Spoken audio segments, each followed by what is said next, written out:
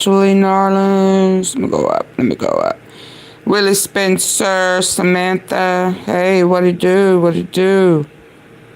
What it do? What it do? What it do? What it do?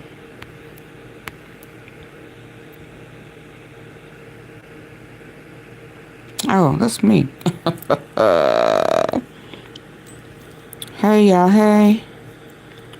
Hey, y'all. Hey. So, listen. Every time I think I'm coming, I'm about to come in, I see something just as bizarre and crazy as one message and the other. A lot of them. Oh my God. I mean, I guess I'm happy that these pedophiles are being arrested, but is Trump gonna bail them out? Because every time I turn around, they Republicans, MAGA, Turning Point. And now I'm having and mega church pastors. It's just the whole ring. And where I thought I was gonna start, I don't know if I need to start there now. I don't even know. It's just so much, y'all. It's just so much. It's just unbelievable. But thank God it's coming out. And people are being made aware. But are they taking this serious? I wonder. Are they taking this serious? Okay, so where do I want to start? Yeah, let's go ahead and start here before I forget. So I made mention earlier, ouch, about Texas. Couple of Texas guys that had a whole master plan. Let me change this picture. A whole master plan. They was gonna take over a spot.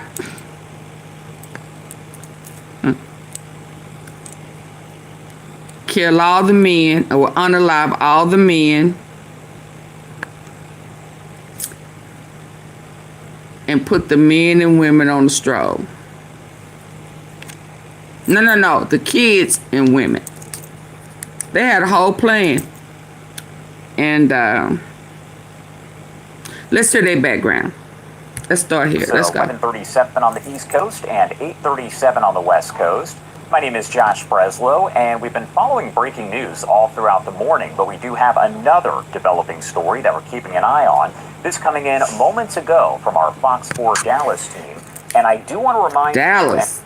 Did they say Fox 4 Dallas? From our Fox 4 Dallas team. Oh, and hey, I do dang. want to remind you and say here, viewer discretion is advised. Yeah. Viewer, what did he say? Discretion is advised. Be advised. It could be a little graphic. Hey, Denise. Hey, Spec. Big ups at the door. Yeah, I just heard that. But I'm gonna wait till it get out. Specs, I did just hear that. She's supposed to be 10 weeks and he been gone 12 weeks or something like that. Yeah, I'm gonna wait though. I'm gonna wait. I'm gonna wait a minute. You know, I don't want to prance on that, especially right now, cause with the Candace Owens situation, and her situation is growing legs. That there is a hit on her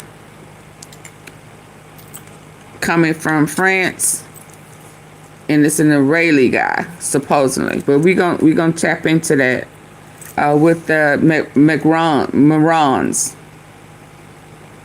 Hishi. Born to Shim. Let me say that.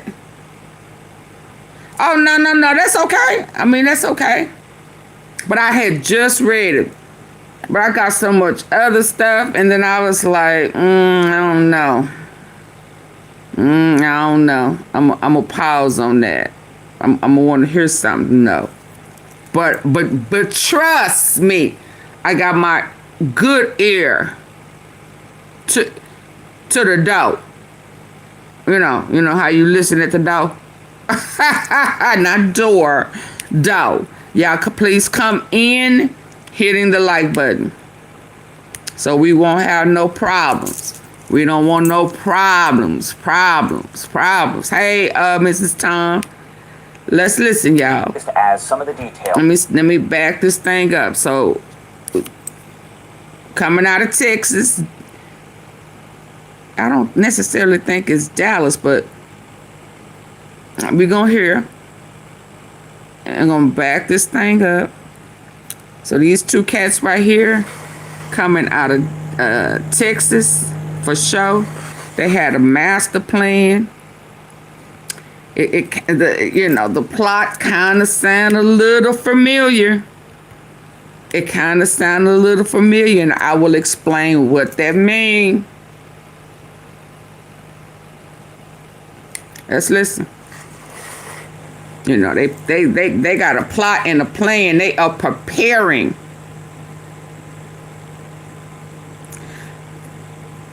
Ms. Thompson's earlier.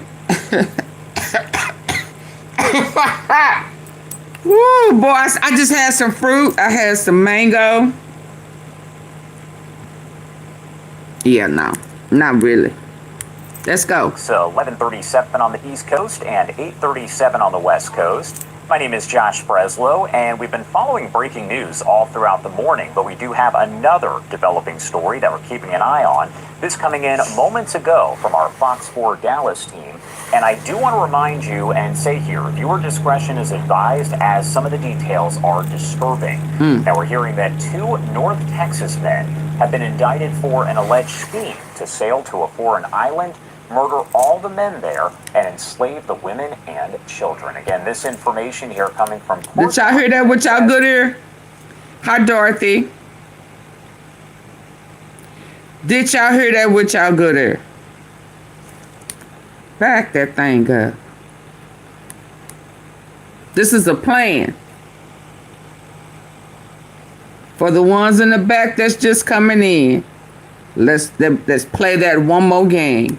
The men there and enslave the women and children. No. Again, this information for an alleged scheme to sail to a foreign island, murder all the men there, and enslave the women and children. Again, slave them. Information here coming from court documents. That word sure has been coming up. And trained for nearly a year. That's according to legal documents. Hey, Willie Spencer. In an attempt, they say, to fulfill their boat. That word, slave, sure has been coming up here lately. In 2025, since Trump has been in office, right? I mean, I don't quite think I've heard the word as much, nor have I seen people out in fields, black folk, picking cotton, picking peas. See, I'm trying to tell y'all that first go round, that second term where he didn't want to go. Hell no, I won't go. Hell no, I won't go. I refuse to go. I refuse to go. I refuse to go. I refuse to go. I refuse to go. Yeah, you know that. I think this is what's supposed to be implemented on his second term. He was going to bait and then switch.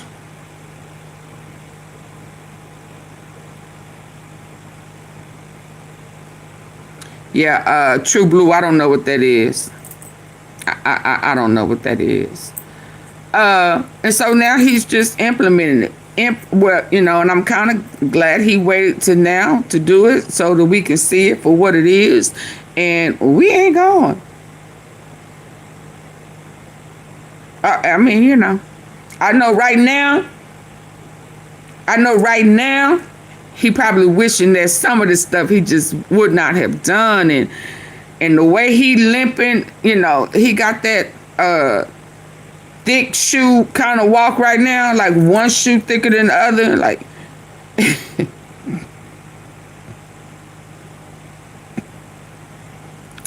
Lord, I'm sorry. But y'all do know what I'm talking about. He got that kind of walk that has that dip in it, and you go,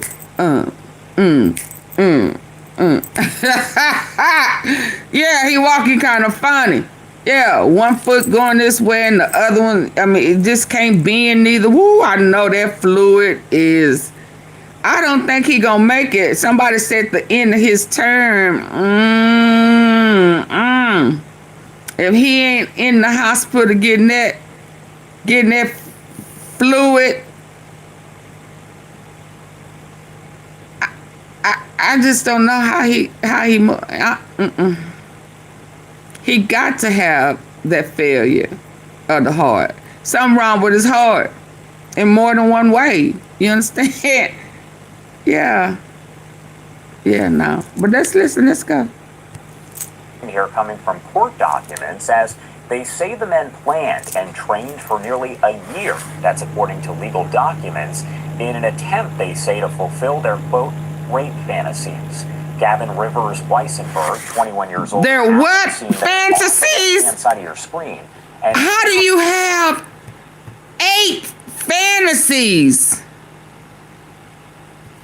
Did y'all hear that? What is wrong with the volume? It is just, let me take this. Did y'all hear that?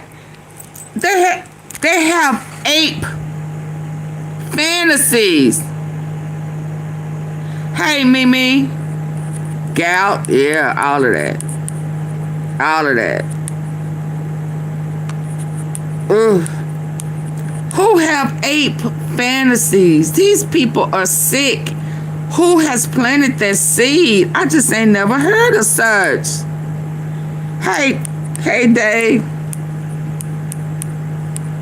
Okay, let me.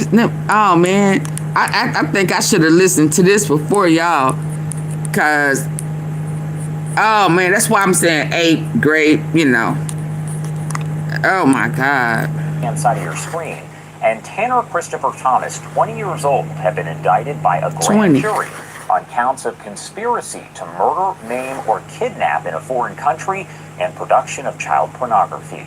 The charges were given for the pair's extensive plans to travel to an island, which is part of the Republic of Haiti, to attempt a coup there. That's again according to the documents. Weisenberg and Thomas reportedly prepared from August 2024 to July 2025 to execute their plans, in which they allegedly intended to buy a boat, sail to that island, kill every man on the island, overtake it by force, and take the women and children as slaves. Like pirates. They gonna get on a boat, overtake all the men.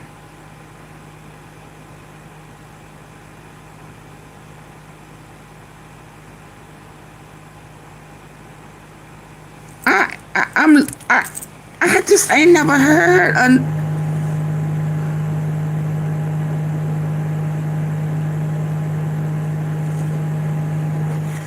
and this one right here is remind me of that the boy on the roof at Charlie Kirk.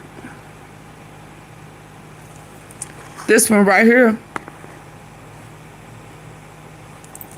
He remind me of that one of the guys that guy that had on that veteran's shirt. Yeah, I am too. I just ain't never heard of nothing like this.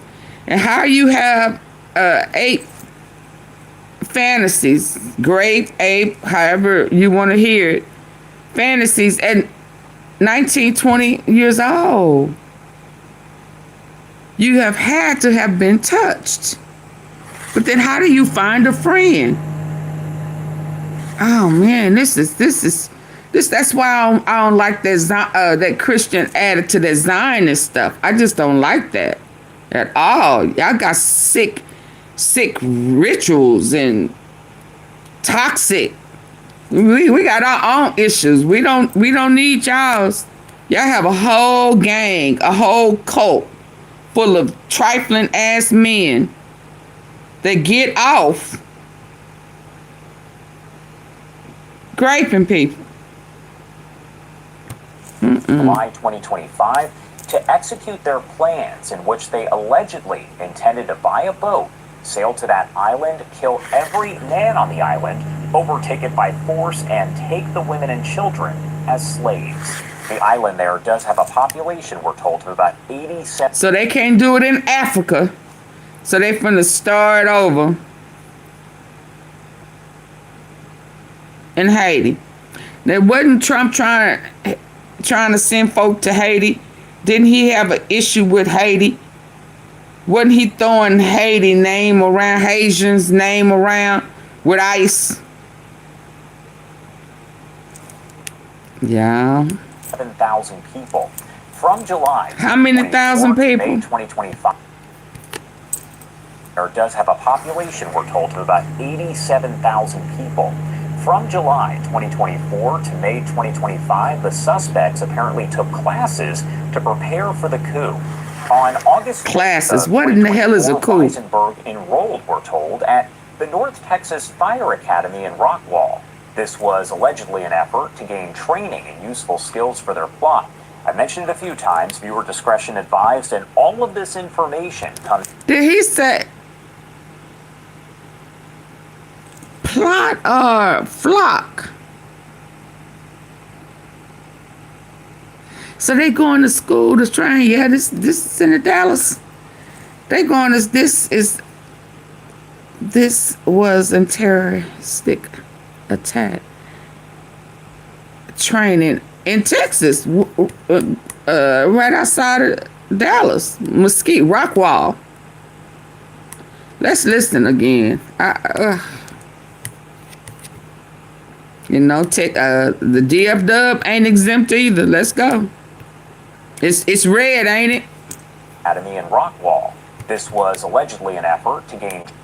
Suspects apparently took classes to prepare for the coup.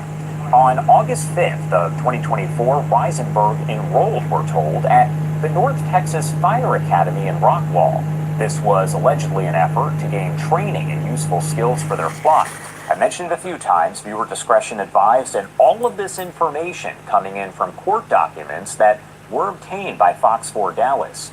On January 7th of 2025, we're told Thomas enlisted in the U.S. Air Force, and the documents say that he intended to use his military...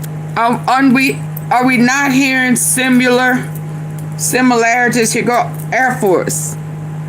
There go another one. In a minute, we're going to be able to pick it off.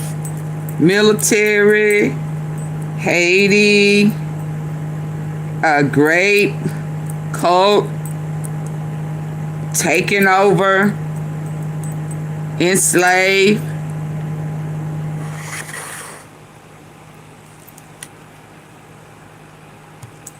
Training for the planned overthrow of the island.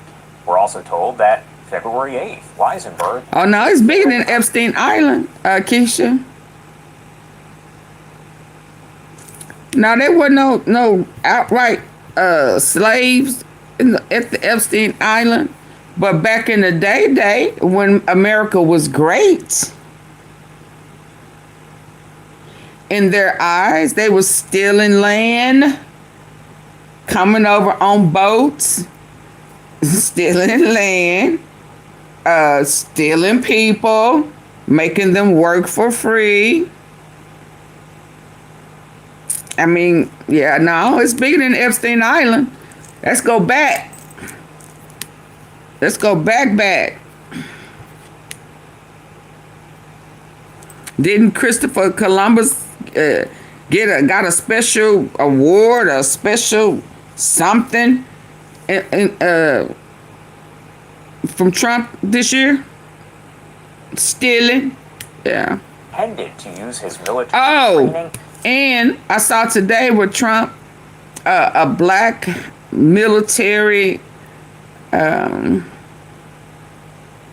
cemetery, I think he removed it, or he ordered it be demolished. Or was that at the White House? I don't know. I don't think he said where, but that may have been what's up under the east wing that he tore down. Supposed to be military. But yeah, he doing all type of shit on the cool. That's for the planned overthrow of the island. We're also told that February 8th, Weisenberg actually failed out of fire training. On February 20th, Weisenberg bought tickets to Thailand, at least partially to enroll in a sailing course to prepare for getting to the island. The indictment says once he got to Thailand, he never enrolled due to the cost of that course. Then in March, Thomas managed to change his Air Force assignment from a base in Germany to one located over in Maryland. The indictment says this was both to stay in the U.S. to continue planning the coup and an attempt to recruit homeless people from the Washington, D.C. area to help. The suspects are accused of attempting to recruit others to help with the coup both online and in person. Weisenberg and Thomas are also accused of coercing a minor to engage in sexual activity on camera. That was back in August of last year. Weisenberg arrested on July 3rd on his charges, but what we don't know is the arrest date for Thomas. Fox 4 Dallas reaching out to the attorneys listed for Weisenberg, but they have yet to respond. No legal representation found for Thomas at this point. Weisenberg and Thomas both face up to life in federal prison if they are convicted of conspiracy to commit murder in a foreign country. Again, this is being investigated by several agencies, including the FBI, the U.S. Air Force Office of Special Investigations, and police departments. The Cash Patel FBI? the same FBI who should have been handling the Epstein situation. That one? Oh, okay. Yeah, yeah. How we think that's gonna go? Hey, Peter. Hey, Mimi. To respond. Naturally known. Representation found for Thomas at this point. Weisenberg and Thomas both face up paperwork to already missing. Prison if they are convicted. So it sounds like they recruiting to me. Sound like they recruiting. Sound like they are recruiting like they did with whoever took out Charlie Kirk. One in the sand. That's what it sounds like to me. They sound like they recruiting. They sound like they are really plotting and recruiting. This is crazy. A foreign country. Again, this is being investigated by several agencies, including the FBI, the U.S. Air Force Office of Special Investigations, and police departments. The case being prosecuted by the Assistant U.S. Attorney. We will keep you updated here as we do get additional information. I do want to pop You do want to what? this up on your screen. This is actually a post just coming in from Fox 26 Houston. Okay, hold on. Fox 26, 404 people in the building, but I only have 17 likes. How does that add up? How does that add up? Can I get y'all to double tap the face on your screen? If you're using your phone, the top right corner, there are 3 dots. Can you hit them and hit the like button? Double tap it for me, please. I would greatly appreciate it. And you know, and then we won't have no problems.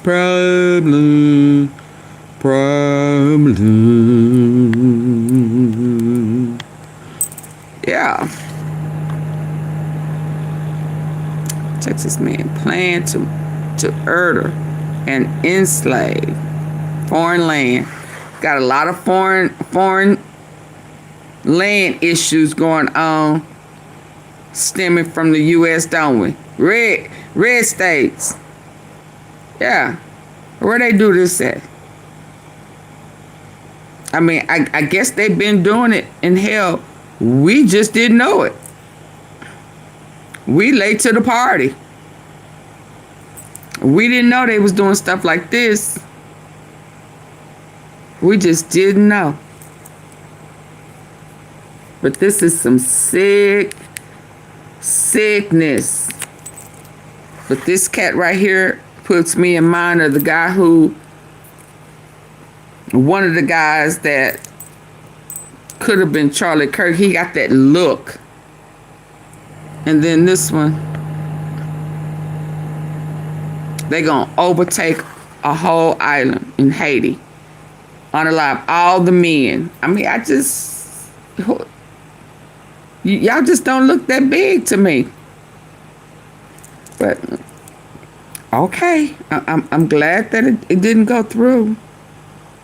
This is beyond scary times to me. And then I saw this other one when I was a pastor, a son of pastor Nathan Peternell. Let me see if I still got that pulled up. Hold on. It's just way too much. It's just way too much.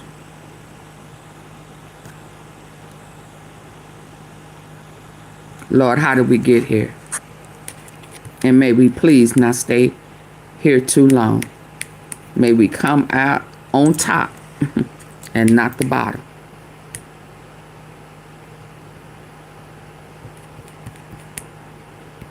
Thank y'all for the the gems. I greatly appreciate it. Let me get.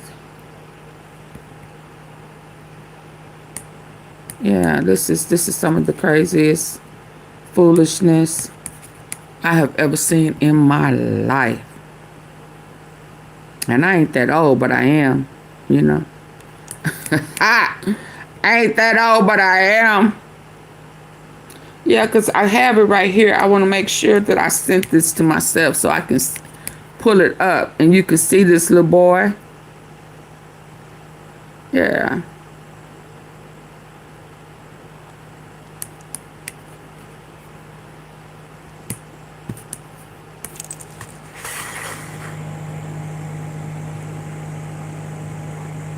Let me go to YouTube. Hold on. Let me go to YouTube. Let me let them tell us what's going on and who his daddy and them is. Who his people is. Yeah. Cavalry. How much y'all want to bet it has something to do with the cavalry? Didn't Candace warn us about that cavalry? And why is his best friend in politics? Yeah, I want them to tell us. I don't, yeah, hold on. Yeah. It's always a connection. It's always a connection. Always a connection.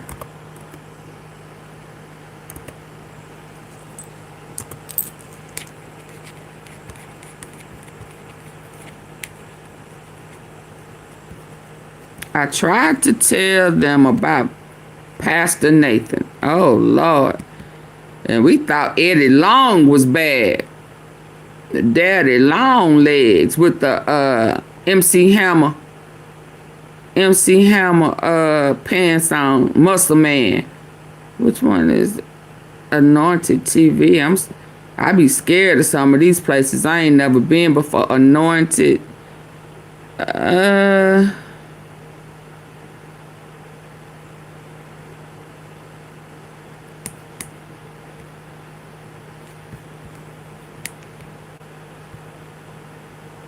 Okay, maybe I'll use this one. Let's go, y'all. The truth. You know, I don't want to hear 4 or 5 different men. I don't know what they're talking about.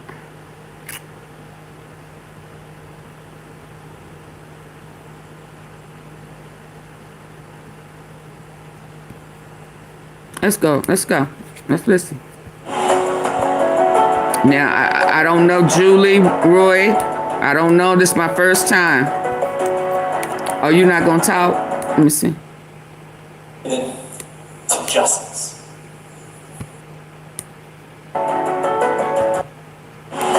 Oh, the Life Church pastor addresses son's shocking arrests and child exploitation charges. Do we want to hear what he finna say about his son?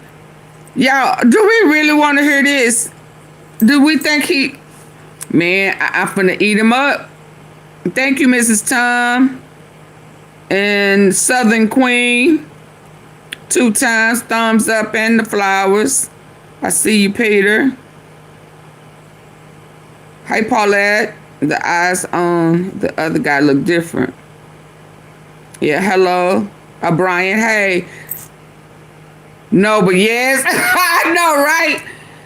Y'all know I'm going to eat him. Hey, Max to the Boogie Woogie. I just touched bases on the Haiti man. I mean, not the Haiti man. The people who thought they was finna go over to Haiti. And enslave the men, the women and kill the men. Let's listen to this pervert.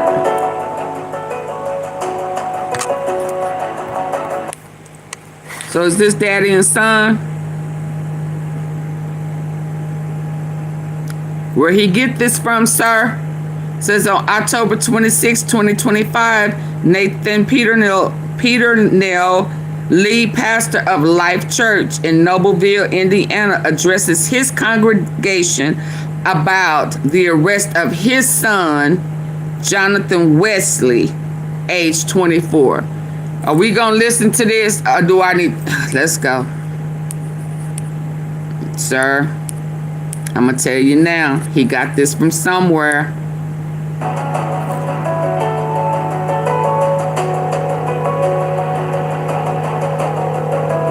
And, oh, Jonathan, oh, hold on. A wicked sin. Let me let y'all read, because I was finna go. And the friend that he knows is Indiana Lieutenant Governor Michael Beckwith. Okay, Mimi said, yes, I listen. Class in session. We here with the professor. Specs is funny. Okay, let me let y'all.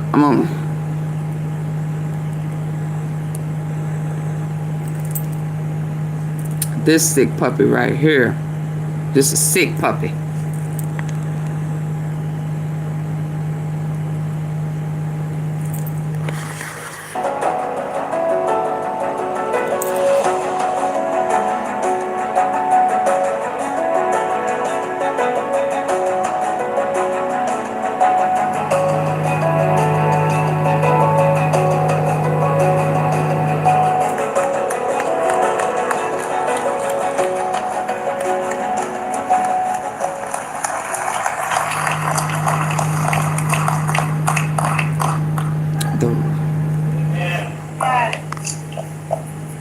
You're welcome, Naturally Nolans.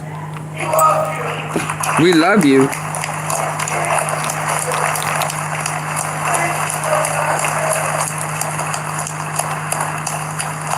Oh, wow. Now, what did this say? Following the audio was sent to the Roys. Who's the Roys? I saw somebody named Roy. Where did I see Roy's?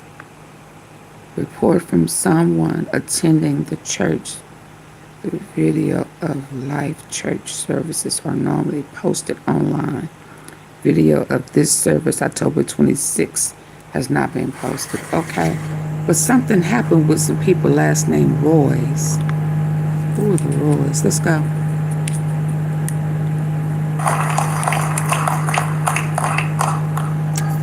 So they didn't post it online. Yeah. We what? We love you. What about the kids?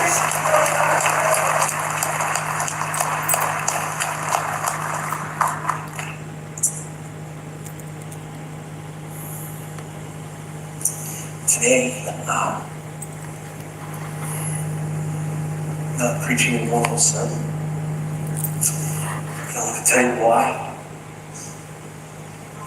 In Luke chapter 15, Jesus tells us the story of the prodigal son. This young man humiliated his father because he asked for his inheritance before his dad had even passed away. Was it very, very deep dishonor in that culture? He left home, squandered all of his inheritance with reckless living. And then he soon found himself destitute. Finally, he came to the end. You could hear the wolf in sheep clothing. That he got this from his daddy. What you hear? Today, very heavy heart because of our own prodigal son. Many of you have already seen the news, and you've reached out with your many prayers and your many messages. And I just tell you thank you.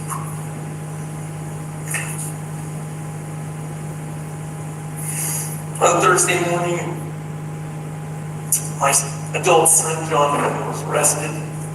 He was charged with possession of child sex abuse material and child exploitation.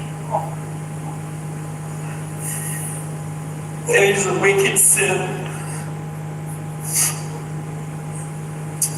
The affidavit from Madison County Court references over 50 private photos and videos of my wife and me in intimate settings. And though what occurs within marriage is not sinful, some may see that as unwise and reflecting poor choices on our part, and we hear you and we understand. Immediately contacted the church board. We convened an emergency board meeting. The board has been fully briefed on the situation and on the charges. Christina and I are devastated.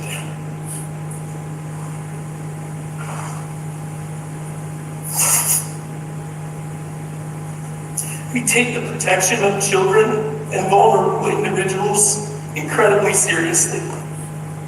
It's both a personal conviction that we have, and it is a core value of this church. And I'm deeply aware that amongst our church family, there are people who are survivors.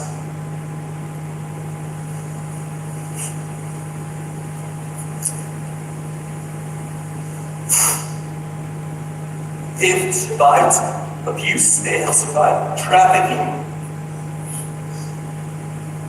And you carry those things, and they may not be visible to others, yet I know that your hearts are deeply feeling that. You're not victims, you are survivors. And you're strong, and you're valued, and you're seen by us. You deserve our love and our support and our unwavering commitment to justice. We've contacted the Assemblies of God, and they are aware and engaged, and they're providing guidance for us and oversight as we navigate all of this. We stand firmly for justice. The safety and protection of our kids is our top priority, and we stand with the victims. This is our commitment, not just in word, but in action.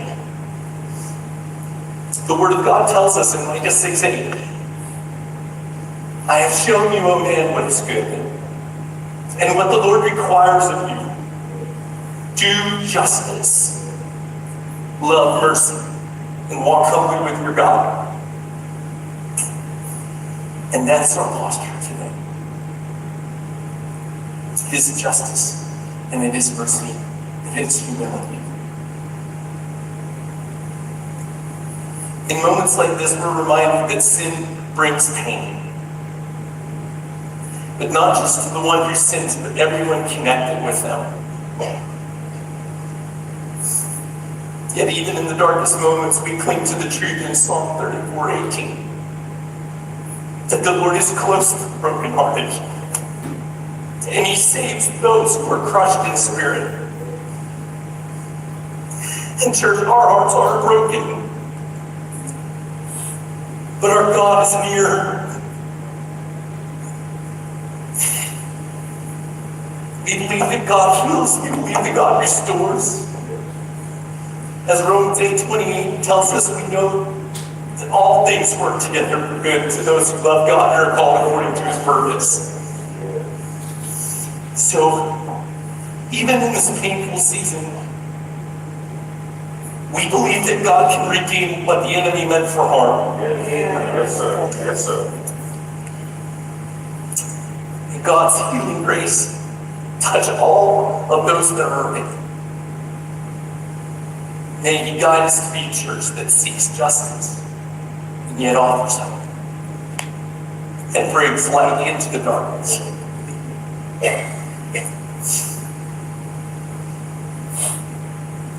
As parents, our hearts are broken.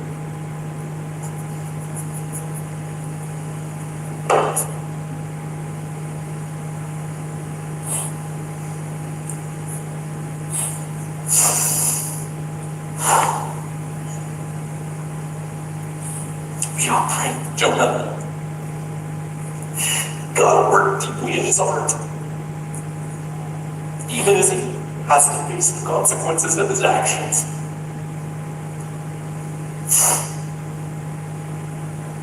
We trust in the promises of Philippians 1:6 that He who began a good work is faithful to complete it until the day of Christ Jesus.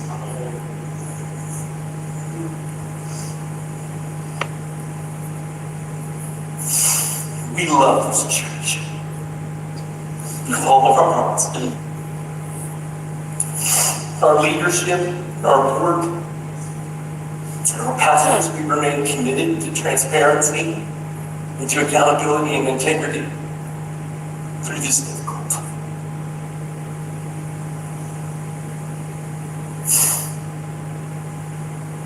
As it says in 2 Corinthians 1:3-4. Praise be to God, the Father of our Lord Jesus Christ, the Father of compassion and the God of all comfort, who comforts us in all of our troubles, so that we can comfort those in any trouble with the comfort that we ourselves have received from God.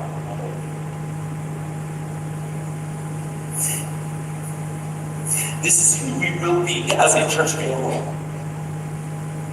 A place of truth and a place of grace, of healing and of hope,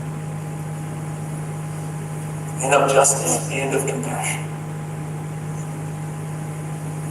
I have a responsibility to care for my family, and so for the next week and a half, that's going to be my focus. We ask for your continued prayers and your understanding, and your support as we walk through all of this. But our eyes are fixed on Jesus, who is the author and the finisher of our faith. Amen. Would you pray with me? Oh, Lord, we bring up little hearts. We bring up trafficked kids, teenagers. Oh Lord God, you know the invisible chains that are on many of them. Lord, find them in their brokenness, find them in the darkness, show them that you are there, redeem their lives, God, we pray. Help them to be found, help them to be rescued out of these situations, bring things to light, God, so that it can stop, so that it will be overthrown. In Jesus' name. Lord, restore those lives. Give them a hope and a future. How long? I had to step away. You have a plan for the broken. But our God is near. Now what You you... carry those things, and they may not be visible to others. Yet, I know that your hearts are deeply feeling that. I'm sorry. Let me hear this with my good ear. We take the protection of children and vulnerable individuals incredibly seriously. It's both a personal conviction that we have, and it is a core value of this church. And I'm deeply aware I know you are. that amongst our church family, there are people who are survivors. Mm-hmm.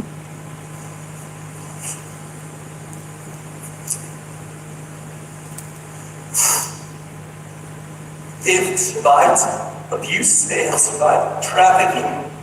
And you carry those things, and they may not be visible to others. Yet, I know that your hearts are deeply feeling that. You're not victims, you are survivors. And you're strong, and you're valued, and you're seen by us. You deserve our love and our support and our unwavering commitment to justice. We contacted the Assemblies of God, and they are aware and engaged, and they're providing guidance for us and oversight as we navigate all of this. We stand firmly for justice. The safety and protection of our kids is our top priority, and we stand with the victims. Who is Daniel? Our commitment, not just in word, but in action. The Word of God tells us in Micah 6:8, I have shown you, O man, what is good. He ain't using a handkerchief. And what the Lord requires of you. Do justice, love mercy, and walk Do humbly with justice. God. Do justice, love mercy. And that's our posture today. You said what? I have shown you, O man, what is good. And what the Lord requires of you. Do justice, love mercy, and walk humbly with your God. And that's our posture today. It is justice, and it is mercy, and it is humility. In moments like this, we're reminded that sin brings pain. But not just to the one who sins, but everyone connected with them. Yet even in the darkest moments, we cling to the truth in Psalm 34:18. That the Lord is close to the brokenhearted. And He saves those who are crushed in spirit. And church, our hearts are broken. But our God is near. We believe that God heals. We believe that God restores. As Romans 8:28 tells us, we know that all things work together for good to those who love God and are called according to His purpose. So, even in this painful season, we believe that God can redeem what the enemy meant for harm. Yes, sir. Yes, sir. And God's healing grace touch all of those that are hurting. May He guide us to be a church that seeks justice and yet offers hope and brings light into the darkness.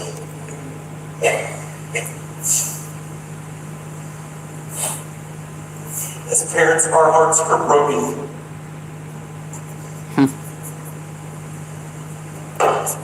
I'm finna spin y'all head around when this is over.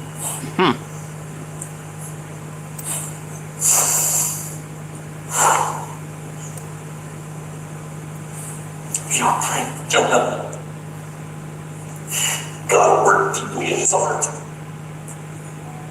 even as he has to face the consequences of his actions.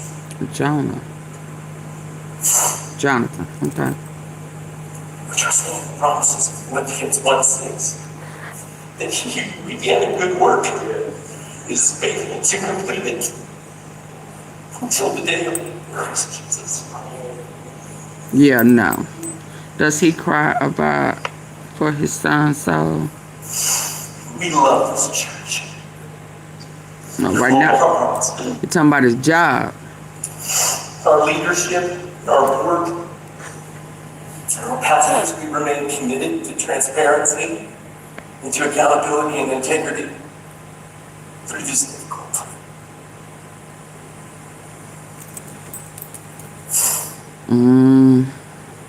As it says in 2 Corinthians 1:3-4.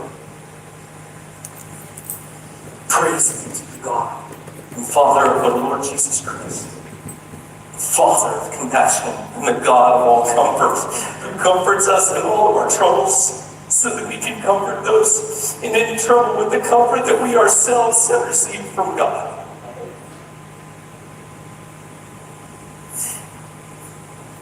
This is who we will be as a church family. A place of truth and a place of grace. Of healing and of hope. And of justice and of compassion. I have a responsibility to care for my family. And so for the next week and a half, that's going to be my focus. We ask for your continued prayers. And your understanding, and your support as we walk through all of this. But our eyes are fixed on Jesus, who is the author and the finisher of our faith. Amen. Would you pray with me? Oh Lord, we bring up little hearts.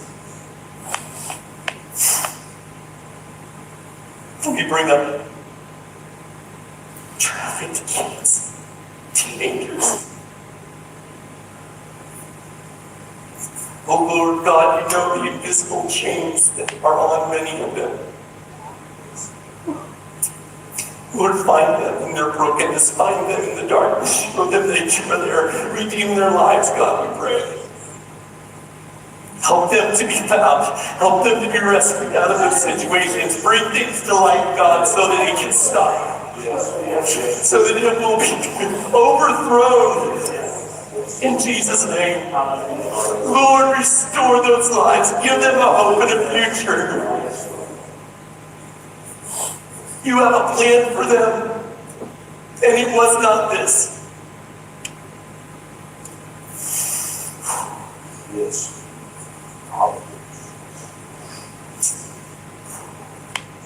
Lord, we pray for the victims of this. Lord, those right now who've had things happen to them when they were children.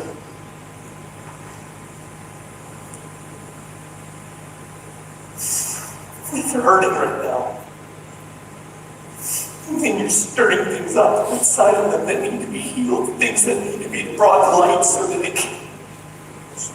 that the light can heal it. Lord, I pray for all the victims of this.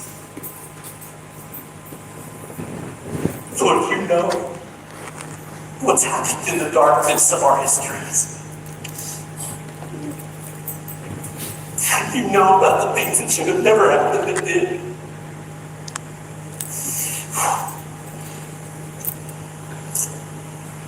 Oh God, be with them.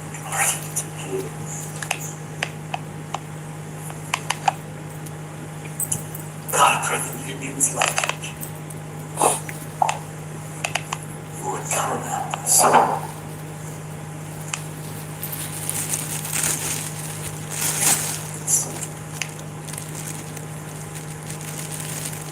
I pray for parents that are scared. I pray for You praying for the victims' parents? how to process things. I just ask them, God. Speak up. Bring them peace. In Jesus' name. And Lord, I thank you for every person in this room today. Every person that's across my campuses, sitting, listening to this. God, you love them. You have healing and restoration in every heart. You're living. And I ask God, just minister to me right where they are. You know what I'm asking.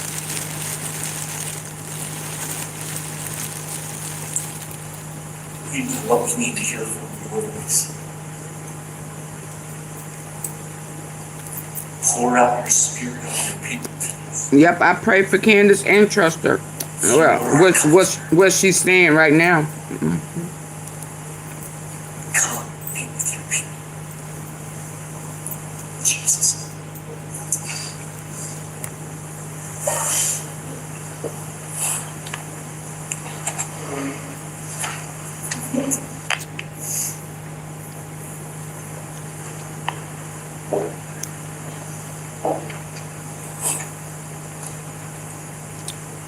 So somebody had to sneak and record this.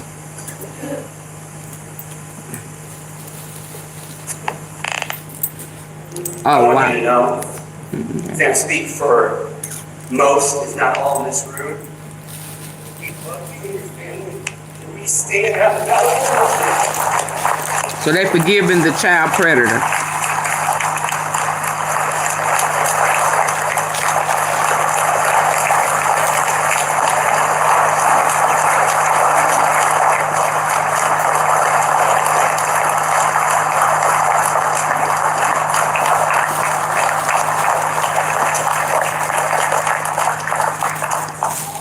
Stand at the battle with you and your family, and with this church. He came out of the prodigal son. The praise and worship teams are around. We're going to lead us in a couple of worship songs during this time. To read the article about this story, please click on the link in the description. And just a reminder that the Roy's Report is viewer supported. So if you appreciate investigations like these, please visit Julie.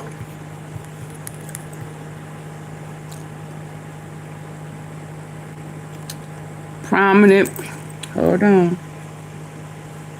Okay, hold on. So, as I was looking, it says that the pastor, Nathan, and the lieutenant governor of Indiana, Beckwith, they have a podcast, y'all. Y'all wanna head to their podcast right quick? Let's check this out. We're gonna see this together. Yeah. You know, because I'm a firm believer. A lot of times, this type of stuff comes from a place.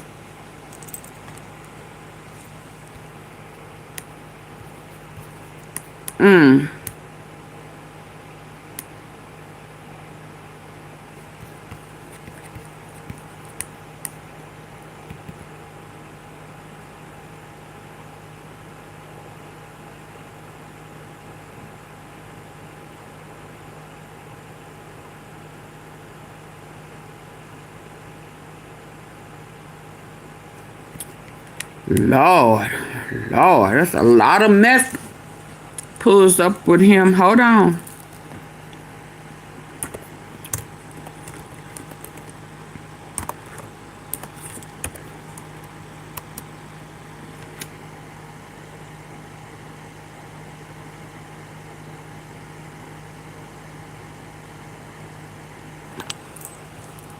I see his name. Michael.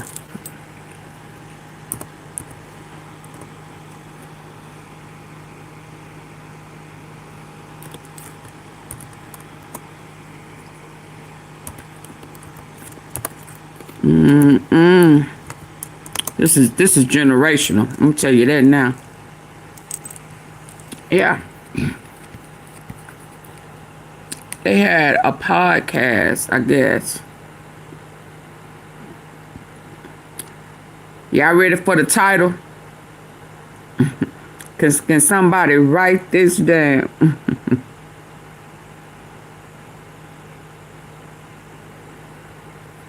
Jesus, sex, and politics. That pastor that was just speaking to the congregation about his son being arrested for child rape,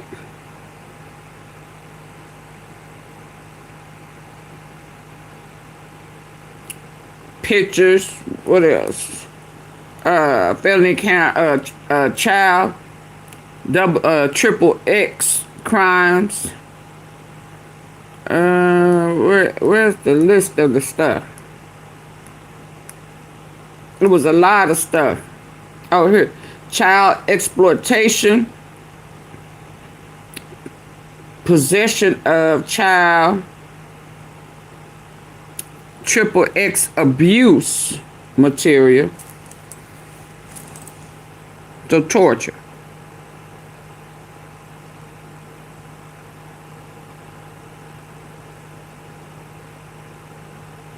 A lot of crazy, kooky stuff. But his dad and the lieutenant governor had a podcast together. Jesus, sex, and politics.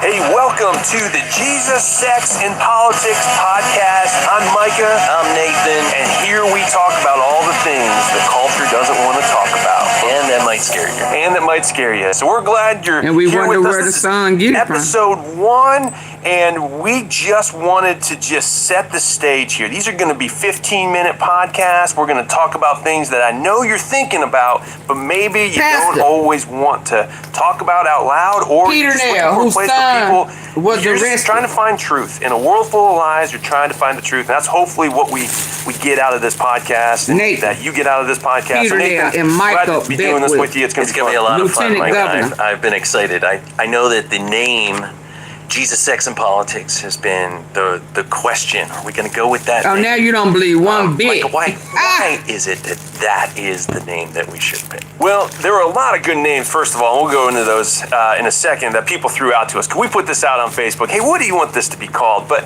really, I think there's three main things in this culture right now. This cancel culture, the social outrage mob, the world in general doesn't want people to dive into, especially Christians. So if they can keep us from talking about Jesus, talking about sex, and talking about politics, if we can just shut the mouth of the people speaking truth, well, guess what happens? Lies can take over and win. And so I think that's the heart in all of this, is to say, we need to talk about this. Well, and it's where truth affects those. And it ain't even especially like where the truth of Jesus affects a girl sex of and his own. politics. It's still If you never minors. talk about it, then you basically capitulate it to the culture. Yep. And you capitulate it to the people who are talking the loudest and the people that media covers. And the thing is that what they're doing is they're just twisting everything. When you twist, that's the word for pervert. You've perverted something. And so Your son. God makes something. He makes this awesome creation. He makes this awesome world. He tells us how he wants us to operate. And then people come by and go, You "What perverted did God your really son." say?" Yeah. And isn't that funny? He's been doing that.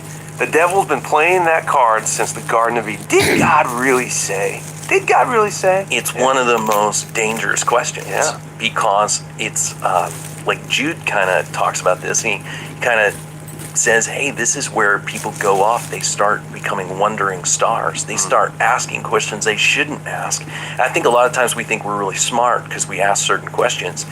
And at times we're really stupid because we ask certain questions. And one of the things is God really faithful to what he says? Is he really true to what he says? Does he really mean that? Of course, God doesn't really mean that, but he actually does. And then you see in the Garden of Eden, after Adam and Eve fell, they took the fruit and they were ashamed because of their nakedness. Their eyes were open to their nakedness. And then the Bible says that Jesus was walking in the cool of the day in the garden, right? And Adam and Eve hid.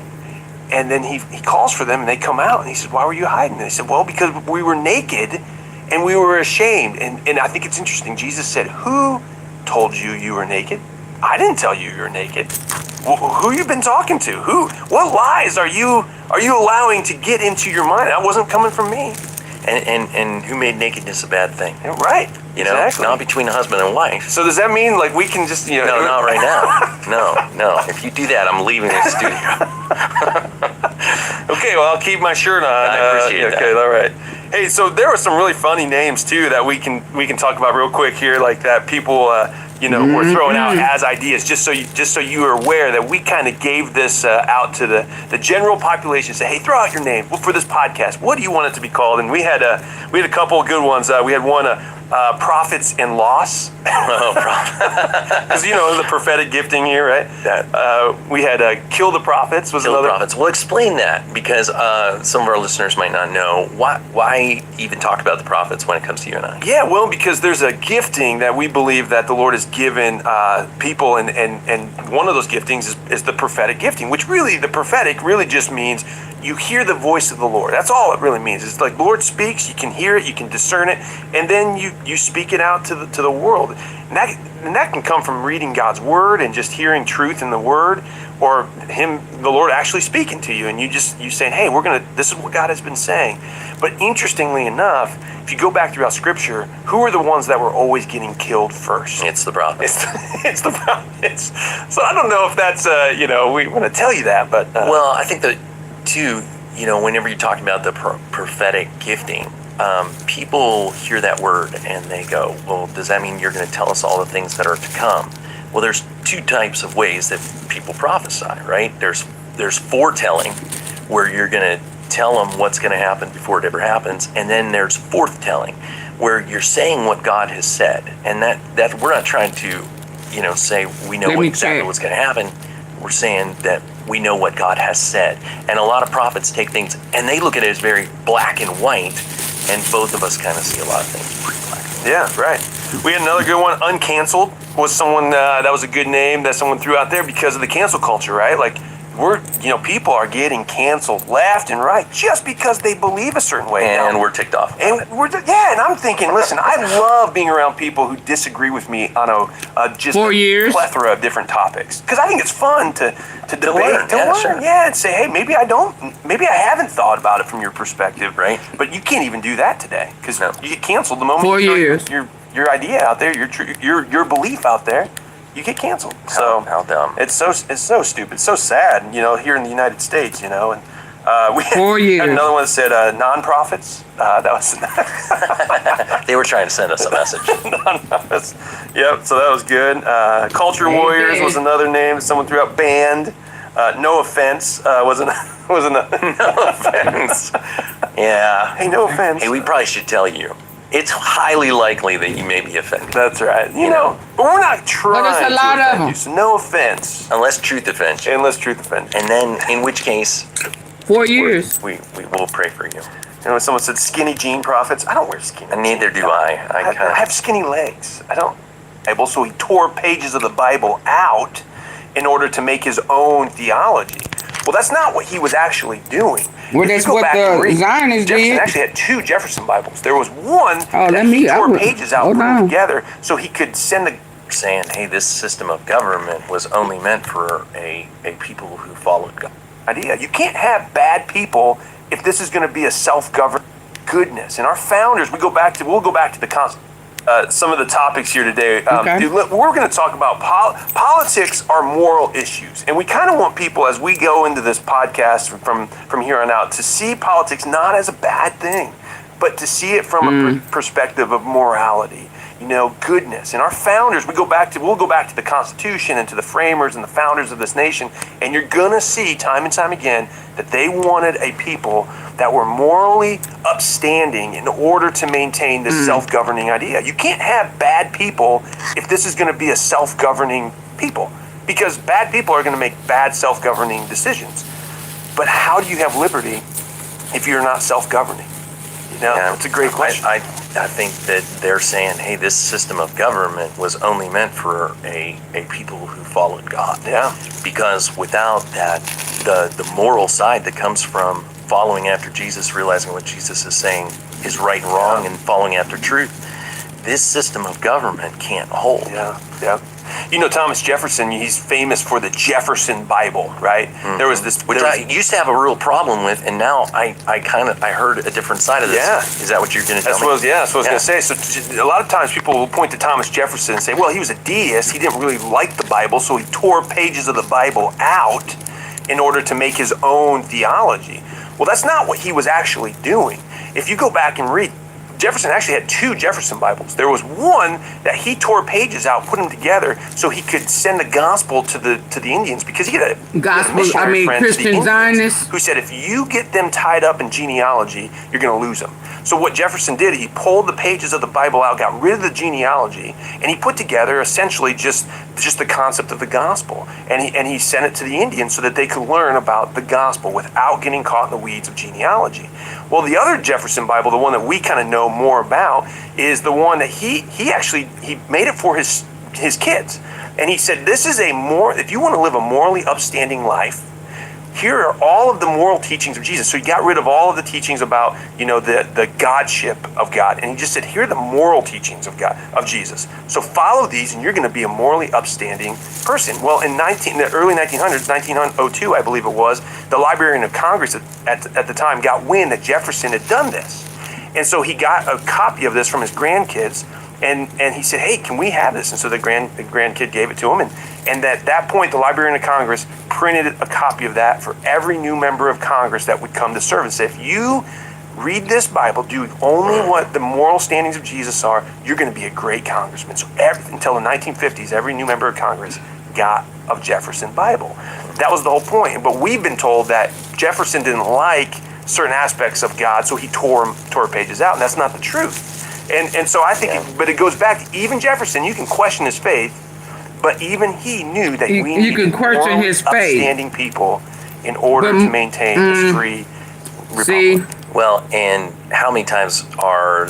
But see that, now let's say for somebody who had not done any research, right? And not understanding this Zionist stuff. And you had this Thomas, whoever he said, Thomas Jefferson, who took parts of it out and combined it with another one. And he kind of just merged it and said, just do this stuff right here and you will be good, I guess, with God. But he said he didn't want to talk about his faith. Well, how can you talk about God and not talk about faith? So the part that he took out, if it wasn't faith-based, then what was it? It's manipulation. Because if you go into what the Zionists like, and how they get I don't know to say salvation. I don't know what it is they get. It has to be opposite of God's word. It has to be evil. The more evil, mean, evil, satanic, more bodies, more blood, and more rewarding.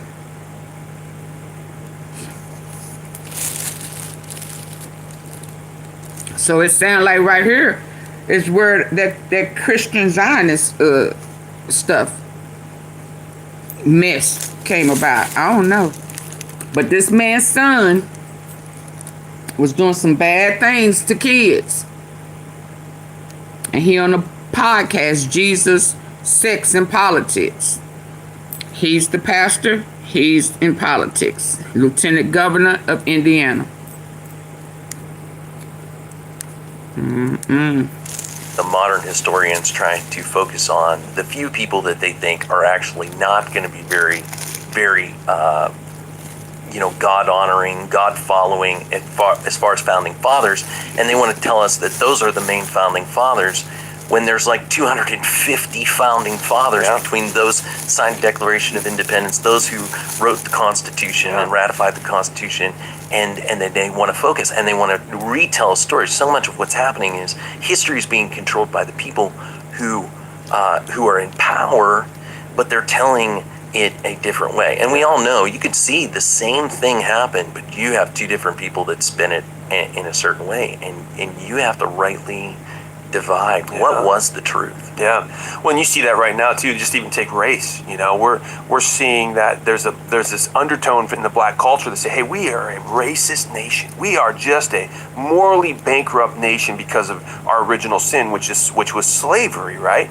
Well, then why did Frederick Douglass, who came out of slavery, one of the champions of the black community, why did he say about the Constitution that it was a liberty document? He literally said those words, the Constitution is a liberty document, because he saw that this laid the foundation for freedom. It didn't absolve America of its sin of slavery and racism overnight, but it laid the foundations to where we could continue to make this more perfect union.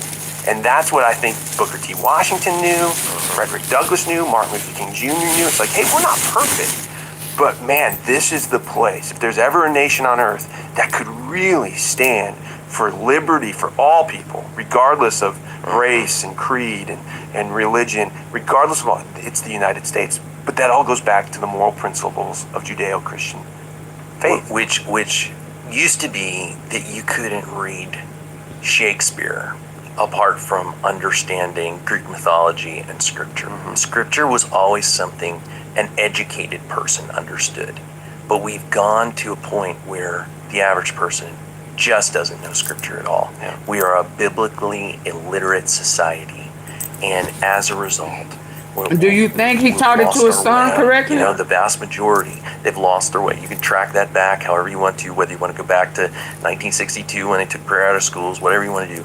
But I'm just telling you, when we've neglected the Word of God, and that's what a lot of this podcast is going to be about.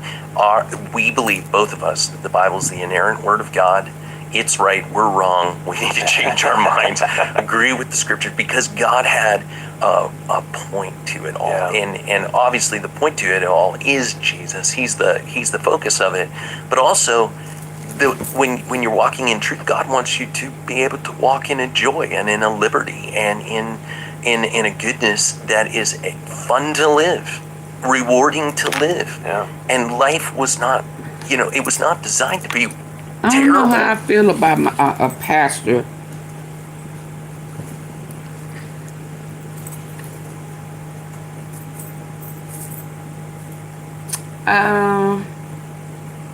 Jesus, sex, and politics. Yeah, now, is he talking about married sex or what? I don't know if I want my pastor talking about sex, and especially right now with so many churches,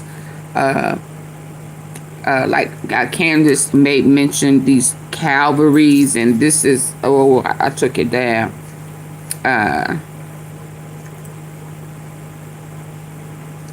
Mega churches, and I got that from Bibi Netanyahu, who made mention of how he's going to convert Christians into Zionists, and he's going to do that with large contributions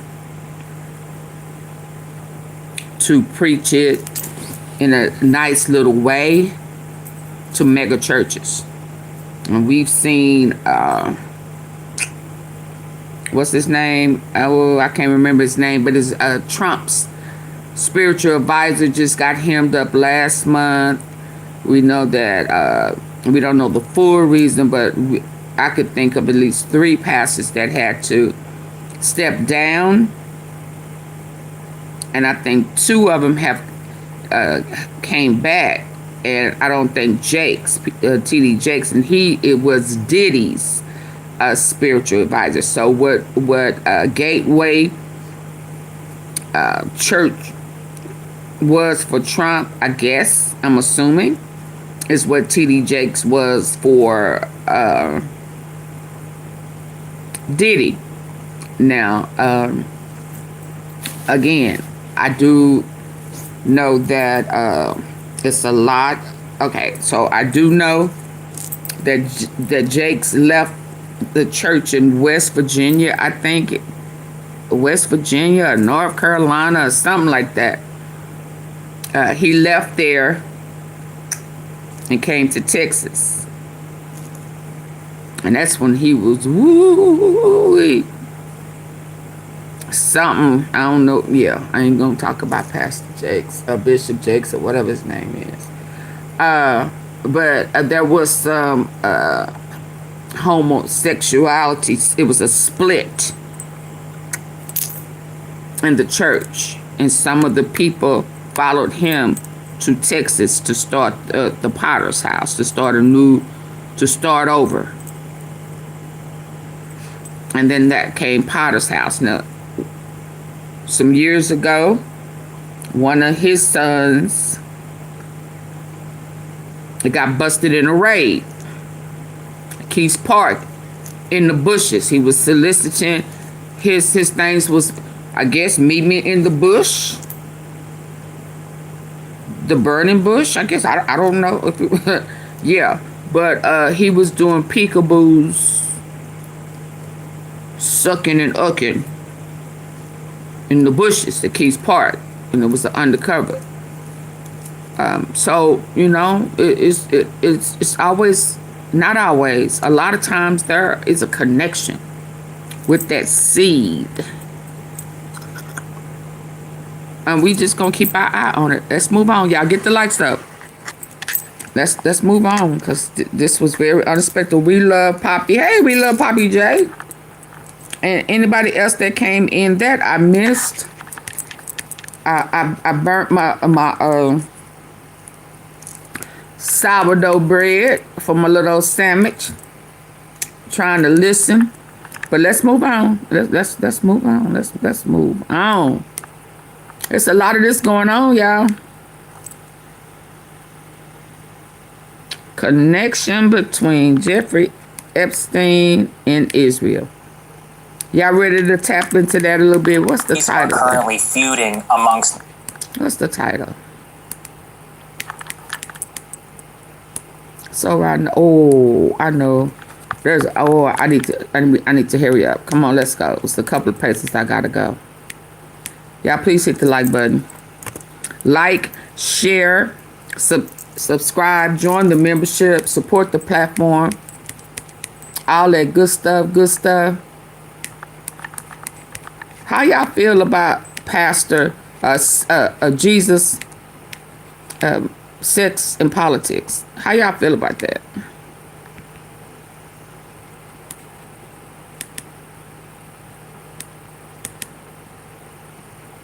Y'all down for that?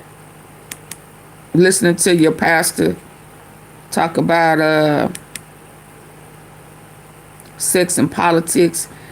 I mean, as corrupt as the politics is right now with this human trafficking, I don't know why we talking about it. I mean, and on a podcast where anybody can listen.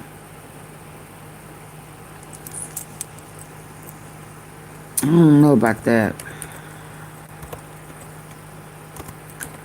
Is it really needed? Is it really needed?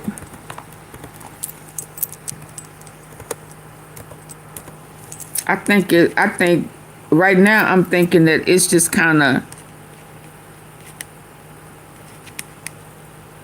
an opportunity to squeeze it in to make it seem like it's kind of normal through the church. You know, too many disguises And are you talking about sex and marriage?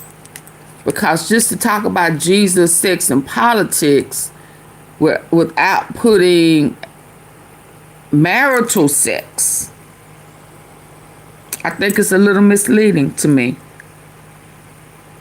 Hey, Wendy. Yeah, Dave, I think it's a little misleading. That's just my opinion. Let's see how. In the Hebrew.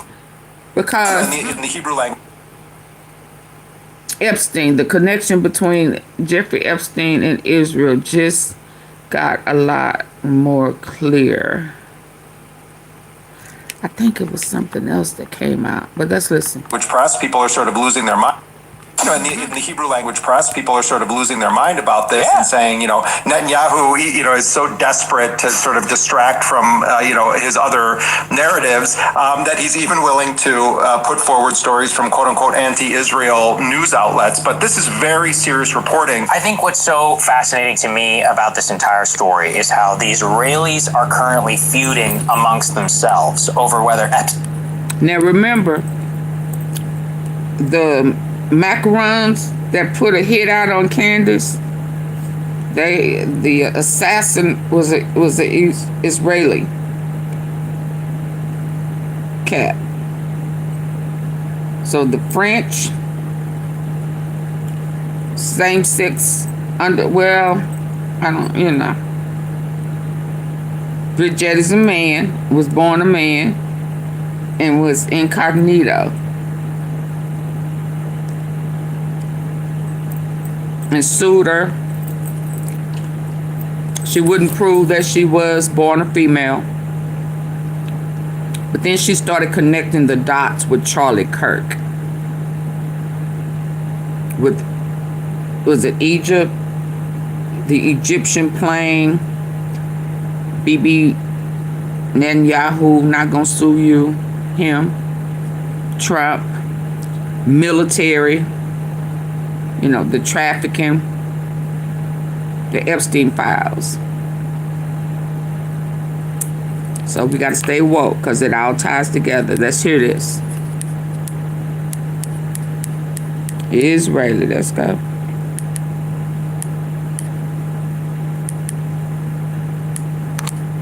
Let me just take it from here before we kick off. Epstein was an Israeli asset, but the U.S. media is ignoring all of this work. Sorry. Well, because the corporate media in the United States is controlled by...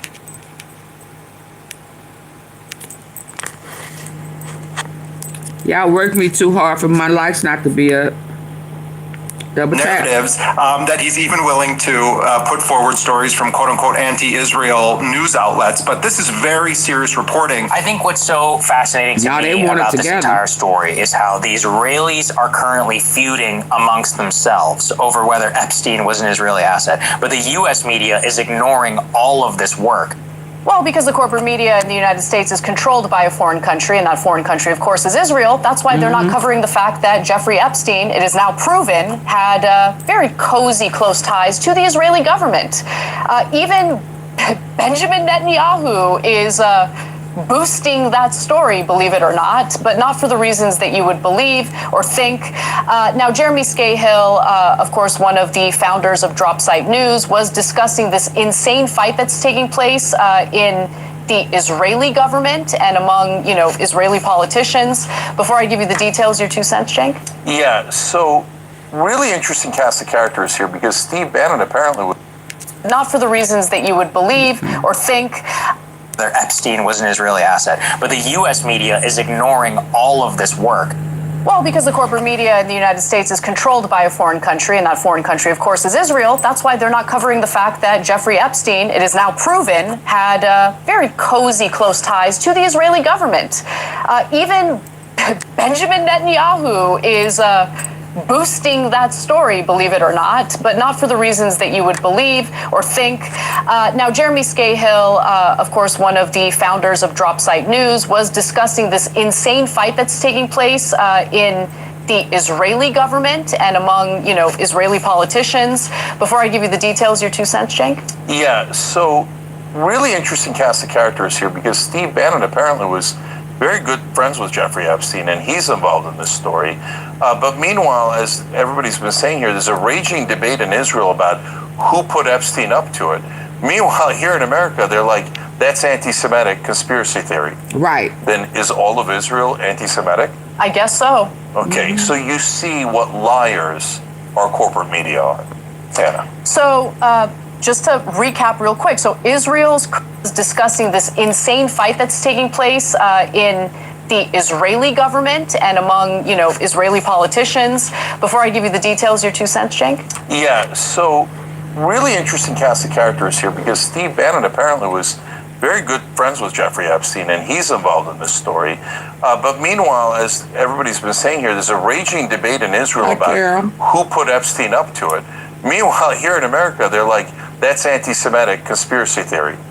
Then is all of Israel anti-Semitic? I guess so. Okay, so you see what liars our corporate media are. Hannah. So, just to recap real quick, so Israel's current Prime Minister, Benjamin Netanyahu, boosted reporting that exposes Jeffrey Epstein's close relationship with the Israeli government. And now he's actually under fire from a different former Israeli Prime Minister who claims that Epstein had no connections to Mossad. No.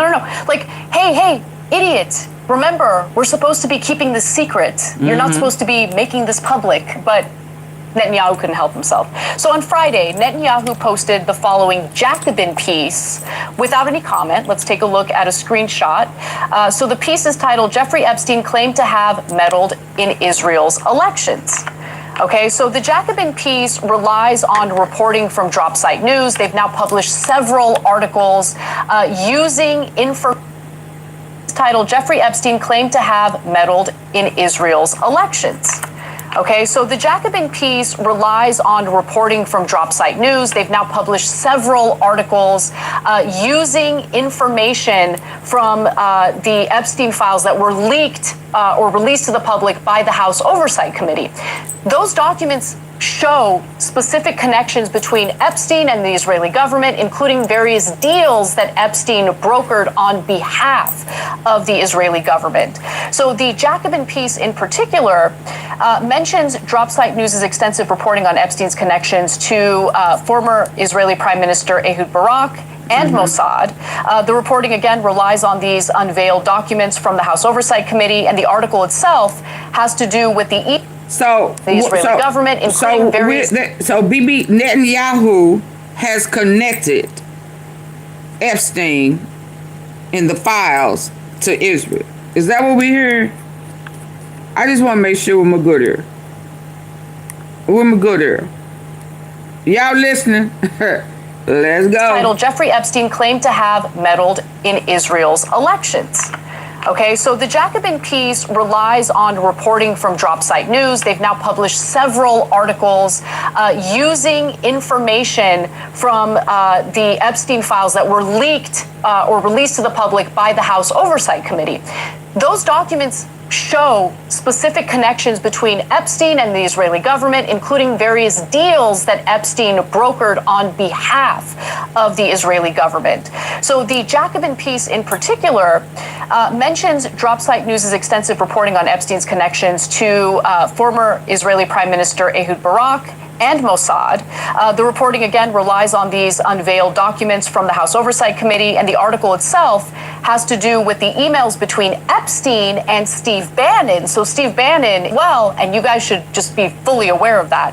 So back in 2019, when Netanyahu was serving as prime minister, Ehud Barak had launched another run for Prime Minister of Israel. At that point, Epstein's emails with Bannon made clear that Epstein was playing a role in, Barak's comeback as another term as Israel's prime minister. And here's what the transcripts indicate. So Jacobin cleaned up Epstein's strange punctuation for the purposes of clarity. I wanted to give you that warning, but here's what the emails indicate. Epstein says, I'm dealing with Ehud Barak in Israel, making me crazy. Bannon responds, Ehud, massive. Can we announce I'm his strategic advisor? So Bannon can't wait to work with the Israelis and make some money off of that. Interesting to note from Mr. Epstein said, I'm dealing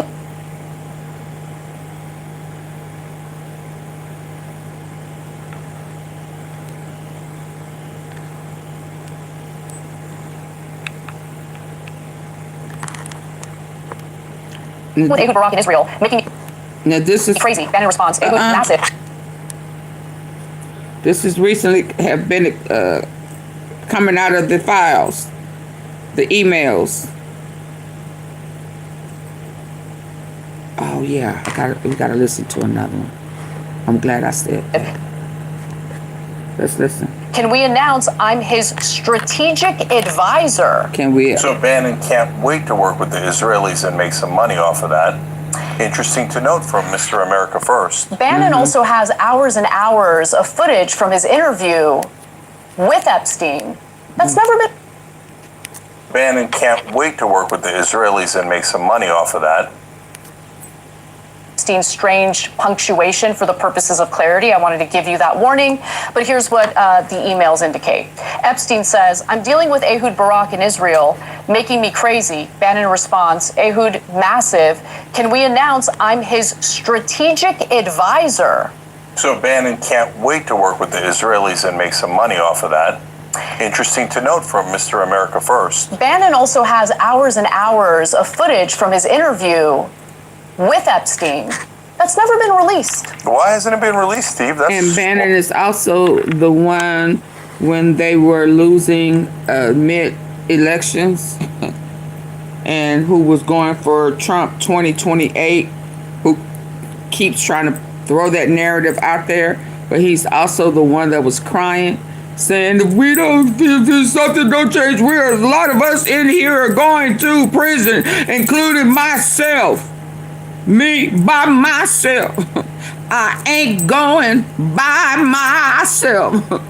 I'm taking every last one of you with me. Yeah, he was the one. And he's also the one that Epstein said that Trump is sweating because he know that they cool. They working together. Same guy. Awfully strange. I mean, you're complaining about the Epstein files being released. You have your own Epstein files. Why don't you release all of them unedited, and let's see what Epstein was up to. By the way, also your conversations with Epstein. Oh, but you don't want to release those. Interesting. So the conversation continues. Again, this is over email. Epstein says this will be a long campaign. Elections in September 17th. Lots to talk about. Bannon responds with, this is brilliant move. So let me give you one more part of their exchange. Epstein says, thanks, only the first step. Now you can understand why Trump wakes up in the middle of the night sweating when he hears you and I are friends. Bannon responds, dangerous. I don't know what that means. I don't know what dangerous means. I guess he's referring to himself and Epstein being a dangerous combo, but against got him sweating. Trump. So Steve Bannon really has a lot of explaining to do here. Got him sweating. Okay. 100%. So, look, I think that Megyn Kelly's take on all of this is interesting. So, Ehud Barak's connections to Epstein became a huge scandal for the prime minister after Epstein's arrest in 2019. Netanyahu capitalized on that scandal to bring down Ehud Barak's run for prime minister. Now let's fast forward to present day where Megyn Kelly responded to Netanyahu's post, posting that Jacobin piece. So I guess it's not anti-Semitic to ask if Epstein was an asset for Israeli intel, and we shouldn't just take Ehud Barak's word for it that he wasn't. Got it. Yeah, correct. They're going to call you an anti-Semite anyway, Megyn Kelly. Like, they're going to call you an anti-Semite unless you toe the line perfectly and support everything Israel does without asking any questions. Now, if you're willing to do that, great. You won't be called an anti-Semite. But if you're willing to ask questions as someone who purports to be a journalist, as someone who cares about the facts, the truth, yeah, you're going to be called an anti-Semite. And you know what you should do with that claim, which is complete and utter BS? Brush it off your shoulder and move on. And actually report the truth. But half the time, she seems like she's covering up for Epstein. She's straddling. Not for Epstein, but for Israel. She does a lot of that. Yeah, we're like, the Epstein girls, was it really pedophilia? Oh, yeah. I mean, 15. I mean, why are we doing that? Epstein's already dead. I mean, it's not like I don't think she has any connections to Ghislaine Maxwell. My guess is that Megyn Kelly was trying to minimize that as part of a coordinated effort. Alan Dershowitz did the same thing when debating Anna on counterpoints.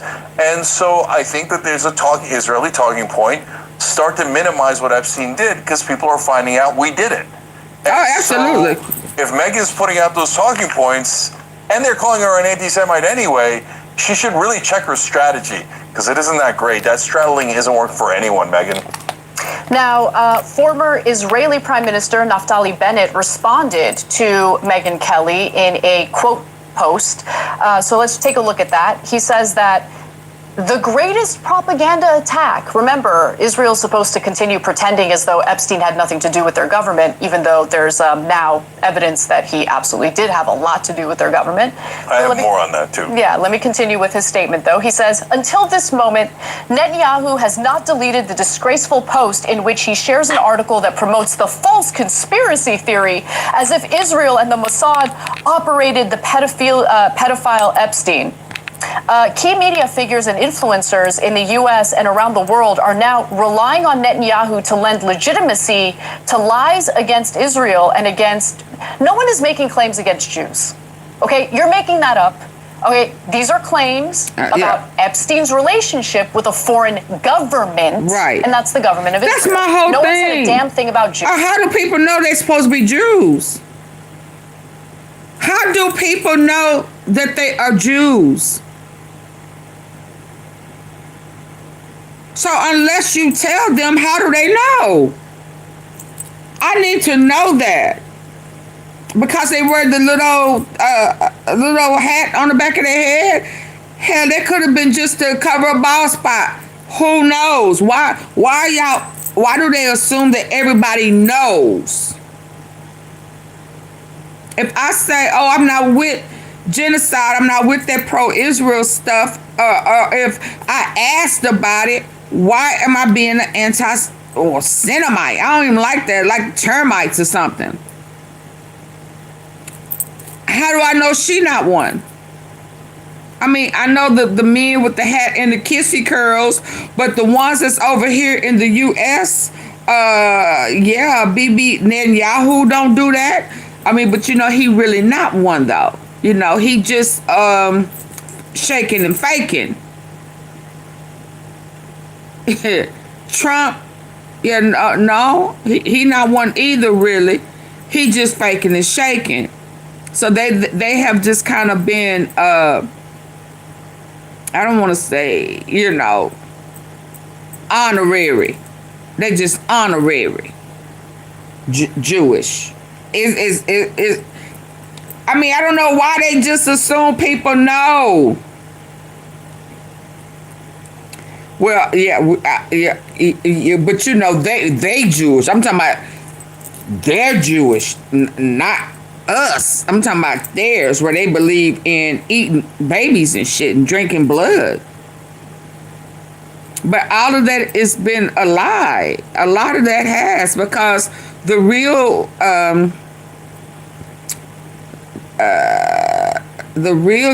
Jewish people, a lot of them are kind of denounce them. Their views ain't our views. They stealing. They travelers that just have settled and don't want to leave. So they really guess. This is what I tell y'all about them guests. You let folk come over for a minute, hell, and they don't want to leave. And they stay too long, you know, you're going to have a whole fight. And then the longer they're there, the more you're going to see their evil ways. And people think it's a joke, but you should be able to stop telling you that girl. I found out yesterday that she is deep off into Charlie Kirk. And she just as slow as hell. I mean, you let me tell it. I can't stand black people who make a little money and they think that this mega, they fit in with the mega movement. Because of the money they make, how they live, the car they drive, the business they have. They got records just like Trump, you know, we equal, I mean, you know. And you just so stupid. You so silly. That's silly to me. That's silly to me for any, I don't care how much money you making. Their agenda is against you. It's not for you. Now, again, I'm going to give Charlie Kirk the benefit of the doubt that towards the end, his awakening, his truthful awakening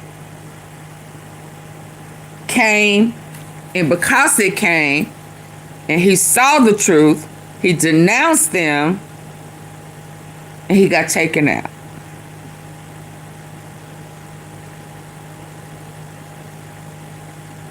Now, that I do believe.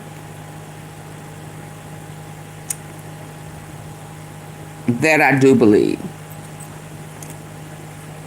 But before he had an awakening of the truth and the deceit, the Judah of it all.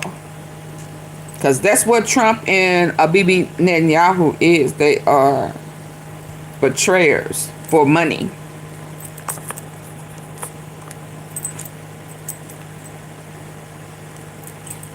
Led him to slaughter. Let's go on. But we got to wake up. We really have to wake up. We really have to wake up. Come on, baby girl. I got to go. But they love to put that in there, so anyone who questions Israel or their conduct is automatically thought of as an anti-Semite. And I reject that, but let me continue. He also says that Netanyahu is directly harming Israel's security and the security of Jews around the world. Well, Naftali Bennett, why don't you actually respond to the specific reporting that's come out? Several different reports showing that Epstein negotiated all sorts of deals on behalf of Israel. In fact, as the bloodshed was ongoing in Syria, Epstein hit up Ehud Barak and was like, yo, how about some more profiteering? There's a money-making opportunity here. Also reported by Dropsite News. Disgusting. Cenk, take it away. Yeah, so I want you to... Amina, Israel, are you pro-Israel? Amina, are you pro-Israel? Respectfully.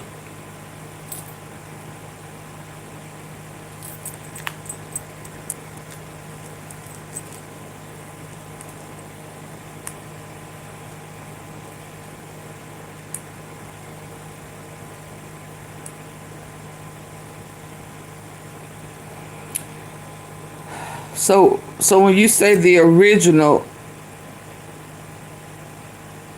yeah, never mind. Okay. Yeah.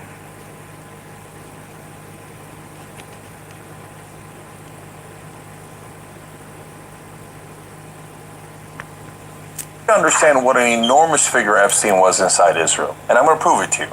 So you see him in the emails where the former Prime Minister, Ehud Barak, is kind of pleading with him to help him. But wait a minute, and you see so many other figures beseeching Jeffrey Epstein, and it makes sense because then you see him setting up a meeting with Vladimir Putin, the Mongolians randomly, etc., trying to procure cyber weapons for Israel. So he's this enormously powerful, pivotal player within Israel, Israel circles, and even former prime ministers and spies are beseeching Epstein. Okay. But remember, Epstein is not a public figure. It's not like he had... Epstein is in Israel right now. Let's be clear. He got all of these connections. Yeah, he's a part of intelligence. Weapons. Money. Human trafficking, enslaving, taking over land, building the New World Order, because that's what this is all preparing for. Yeah, so that's where I think he's at. And then we already know that they have a system set up that if you are Jewish and you get hit with a caught with that, and blackmail, child SA, then they'll provide you with passport and let you hide out in Israel. We done already went over there to catch a predator and bring his ass back to the U.S. It's a thing, as we found out. That's a whole thing in the U.S. that if you are of the Jewish community,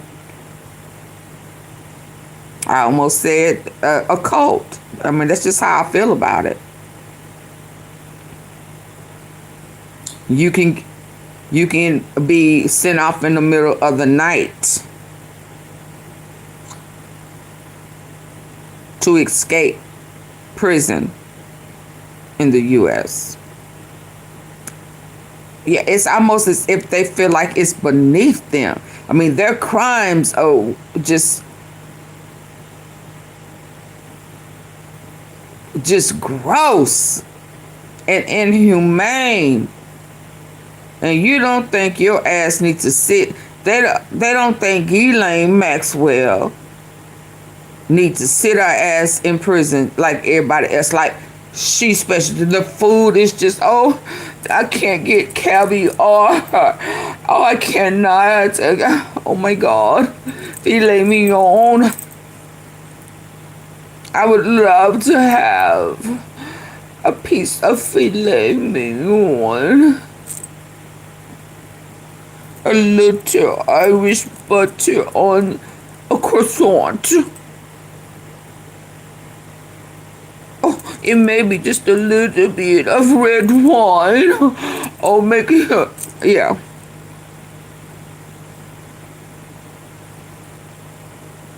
What about desserts? Oh, just black local. Oh, just so. Oh my God. Oh yes. I won't say nothing. I won't say nothing. I never saw you. You never did anything. Oh my God. You were the perfect gentleman.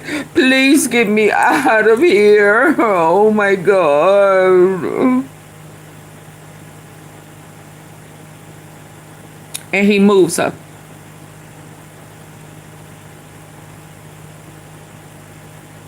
Yeah, I know she was in there saying some crazy shit like that. Oh, just a little butter. Oh my God. Oh, thank you. Thank you. And they over there trafficking, holding these young kids in prison. But it shouldn't happen to them. Okay. And y'all really think God coming back for y'all. You really think y'all are chosen. But we keep forgetting they are not real Jews. They are travelers. They're guests.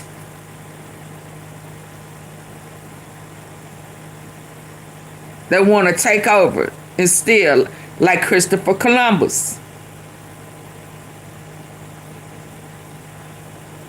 Take credit. Okay. Are beseeching Epstein. Okay. But remember, Epstein is not a public figure. It's not like he has media sway in Israel, right, and so he could affect the population or anything along those lines. No. He has enough power within the Israeli government that even former prime ministers come to him for help. Having nothing to do with media or public figures or the population. Oh, I forgot about the Grey Poupon. Unquestionably, enormously connected to the Israeli government. So what are his goals? You see it all over the emails, both Epstein's emails and I think emails. So too. His goals are to get America to bomb Syria for Israel, then to bomb Iran for Israel, then to procure cyber weapons for Israel. Mm-hmm. To say that he's not connected to Israel is to lie to you. Unmitigated lie.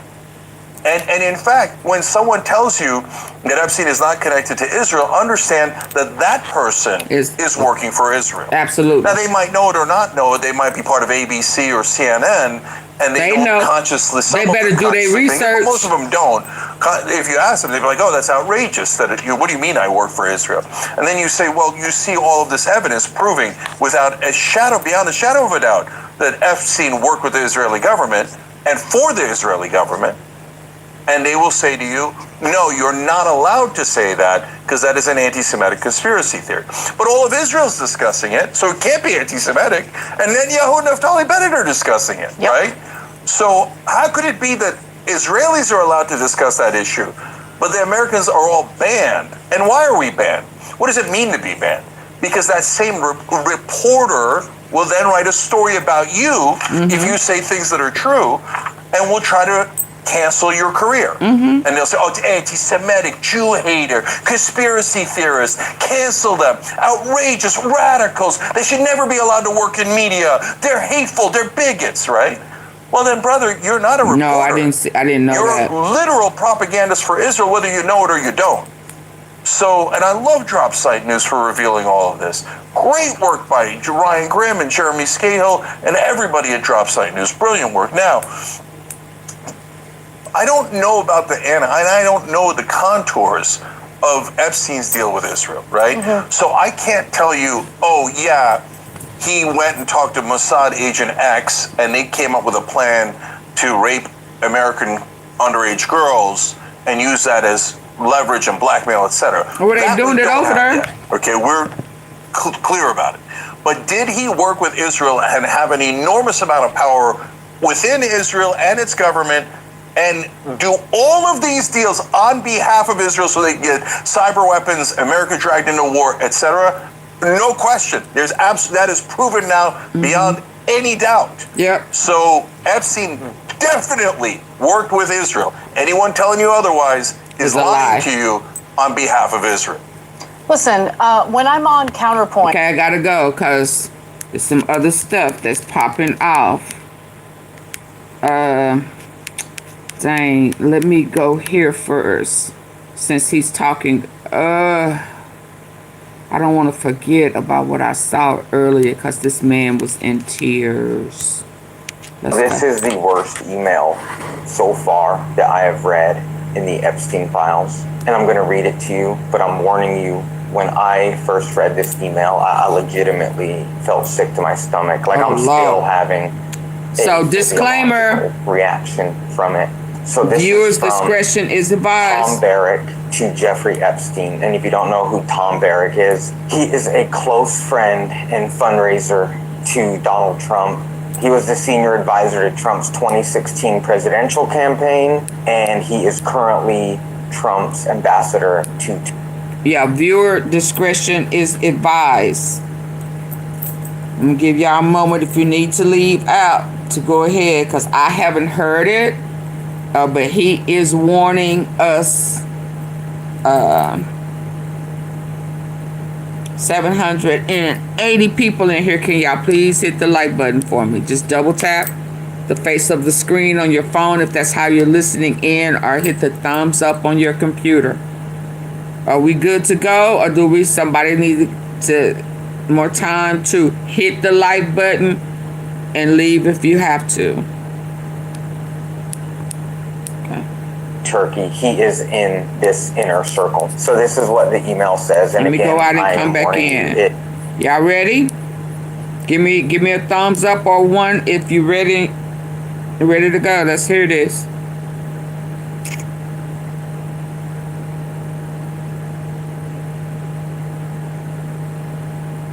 Am I buffing?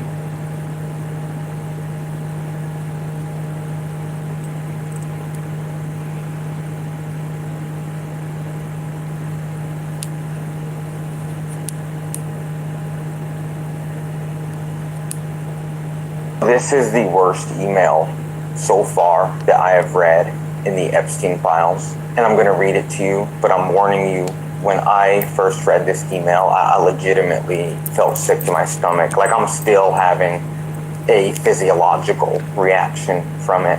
So this is from Tom Barrack to Jeffrey Epstein. And if you don't know who Tom Barrack is, he is a close friend and fundraiser to Donald Trump. He was the senior advisor to Trump's 2016 presidential campaign, and he is currently Trump's ambassador to Turkey. He is in this inner circle. So this is what the email says, and again, I am warning you, it is. The email's coming out. I just can't believe this is happening, to be honest. I know. Epstein, hope you are well. Photos look good. FYI, I receive many calls a week about both Donald, redacted, Marla, beauty contest, Mar-a-Lago, etc., and Clinton from reporters. Less so recently with Clinton, but my answers are always, I have nothing to say, or I try to ignore it altogether. A few times I have been ambushed on the street with questions, but I'm more careful now. So from this we can deduce that Barrack just sent Epstein some photos, and Barrack is fully aware of what Epstein is doing. Barrack responds with, hope you're good, let's catch up. And Epstein finally says, send photos of you and child. Make me smile. So the world is ran by people sending Jeffrey Epstein photos of their children. Of his child? This is the worst email so far Of his that child? I've read in the Epstein files. And I'm going to read it to you, but I'm warning you, when I first read this email, I legitimately felt sick to my stomach. Like I'm still having So the ambassador a of Turkey. reaction from it.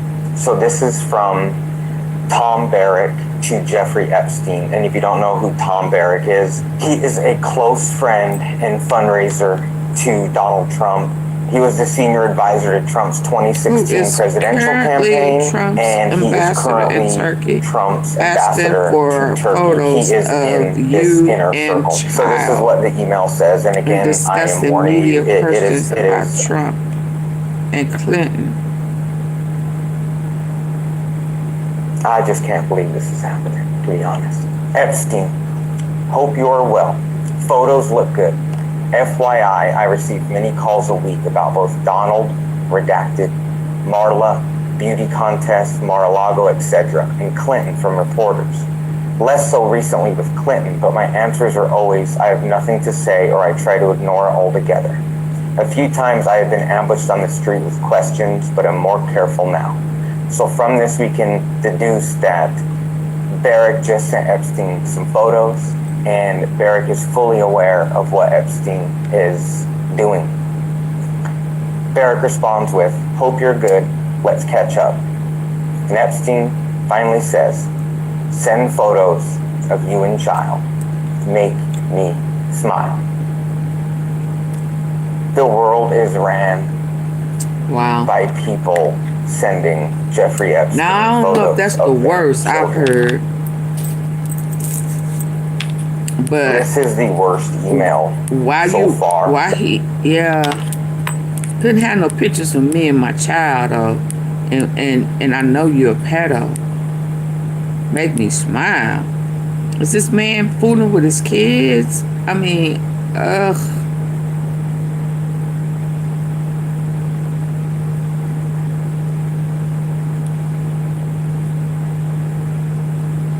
Okay, it's more over here, but let me get back over here.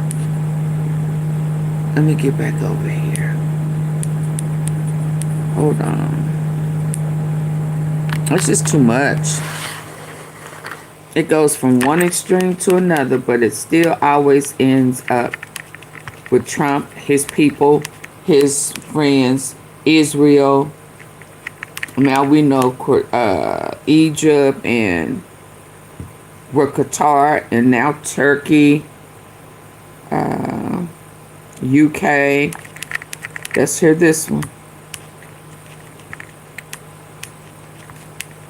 Sports betting is here, Missouri. Unlock a huge $365 in bonus bets on December 1st.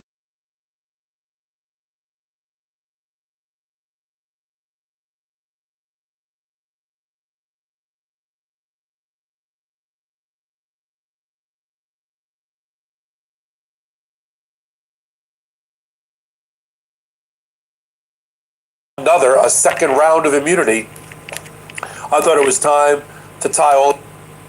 As Ghislaine Maxwell effectively declares that her crimes are so bad and her testimony so wrong that she needs not one but two immunities in order for her to testify in Congress about what she saw and what she did.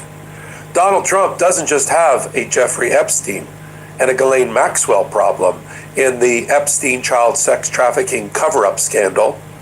He has a John Casablancas problem. Who's John Casablancas? Well, why don't you take a moment and figure out in your life how many child sex traffickers you have a relationship with. If the number is 0, which is probable, Donald Trump has 3. And John Casablancas was Jeff. Take a moment and figure out in your life handle. He has a John Casablancas problem. Who's John Casablancas?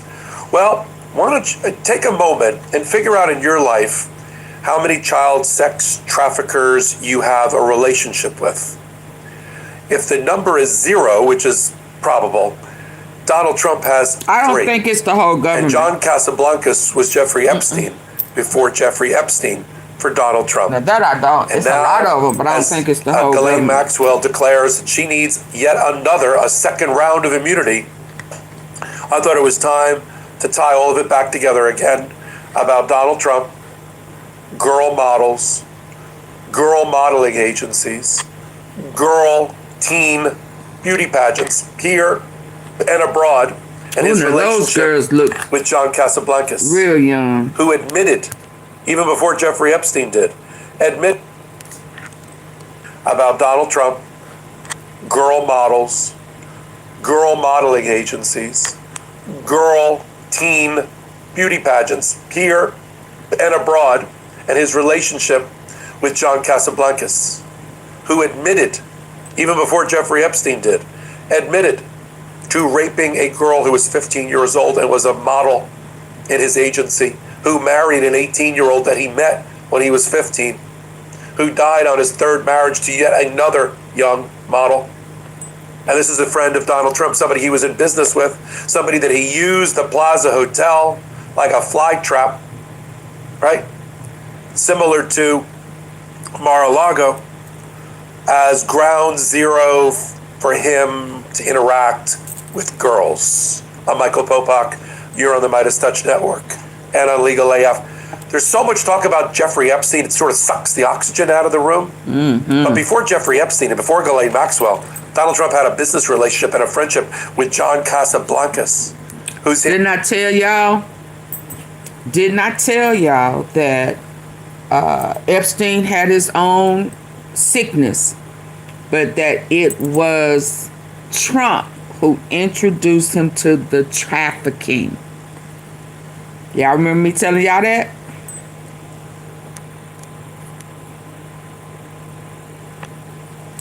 That's in those emails.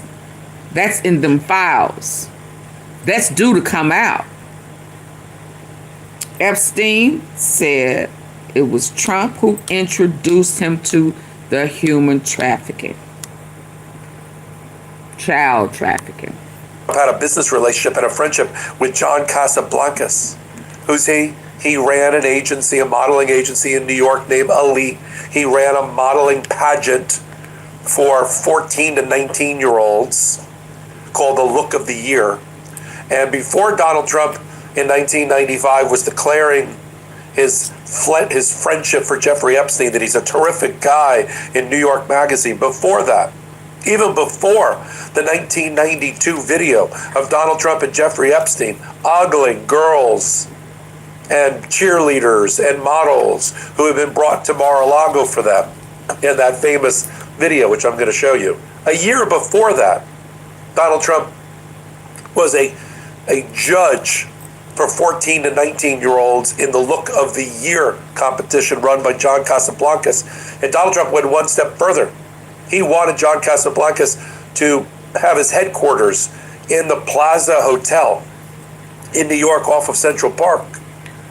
And there's plenty of pictures just like there are of Epstein and Trump, of Casablancas in Trump during this very time when Donald Trump was in his mid-40s chasing after models. Thank you, Janice. So you've got the Epstein, Casablancas, Trump triangle, their connections by owning their own modeling agencies, including the Trump Modeling Management Company, them going abroad to go after girls and young women models and beauty pageant contestants in Europe, conducting those pageants in New York. Yeah, they want them to give them their And all children. before, and as John Casablancas infamously, notoriously went after people in his employ. The one for peace. It was, You're right. it was told by female executives that he needed to stop preying on girls in his modeling agency.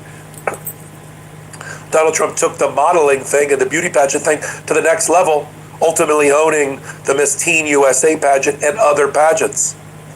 This is the circumstantial evidence that connects the dots between Donald Trump, Jeffrey Epstein, and John Casablancas. And this unholy trinity that was created by them. I'm Michael Popak, you're on the Midas Touch Network and Legal AF. What triggered me to come forward again. So Trump was involved even before Epstein.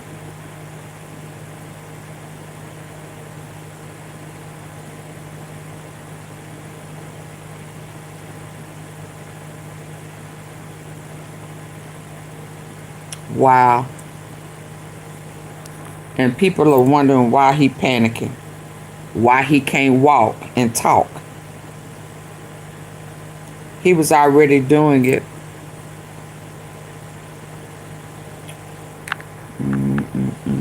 This hot take about Epstein is that I don't want the focus now to be distracted by the fact that they have signed off She dated on a Epstein bill before to she release dated him. files that were always in the hands of one Donald Trump. He bought her in the from executive Epstein. branch. We never needed Congress to release the executive branch documents related to Jeffrey Epstein. And I doubt we're going to see the full, complete, transparent release of the documents. Certainly not ones with Donald Trump's name on them. And then I heard that Elaine Maxwell is worried now that we've seen some emails that were obtained by the Epstein estate and a hard drive obtained by the Epstein estate that her story under oath to Todd Blanche, the Department of Justice, is not going to hang together. And that she likely committed perjury. So she wants a second immunity. We have a child sex trafficker convicted of 5 felony counts serving 20 years in prison.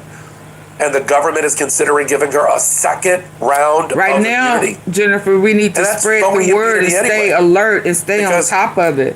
You can't assert the Fifth Amendment. Write your Congress in any context, certainly not in to release the files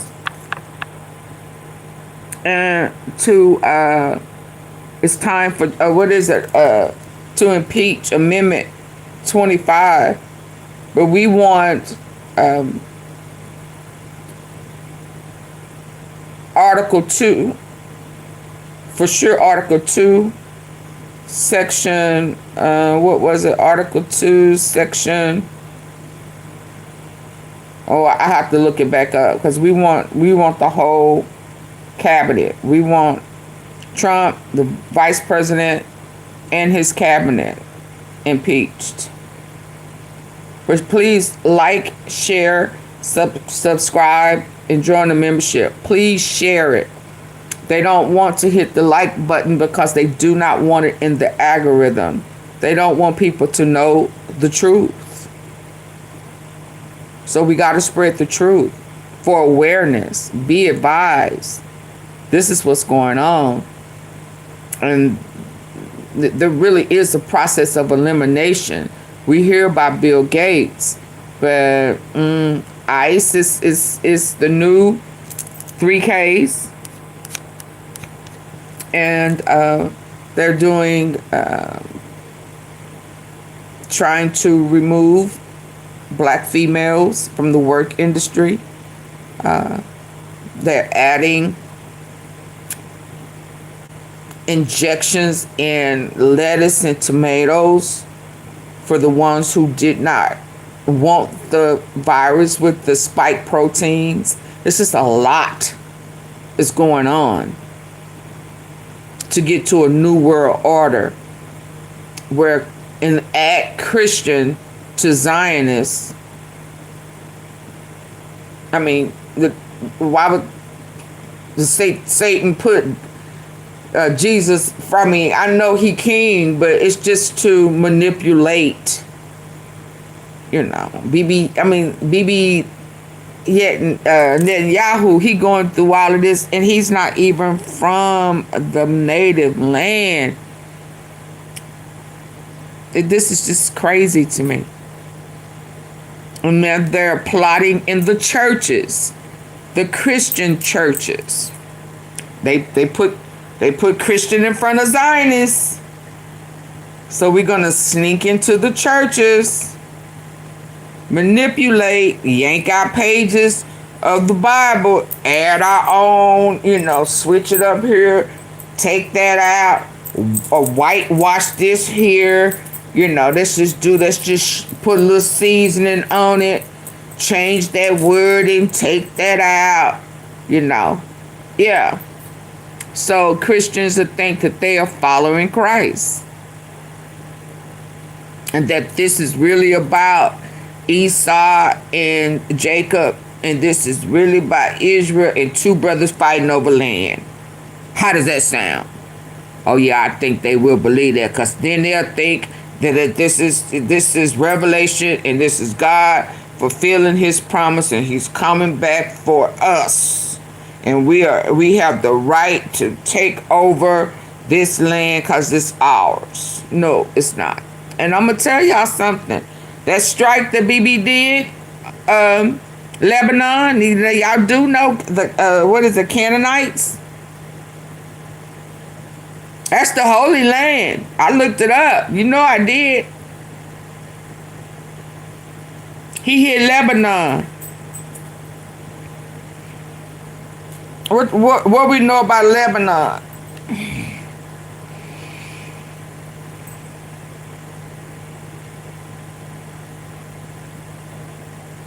We stuck on Palestine. What about Lebanon? He did a sneak attack on Lebanon, y'all. He is Polish. He's Polish. He's a New Yorker and Philadelphia. He done spent more time in the U.S. than he did over there. He plays soccer. Can you believe that? He was on lacrosse in the soccer team in Philly, where he went to high school.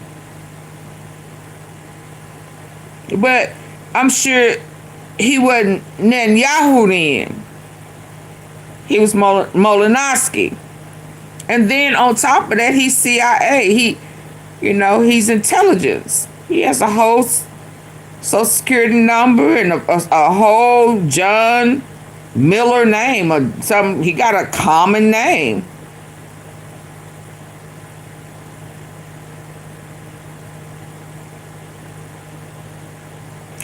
I'm talking about back in the day, in the beginning. I'm not talking about anything recent. I'm talking about the Canaanites. That's Lebanon. But all that other fascism and all that stuff is new, Dave. Those terms that you're using are new terms. Fascist. I've never heard of that ever until this type of stuff. That's So it don't go. It doesn't go back too far. Is what I'm saying. So I just don't believe when it comes up with these new terminologies. I don't think that's fulfilling God's words or His prophecy. It's like where these words come from. You have to then research the origin of it and where did it start and why did it start.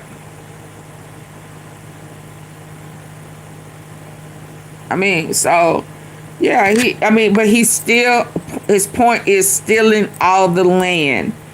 And whether we want to accept it or not with Trump and the way he is moving in the the deals that he has made, their plan is to steal the U.S.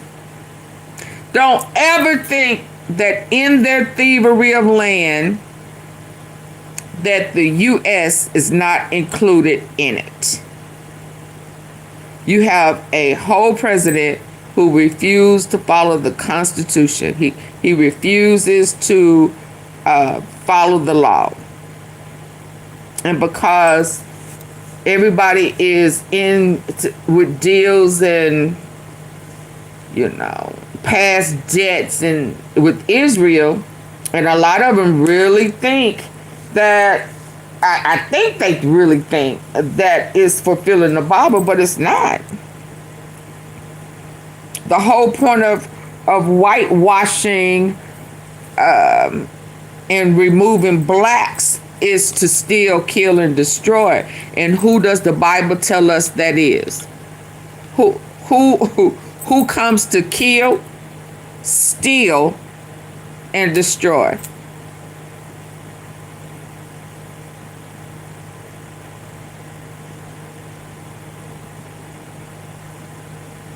Right, but who kills, steals, and destroys? Who does the Bible tell you that is? And who's doing that right now today?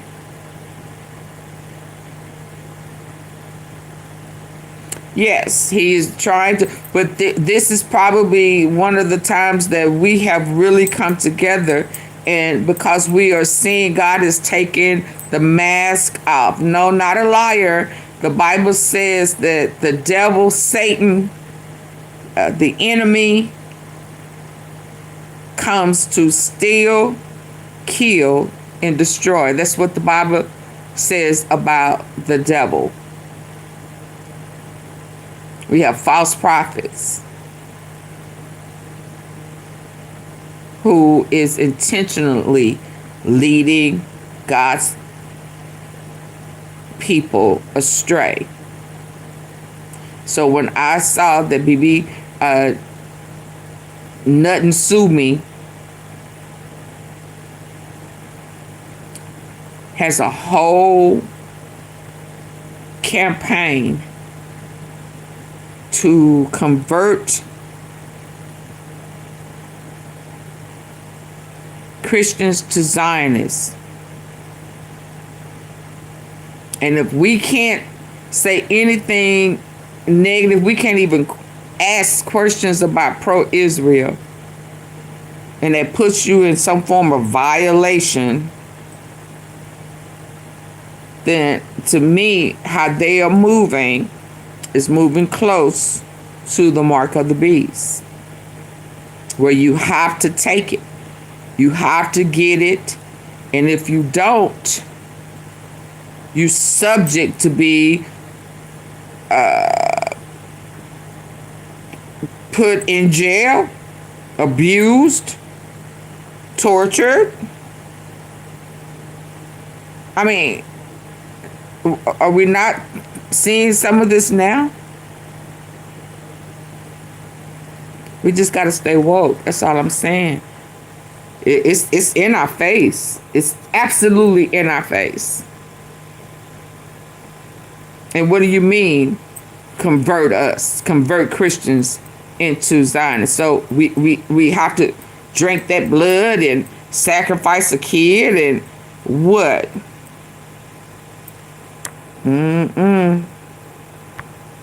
A civil context, you can't assert it unless it's a legitimate assertion. And if you have no legitimate basis upon which to be prosecuted that's for true, child Jennifer. sex trafficking, you can't. I mean, I don't plan to see it. You are absolutely right. I do not plan to be here.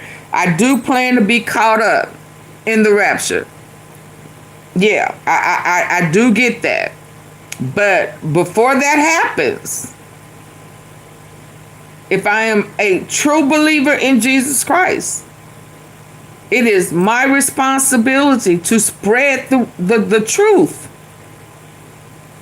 and allow someone to hear that it's close.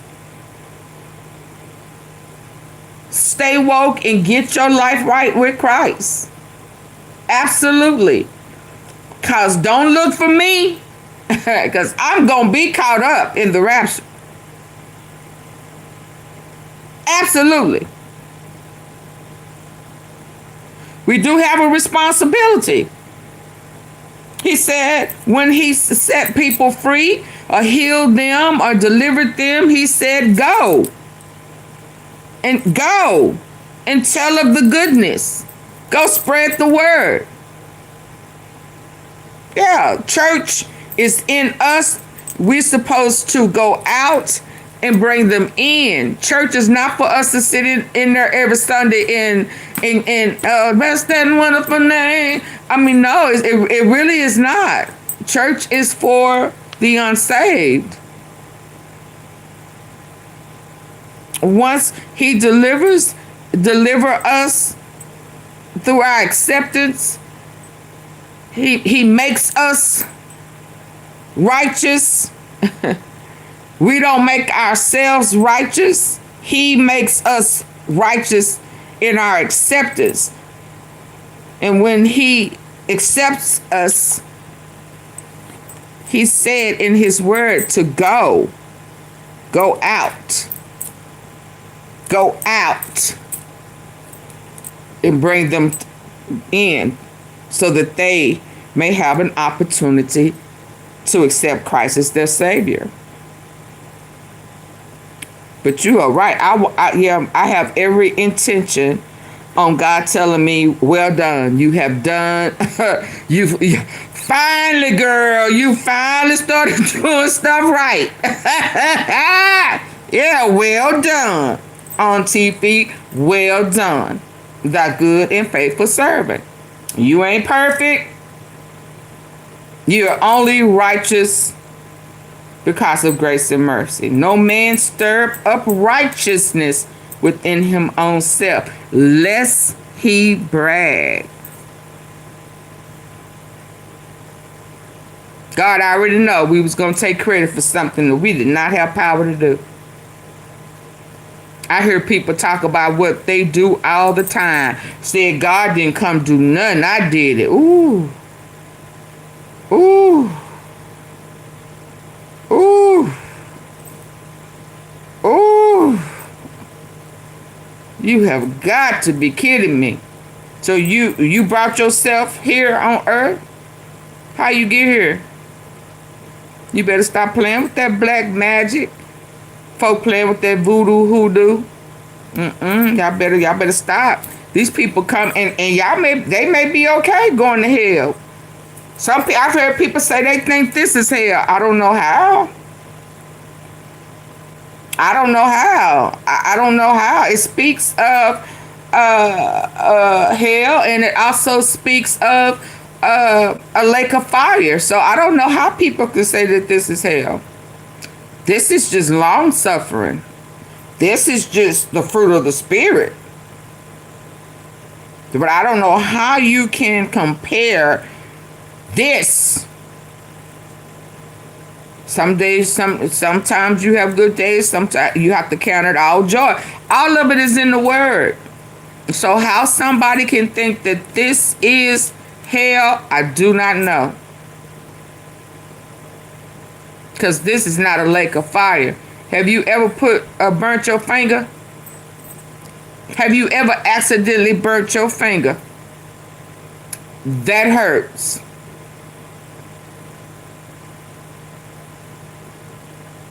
Have you ever seen somebody trapped in a car and can't get out, and the scream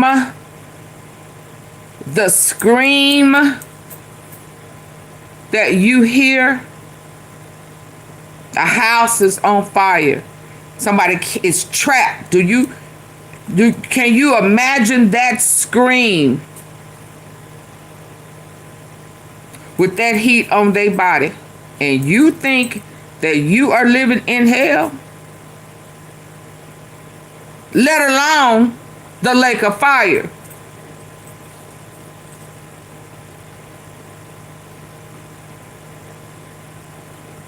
I'm just saying. So I don't get how people can think that this is hell on earth. No, absolutely. Stop playing with yourself.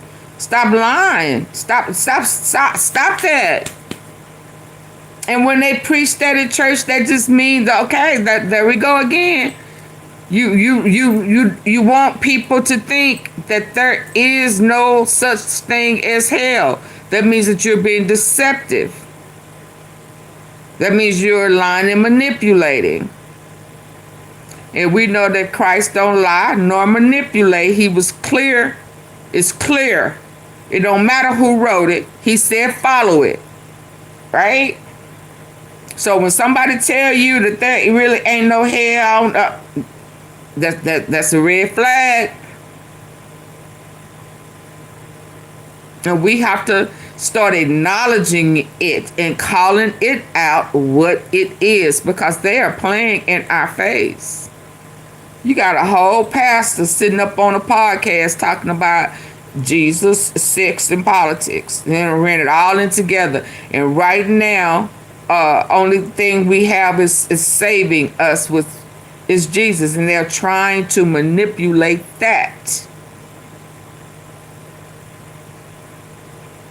with this Christian Zionist stuff. It's like, why would they put that? That still bothers me. If y'all haven't figured that out yet, that bothers me. Why can't you just be satanic by yourself? Y'all have been Zionists all this time. Why do you need to add Christian to the Zionist? That is so deceptive. And you're doing it on purpose. And we always have to remember, like Mrs. Tom always remind me, we got to remember when we caught Trump saying, Christians, we need you to vote, Christians. This will be your last time. I'm not Christian, but we need you to vote, Christians.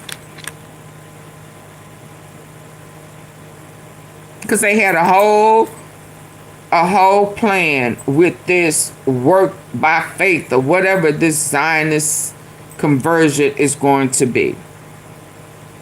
We got to stay woke, and we got to call it out what it is. So when somebody start saying that this is hell, where's the lake of fire? When did you go to hell? Oh, so this is the hell. What is it? Purgatory. I mean, so is this the waiting? And then you go. I mean, so is it hot? I mean, because in the wintertime, it ain't hot outside. So where's the hell? You need to start calling, that's a lie. We need to start calling them a liar. And we need to start calling it deceptive. And when we call it deceptive, we have to say, the Bible says, the devil comes to steal, kill, and destroy. Where are you? I mean, because you lying. That's not the truth. And I got to set the record straight, respectfully. I got to tell you that you're being dishonest. That's not what the Word of God says. There's hell first, and then there's a lake of fire. And I can't imagine. I can't imagine being at one and then dropping down to another. Oh, Lord, it don't stop. So, I mean, it's funny. I'm talking about it because I remember when I was, really being taught this, and I'm like, whoa, so you don't die? I mean, when you go to hell, you don't die? I mean, your spirit. I mean, so am I going? Are they gonna feel that heat?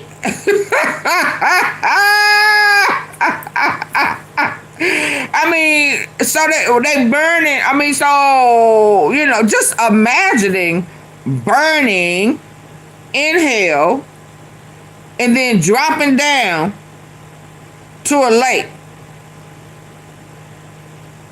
of fire. No, I think it's time for us to wake up. I think it's very near. I think it is more near than it has ever been. And I think it's being orchestrated right now, right in front of our face.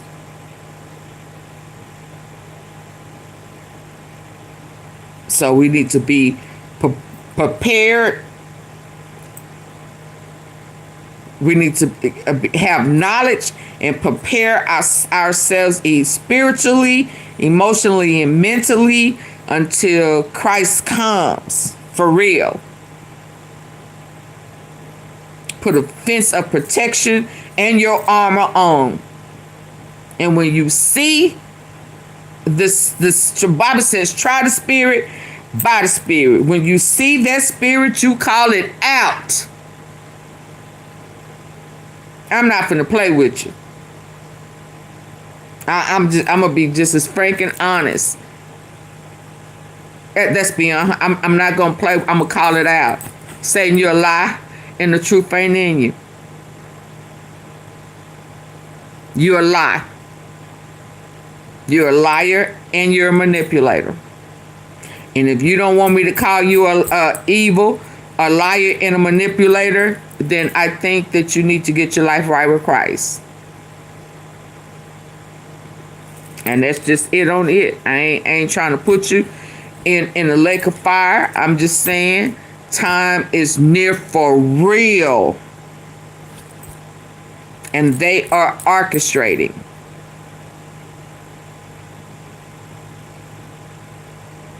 And I love you enough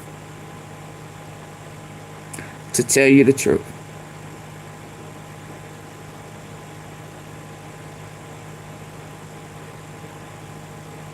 I love you enough to tell you the truth.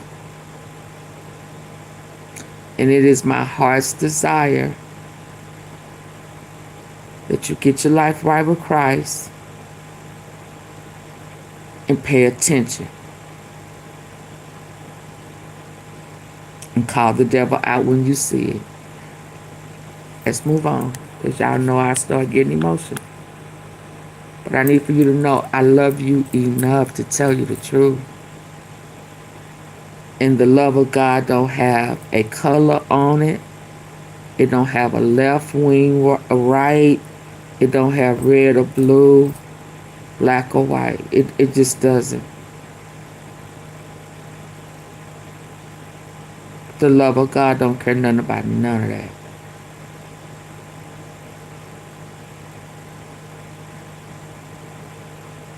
That's how I knew something wasn't right, because Charlie Kirk didn't have empathy and he didn't have love for everybody. And God's chosen people, a true believer in Christ, loves everybody.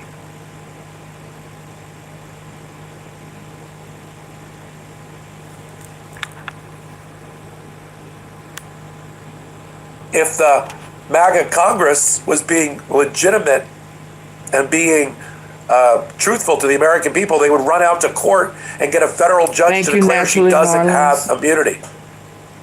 Or she doesn't have the Fifth Amendment right because there's no criminal prosecution. Or the government would have to give her immunity again. But let's have that fight in the courtroom. Now, let me return to John Casablancas. Confidence as we get older begins to dwindle a little bit when things start to change. Now that I'm in my 40s, I take very good care of myself. I love boosting my confidence mentally. In 1991, Donald Trump, a couple of years running, was a judge in the Look of the Year pageant run by John Casablancas, who was also going after girls at that time and preying on them. Here's a clip of the Look of the Year pageant and Donald Trump judging it.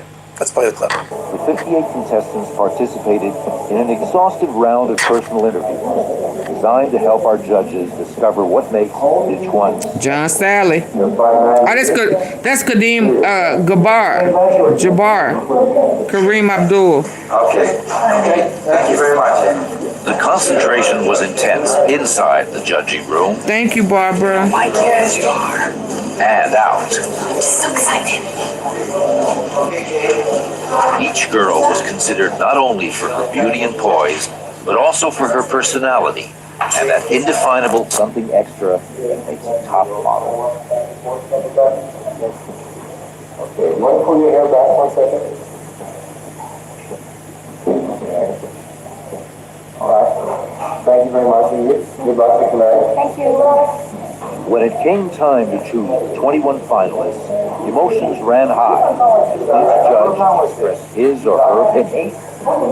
That's 1991. That's a year before Donald Trump in Mar-a-Lago with Jeffrey Epstein was busy going after girls in Mar-a-Lago, pointing at them, laughing about them, ogling them. Let's play the clip and putting it in the timeline. This is a year after the pageant in New York. Play that clip.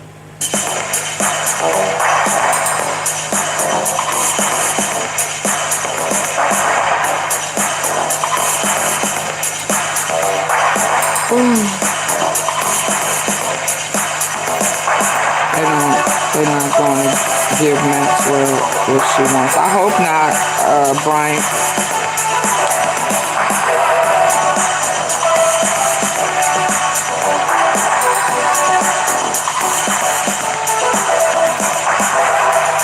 Oh, I know he's sick.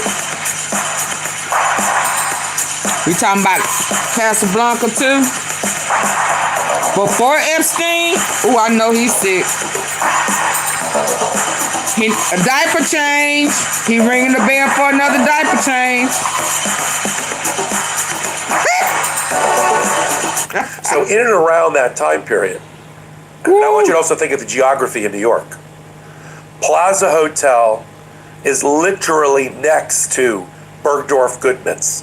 Bergdorf Goodman's is where, and across the street diagonal from Trump Tower. If you're following this at home, Trump Tower sits next to Tiffany's between 57th and 58th on 5th Avenue. Bergdorf Goodman's, the woman's branch of it, is on 58th and 5th Avenue. Plaza Hotel is on 59th and 5th Avenue. So between 56th and 59th Street, 3 blocks, and 5th Avenue, this is where Donald Trump, this was his triangle. This was his Bermuda Triangle. Every holiday season, I try to make my famous mashed potatoes. Emphasis is on try. Let's just say last year, they could have dumped him on his head like his brother did the mashed potatoes. And he's been humiliated ever since during the holidays. They remind he was busy forcing John Casablancas, or in the 1991 era, he was busy forcing John Casablancas, or recommending that John Casablancas run the elite modeling agency and this pageant out of the Plaza Hotel that he owned at the time.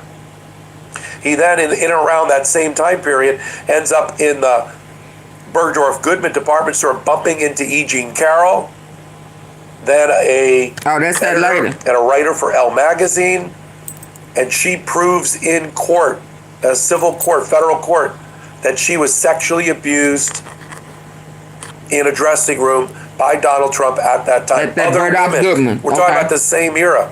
We're talking about 1995, 1996. So 91, he's a pageant judge. Excuse me. 90, that's 91. 91, he forms Trump Modeling Management. 92, he's with Epstein at Mar-a-Lago. 95, 96, he sexually abuses Dave Nasty Carroll in a dressing room in the same neighborhood. Do the mashed potato. And then you got all the other women who testified in that case that he groped them, sexually assaulted them, or sexually abused them in and around the same time. You have Miss Leeds, who said she was groped on a plane in first class by Donald Trump. You've got the reporter, Natasha Stoyanovich, for People magazine, who testified in the E. Jean Carroll case that Donald Trump pushed her up against the wall and started to grope her and kiss her against her will. Same time period. We're talking 1990, 1991, 1996, all in that same time period. The period that Donald Trump doesn't want to talk about. Now, John Casablancas was Epstein before Epstein. Yep. He admitted to raping a 15-year-old model. He married a model when she was 18, but met her when she was 15, and he died in disgrace in Britain. So, are we clear, y'all? It did. It did not start with Epstein and Trump. The Broham trafficking, sexapade did not start with Epstein. So right now, we know, as far as we know. Now, I do believe it started before that, because I say that because his grandpapa had a brothel. So, you know, that type stuff. Hookers, pimps, and O's. Yeah, he was already used to that. Excuse me, there's a possibility that he, you know, had been compromised. R. Kelly lived in Trump Towers. Now, you know. Yeah, but I don't know why they ain't bringing up Ara. R. Kelly was in Chicago, though. When did he live in Trump Towers? He's a Chicago cat. Diddy had parties and stuff in Trump Towers.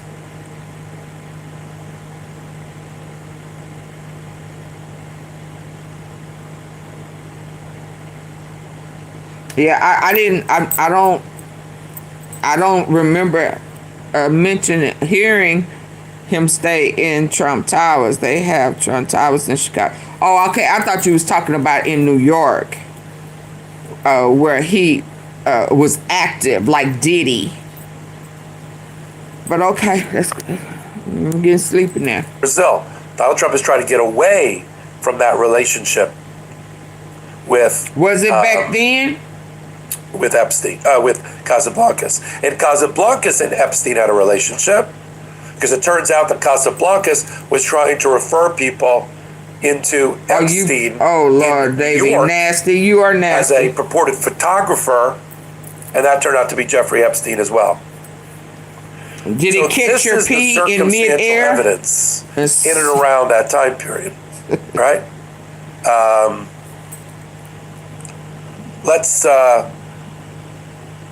Let's also talk about the pageant ownership.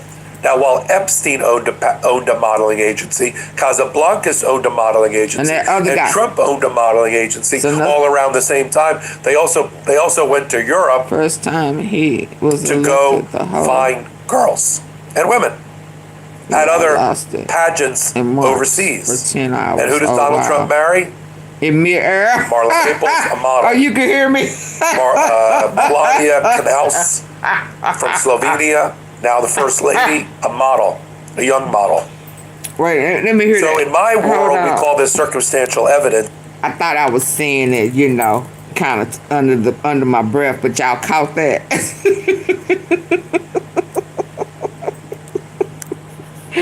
Y'all know I'm sleeping and wrapped too tight.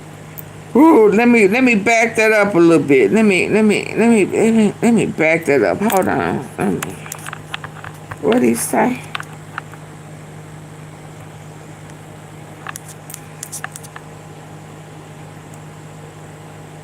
Marla Maples, a model. Oh yeah. Melania Candace from Slovenia, now the First Lady, a model. A young model. She was Epstein's first.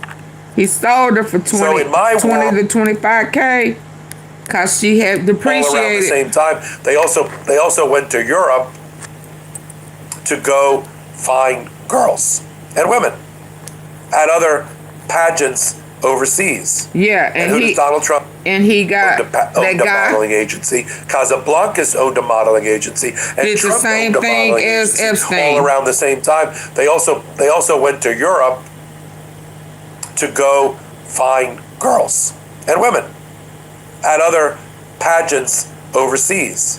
And who does Donald Trump marry? Marla Maples, a model. Melania Candace from Slovenia, now the First Lady, that's not a young model. Carried. So in my world, we call this circumstantial evidence, and it's more than enough for me to convince a jury that Donald Trump was involved with the child sex trafficking and the predator behavior And at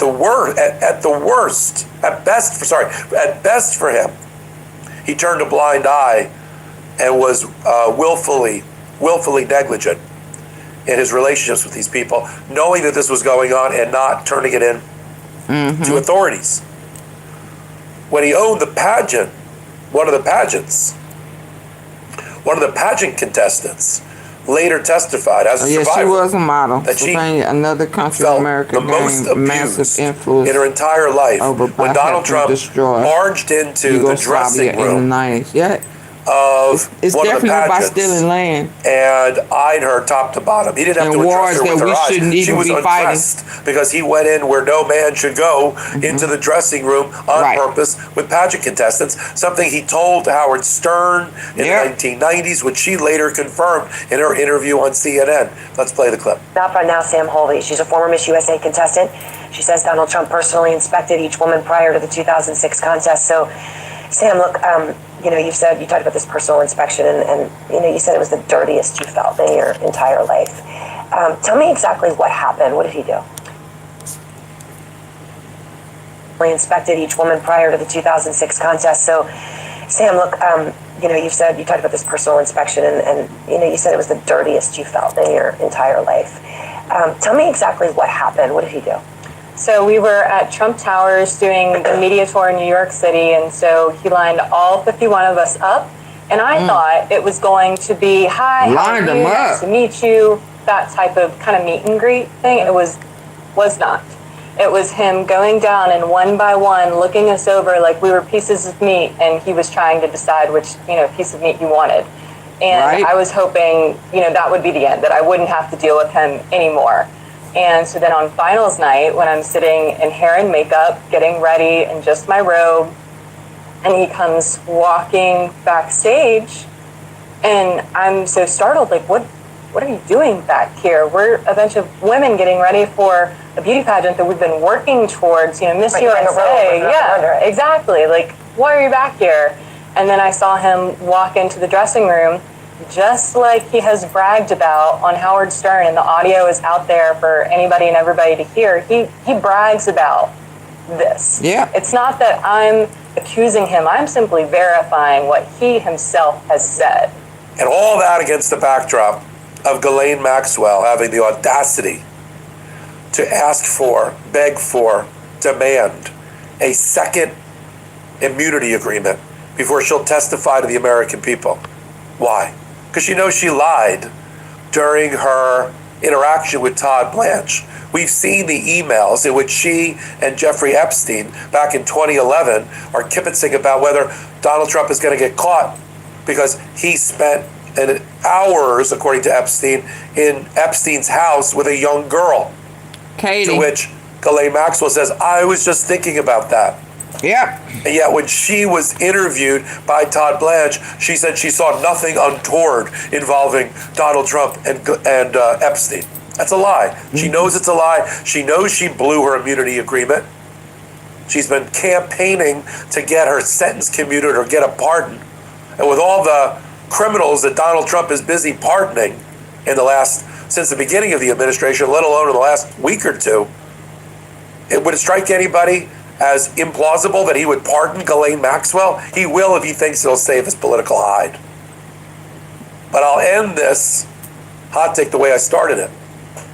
Count on no fingers how many people in your life are convicted, indicted, or accused child sex traffickers or predators that you count as your friends.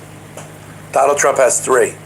Jeffrey Epstein, Ghislaine Maxwell, and John Casablancas. I haven't even talked about the former Prince Andrew Windsor, and his relationship with Donald Trump and those in the administration. If I'm right, I believe that Howard Lutnick, the Commerce Secretary, attended the wedding of Fergie and Andrew's daughter. I don't know if it was Eugenia or one of them. Wait. There is this connection. Hold on. What about Fergie's daughter? Because she took him to go see Epstein when he got out. Y'all remember that? And he gave her money. Yeah. She had a special little something. And when he got out on child, She went to see him with her 2 young daughters. Wow. It just, what type of mother are these people? Oh my God. Ugh. Child sex traffickers or predators that you count as your friends. Donald Trump has 3. Jeffrey Epstein, Ghislaine Maxwell, and John Casablancas. I haven't even talked about the former Prince Andrew Windsor, and his relationship with Donald Trump and those in the administration. If I'm right, I believe that Howard Lutnick, the Commerce Secretary, attended the wedding of Fergie and Andrew's daughter. I don't know if it was Eugenia or one of them. There is this connection at the very, very top, besides the fact that Lutnick bought his townhouse from Jeffrey Epstein and Lex Wexner. I mean, it's just, yeah, sure. Could it all be coincidental? Maybe. No. And then the prosecutor that lets Jeffrey Epstein off the hook, the U.S. Attorney for the Southern District of Florida, Alex Acosta, then gets the top job as labor secretary within Donald Trump's administration a year or 2 later? Coincidence? I don't think so. This is why we're going to continue on the Midas Touch Network Bill Barr to drill down on all of this. Bill Barr and his daddy with Epstein. Is that a coincidence? No. Bill Barr's daddy got him the job at the university without any experience that he messed up. Greed. Oh, it's the root. I don't have mercy on any in my heart for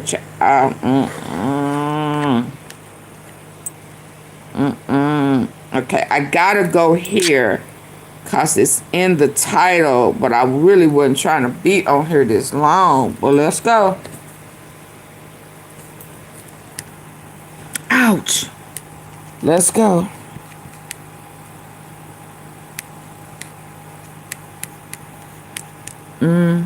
I need to hear it. It was something else I was supposed to show y'all. And I don't remember what it is now. Just so much tea. It's just way too much tea, y'all. Can y'all please hit the like button for me? I would greatly appreciate it.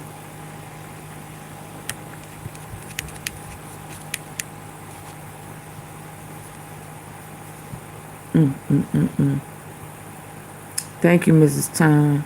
Let me see where it's at.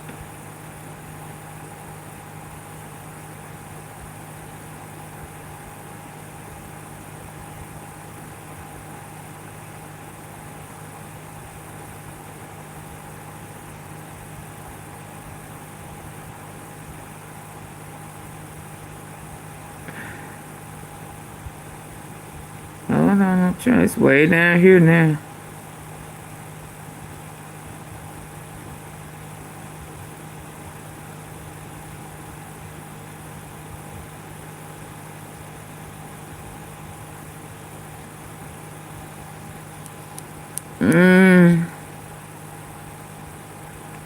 The macarons want Kirk's friend killed. Okay, let's hear this as I have it here.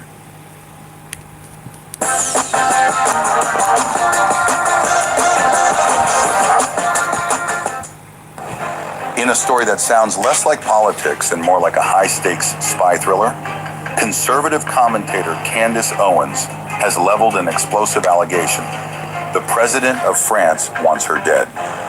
On November 22nd, Owens went public on X, claiming that a covert, state-funded assassination plot has been authorized by Emmanuel Macron and France's First Lady, Brigitte Macron. Even more alarming, she says senior officials in Washington know about it and have done nothing. According to Owens, a whistleblower from inside the French government contacted her directly, providing what she describes as concrete proof that the Macrons ordered and paid for her assassination. She says the operation was greenlit for the GINN, France's elite counterterrorism and special intervention force, an outfit normally reserved for hostage rescues, terror cells, and threats to national security. Owens claims those same capabilities are now being aimed at her, an American political commentator. To escalate the sense of danger further, Owens linked the alleged plot to the recent death of her friend and fellow conservative figure, Charlie Kirk.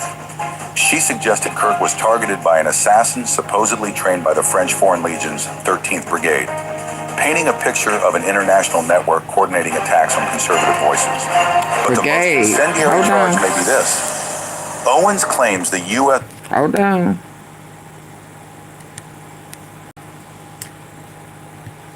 Brigade, painting a picture of an international network coordinating attacks on. Very much so, international. She suggested Kirk was targeted by an assassin supposedly trained by the French Foreign Legion's 13th Brigade, painting a picture of an international network coordinating attacks on conservative voices. But the most incendiary charge may be this. Owens claims the U.S. government knows about the threat. She says her source told her American leaders are aware of the plot, though she has not named a single official, agency, or department. Whether she's implying bureaucratic negligence or something darker remains unclear. All of this comes against the backdrop of a deeply personal and increasingly hostile conflict between Owens and the French First Family. The Macrons have already sued her in a U.S. court for defamation, accusing her of amplifying the fringe conspiracy theory that Brigitte Macron was born male. Owens has refused to retract. Baby, if that walk don't tell you that's not a female, baby, and she's short and she can't walk in them heels, baby, did y'all see that? Did y'all see that walk? Let's go. That Brigitte Macron was born male. Owens has refused to retract, calling the lawsuit a foreign attack. And he got to hold the hand. But the leap from a defamation suit to an elite French hit squad has stunned even longtime observers. As of now, no law enforcement agency, French or American, has conspiracy theory that Brigitte Macron was born male. Owens has refused to retract, calling the lawsuit a foreign attack on her free speech. But the leap from a defamation suit to an elite French hit squad has stunned even longtime observers. As of now, no law enforcement agency, French or American, has confirmed any part of Owens' claims. The French government has issued no evidence supporting her allegations, and officials have not commented on the specifics of her accusations. Still, Owens insists the threat is real, warning her followers that she has been marked for death by a foreign head of state.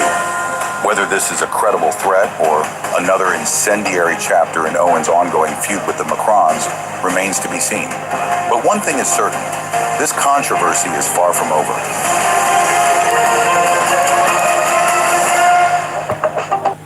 Ooh-wee, ooh-wee, ooh-wee, ooh-wee.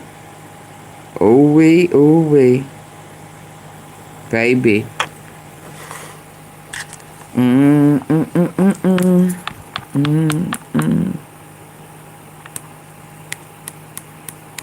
So I'm gonna end on this one. Let's just hear what y'all thinking.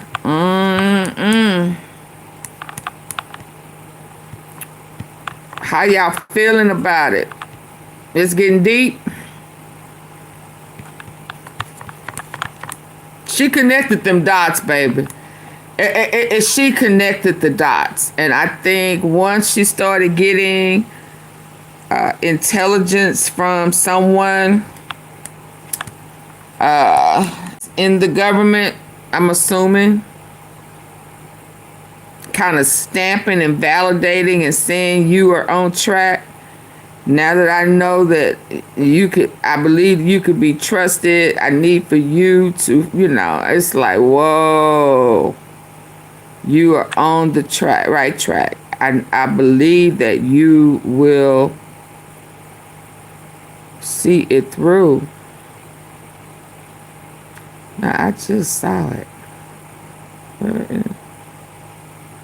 I think that kind of just took it over. And then she said the military, yeah. Lord, we pray for protection. to Save check on there. new appliances at Best Buy.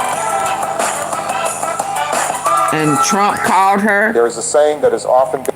Okay, so it says Mark Kelly just accused Trump of causing the Kirk attack,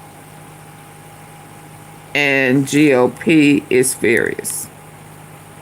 Okay, y'all please get the likes up. In the White House, words matter. When someone speaks from an official position or sends messages seen by millions, those words help shape reality. They influence the overall atmosphere of the country, and at this moment, that atmosphere feels increasingly tense. What is happening now in the United States goes beyond Seriously, routine if the political French disagreement. elite It has taken on a different and more concerning tone. Recent events highlight this shift. Yeah, and they hired a Israeli assassin, who has personal Bibi experience Netanyahu. with the consequences of political violence. Do y'all remember that guy? Do y'all remember that guy? Do I need to go back and remind y'all of that Israeli guy? It was on that podcast, and he was talking about not voting and want them out, and if you don't agree with then you're out of here. You're out. Y'all remember that guy? He was looking straight, laughing, and then he just stopped. I remember that. Appearance on Face the Nation. He drew a direct connection between statements coming from the White House and recent incidents of violence. He referred specifically to social media posts from President Trump that included the word death. Senator Kelly expressed concern that such language coming from a president can influence vulnerable individuals and contribute to real-world harm. He referenced the recent attack on Charlie Kirk as an example of how inflammatory rhetoric may play a role in that such language coming from a president can influence vulnerable individuals and contribute to real-world harm. He referenced the recent And he's doing attack that on on Charlie Kirk purpose. Hey, an Pebbles. example of how inflammatory rhetoric may play a role in escalating tensions. There appears to be a pattern of retaliation and rising anger. Instead of easing these tensions, national leadership rhetoric may be contributing to heightened emotions and division. Many Americans do not want a society where political disagreements lead to confrontation or violence. They expect leaders to prioritize public safety and unity. Understanding how these dynamics developed is important as the situation continues to unfold. When Mark Kelly speaks about violence, we have to listen. We have to listen because he has lived through the nightmare that most of us only see on the news. He has stood by a hospital bed.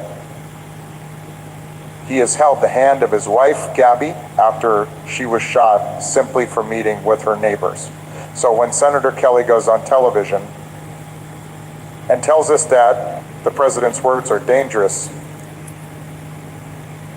he is not playing a game.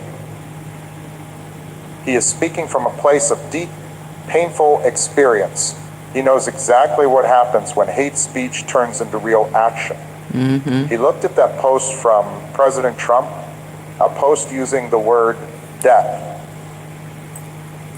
And he saw a match being thrown into a pile of dry leaves. And what happened to Charlie Kirk? That is the fire. Now, I may not agree with everything Charlie Kirk says. Right. In fact, we disagree on a lot.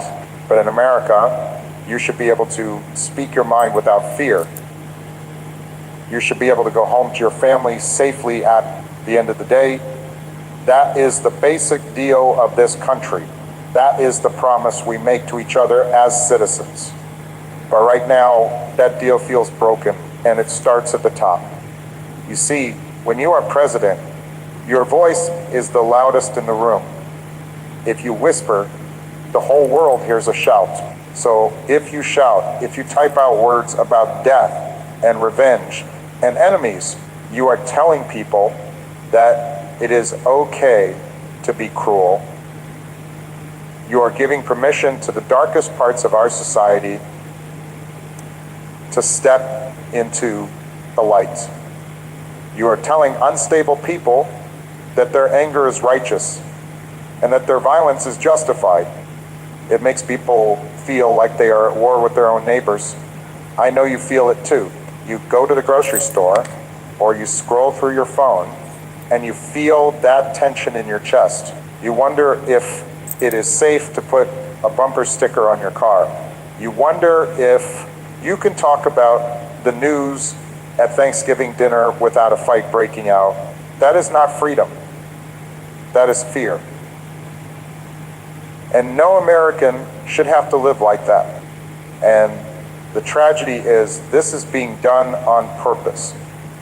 It is a strategy. Right. The current administration thinks that if they keep you angry, if they keep you scared of the other side, then you won't notice that. Things aren't getting better for you. They want you to focus on the fight, not on the future. They are trading your peace of mind for their political gain. But we know better. We know that a house divided against itself cannot stand. We are watching the cracks in the foundation get bigger every time a leader chooses insults over solutions. And looking at what happened to Charlie Kirk, looking at the warning from Mark Kelly, we have to ask ourselves a very hard question. How much more of this can we take before something breaks that we cannot fix? We are walking on thin ice, folks, and the man who is supposed to be guiding us to safety is the one stomping his feet. But to understand why this is happening now, we have to look at the pattern. We have to look at how this didn't just start yesterday. Let's take a step back for a moment. I want you to remember a time not so long ago when politics was boring. Maybe you didn't like the tax plan, or you argued about health care at the dinner table, but you didn't worry that a tweet from the White House would start a riot. You didn't worry that the news would make your stomach turn every single morning. We have forgotten what normal looks like. And that is a very dangerous place to be. When I sat in the Oval Office, I knew that every word I said was being weighed by the world. If I spoke carelessly, markets could crash. If I spoke in anger, allies could turn away. But most importantly, if I spoke with hate, I knew it would give permission for hate to grow in the hearts of others. The job of the president is to be the calm in the storm. It is to be the steady hand on the wheel when the waters get rough. But look at what we have now. Instead of a steady hand, we have a closed fist. Instead of calm, we have constant chaos. This recent situation with Mark Kelly and the attack on Charlie Kirk isn't an accident. It is the result of a style of leadership that feeds on conflict. The current administration. What did he say? Y'all hear that? It wasn't an accident. It was intentional, on purpose.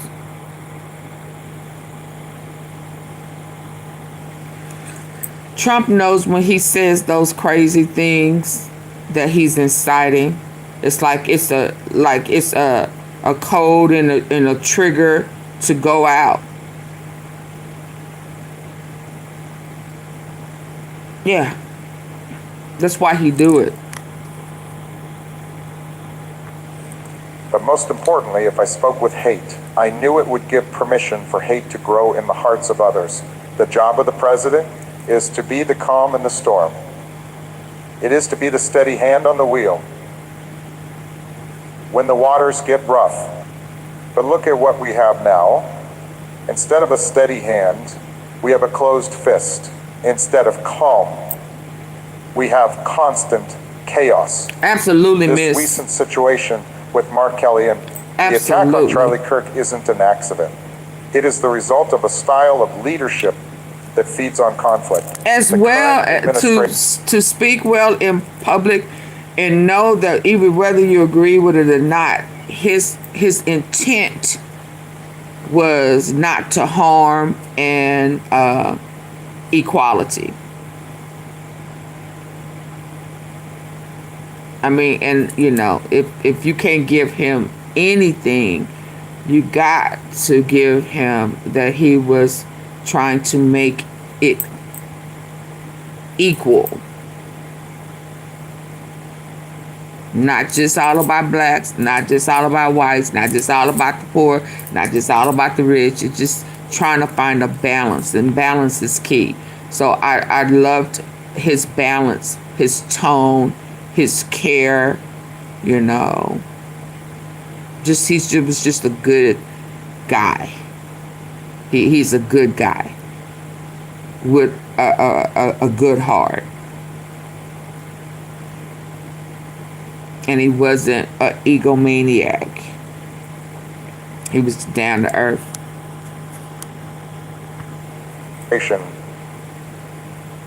Seems to believe that the only way to win is to make you hate the person standing next to you. They treat the American people like an audience in a reality TV show, where the more drama there is, the better the ratings are.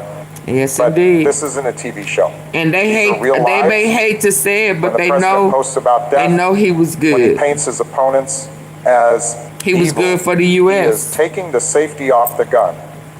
He is telling every angry, confused person out there that it is time. And Trump to fight. know he would never measure up. Kirk, that's why he hated. People are getting hurt. Real people, Americans.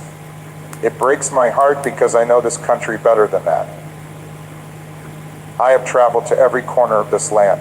I have met folks in diners in Iowa and factories in Michigan. I have met Republicans who would give you the shirt off their back, and Democrats who would help you change a flat tire in the rain. We are a good people. We are a kind people. But we are being led by a voice that wants us to forget our kindness. This rhetoric, these angry words coming from the top, they act like a poison. It starts in Washington, but it doesn't stay there. It drips down. It gets into our schools. It gets into our town halls. It gets into our living rooms. Suddenly you see people screaming at school board meetings. You see neighbors fighting over yard signs. The anger from the White House is infecting the soul of the nation. And Mark Kelly, he is standing up and saying enough. He is pointing at the source of the infection.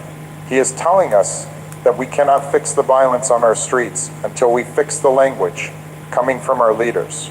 He is trying to break the spell.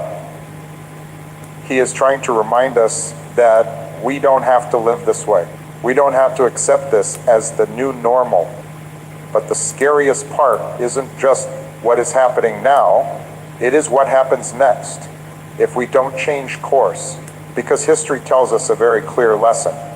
Once you start using violence as a political tool, it is very, very hard to stop. Now, I hear the noise coming from the other side. I see the reaction. When Senator Kelly spoke up, when he pointed out the danger of the president's words, a lot of folks in the president's party got very angry. They're furious. They say it is unfair. They say you cannot blame the president for the actions of a bad person who attacked Charlie Kirk. They say it is just politics. But let me ask you this. Is it just politics when our streets aren't safe? Is it just politics when we are afraid to speak our minds? We have to be honest about cause and effect. If a coach tells his team that the other side is cheating, that the other side is evil, that the other side wants to destroy them, and then a fight breaks out on the field, is the coach innocent, or did the coach set the stage for that fight? The president is the coach of this country. He sets the tone. Right. And right now, the tone is angry. The tone is violent. When the Republicans get mad at Mark Kelly for pointing this out, they are missing the point. They are defending the man, but they are forgetting the mission. The mission of our government is to ensure domestic tranquility that is in the Constitution, domestic tranquility, that means peace at home. Does this feel like peace to you? No. When I look at the news, when I see the fear in people's eyes, I don't see peace. I see a country that is being pushed to the edge. And the tragedy is that the president has the power to stop it.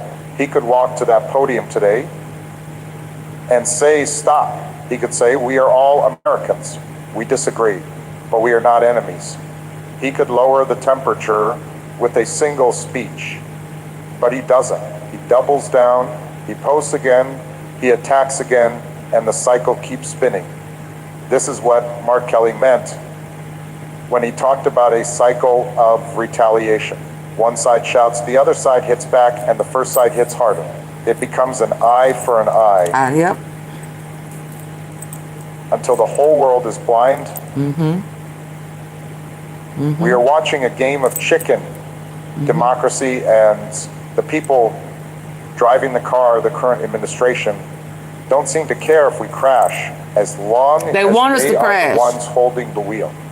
This isn't about left versus right anymore. It isn't about Democrat versus Republican. It is about chaos versus order. It is about noise versus reason. And deep down, I think even the people defending the president know this isn't right. They know that this isn't how America is supposed to work. They remember a time when we could disagree without hating each other. We are slipping into a dark place where civil unrest becomes a real fear, not just a movie plot. People are worried that what happened to Charlie Kirk is just the beginning. They are worried that the next attack will be worse. And they are right to be worried because the language coming from the White House is not changing. But here's the thing that gives me Did y'all hear that? Even in this dark moment. Did y'all hear that? We don't have to accept this. Did y'all hear that?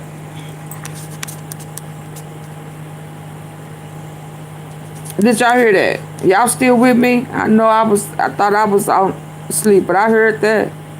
He said the next one. This is what Mark Kelly meant. And it's going to be worse. When he talked about a cycle of retaliation. One side shouts, the other side hits back, and the first side hits harder. It becomes an eye for an eye. Eddie. Until the whole world is blind. We are watching a game of chicken. Democracy and the people driving the car, the current administration, don't seem to care if we crash as long as they are the ones holding the wheel. This isn't about left versus right anymore. It isn't about Democrat versus Republican. It is about chaos versus order. It is about noise versus reason. And deep down, I think even the people defending the president know this isn't right. They know that this isn't how America is supposed to work. They remember a time when we could disagree without hating each other. We are slipping into a dark place where civil unrest becomes a real fear, not just a movie plot. People are worried that what happened to Charlie Kirk is just the beginning. They are worried that the next attack will be worse.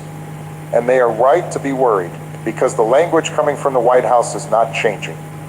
But here's the thing that gives me hope. Even in this dark moment, we have a choice. We don't have to accept this. We can demand better. But to do that, we have to understand exactly what we are losing. We have to look at the cost of this anger because the cost is high and we are all paying it. You know, one of the things I learned very quickly as president is that the world is watching, but more importantly, our children are watching. They're watching how we treat each other.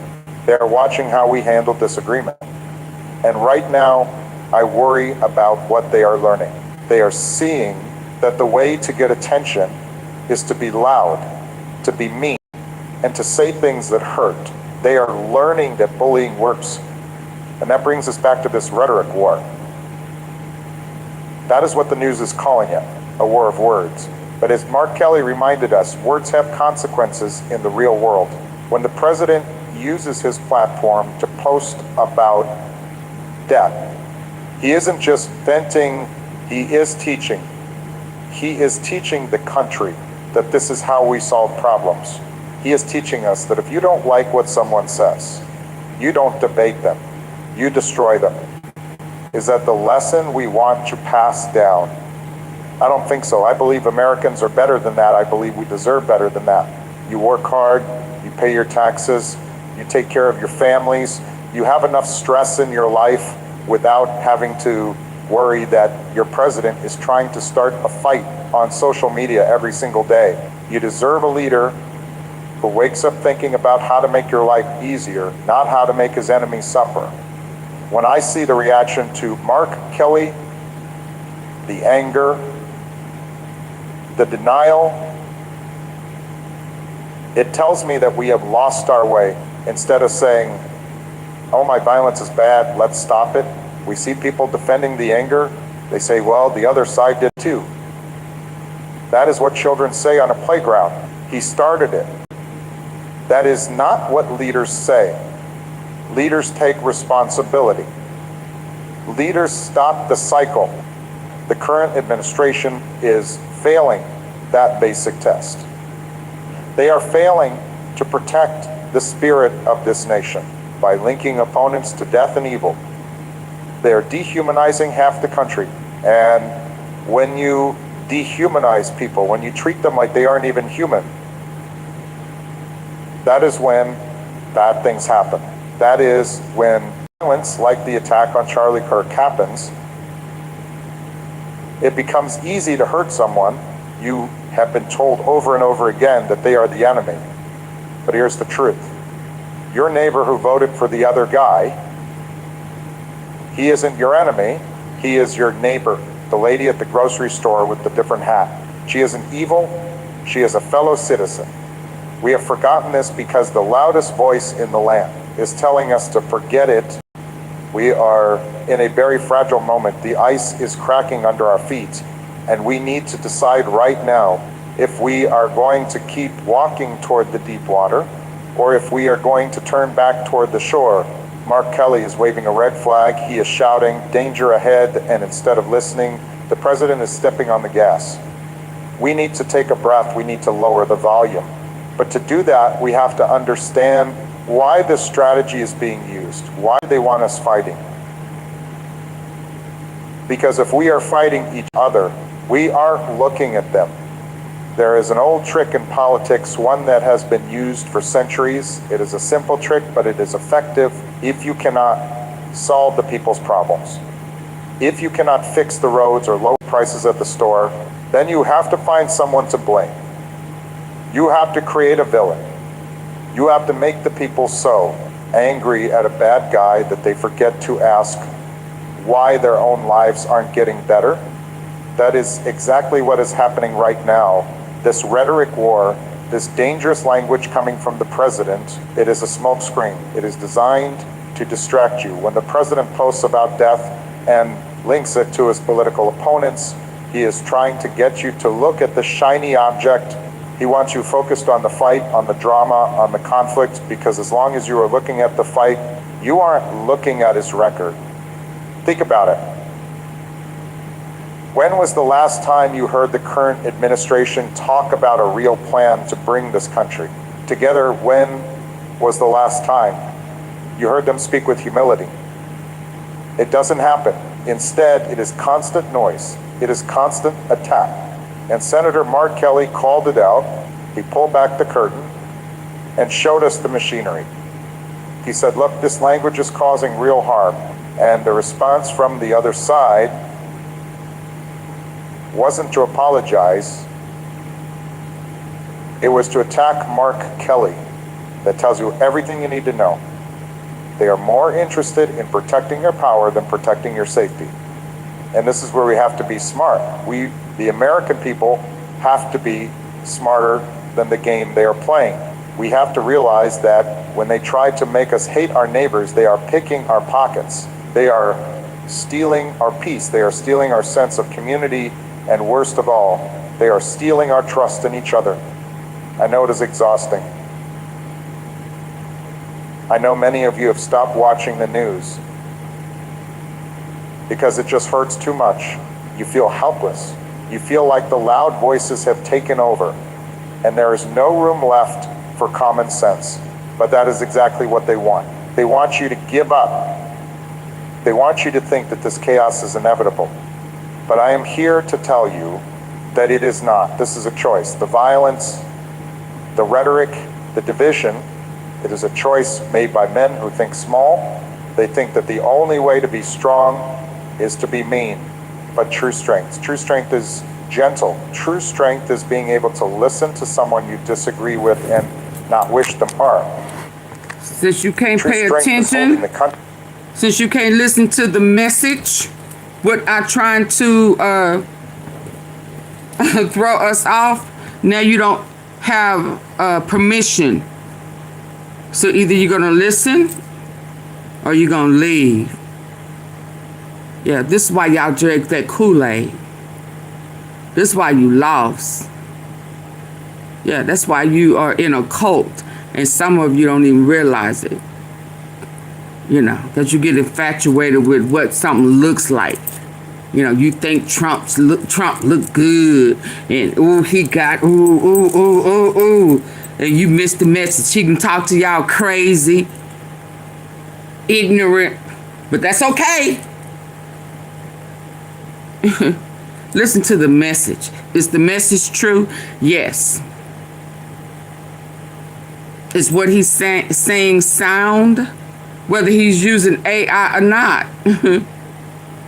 So if I use AI, does that mean that my message isn't true? You know, some of these people that y'all interact with every day use voiceovers, but that's okay. That's okay. You so slow. Yeah, so I'm going to remove the privilege of you to be able to together when everything stop is trying us to now. pull it apart. How about that? We are better than this administration. We are better than this moment. Some of us are, some of them slow. But to get back to the America we know, men who think small, they think that the only way to be strong is to be mean. But true strength is gentle. True strength is being able to listen to someone you disagree with and not wish them harm. True strength is holding the country together when everything is trying to pull it apart. We are better than this administration. We are better than this moment. But to get back to the America we know and love, we have to stop falling for the trick. We have to stop letting their anger become our anger. We have to look at the tragedy of Charlie Kirk, look at the warning from Mark Kelly, and say, no more. We need to demand leaders who act like adults. Absolutely. And don't need diapers. It sounds simple, doesn't it? But right now, looking at the White House, it feels like a big request. We need to demand a return to decency, because if we don't... A whole pedophile. If we let this slide, the next chapter of this story is going to be even darker. And I don't want that for my daughters, and I don't want that for your children. I want you to pause for a second and just imagine a different kind of morning. Imagine waking up, grabbing your coffee, and turning on the news, but instead of feeling that knot in your stomach, instead of bracing yourself for the next insult or the next threat, you see a leader who is actually working. You see a president who is talking about how to lower your grocery bill or how to make sure your streets are safe. You see a leader who talks about us, not them. Doesn't that sound like a relief? Doesn't that sound like the America we used to know? That feeling, that sense of calm and purpose is what we are missing. And it is what we deserve, but we are not getting it. Instead, look at the timeline we are living through. In September, we saw the tragic murder of Charlie Kirk. It was a dark moment. The whole country held its breath. We thought maybe. This is it. Maybe this is the wake-up call. We hoped that the shock of that violence would make our leaders stop and say we have gone too far. But here we are in November, 2 months later, and has the temperature gone down? No, it has gone up. Senator Mark Kelly went on Face the Nation this week because he saw something that should scare all of us. He saw the President of the United States posting messages that accused sitting senators, his own colleagues, of treason. He saw the President using the word death as a punishment for political disagreement. Think about that. We just buried a public figure in September because of political violence. And now the man in the Oval Office is throwing that word death around like it is a game. This is why Mark Kelly is sounding the alarm. He is saying, we did not learn the lesson. He is telling us that if we let this slide, if we let the president talk about death and traitors without pushing back, then we are inviting the next tragedy. He is linking the president's words today directly to the atmosphere that allows violence to happen. And I know some of you are tired. I know you just want to tune it out, but we cannot look away because the better approach isn't a fantasy. It is a choice. We have had leaders before, Republicans and Democrats understood that their words were a shield for the people, not a sword to attack them. We have had leaders who knew that dignity wasn't weakness. We deserve a president who understands that his duty is to every single American, even the ones who didn't vote for him. When the president attacks Mark Kelly, he isn't just attacking a senator. He is attacking the idea that we can disagree safely. He is telling us that loyalty to him is more important than the safety of our neighbors. That is not the American way. We are a nation of laws, not of kings. We are a nation of debate, not of death threats. And deep down, I believe that even the folks who support the president are getting tired of the noise. They want solutions. They want a better life. They don't want a civil war. So when we ask for better, we aren't asking for the impossible. We are just asking for sanity.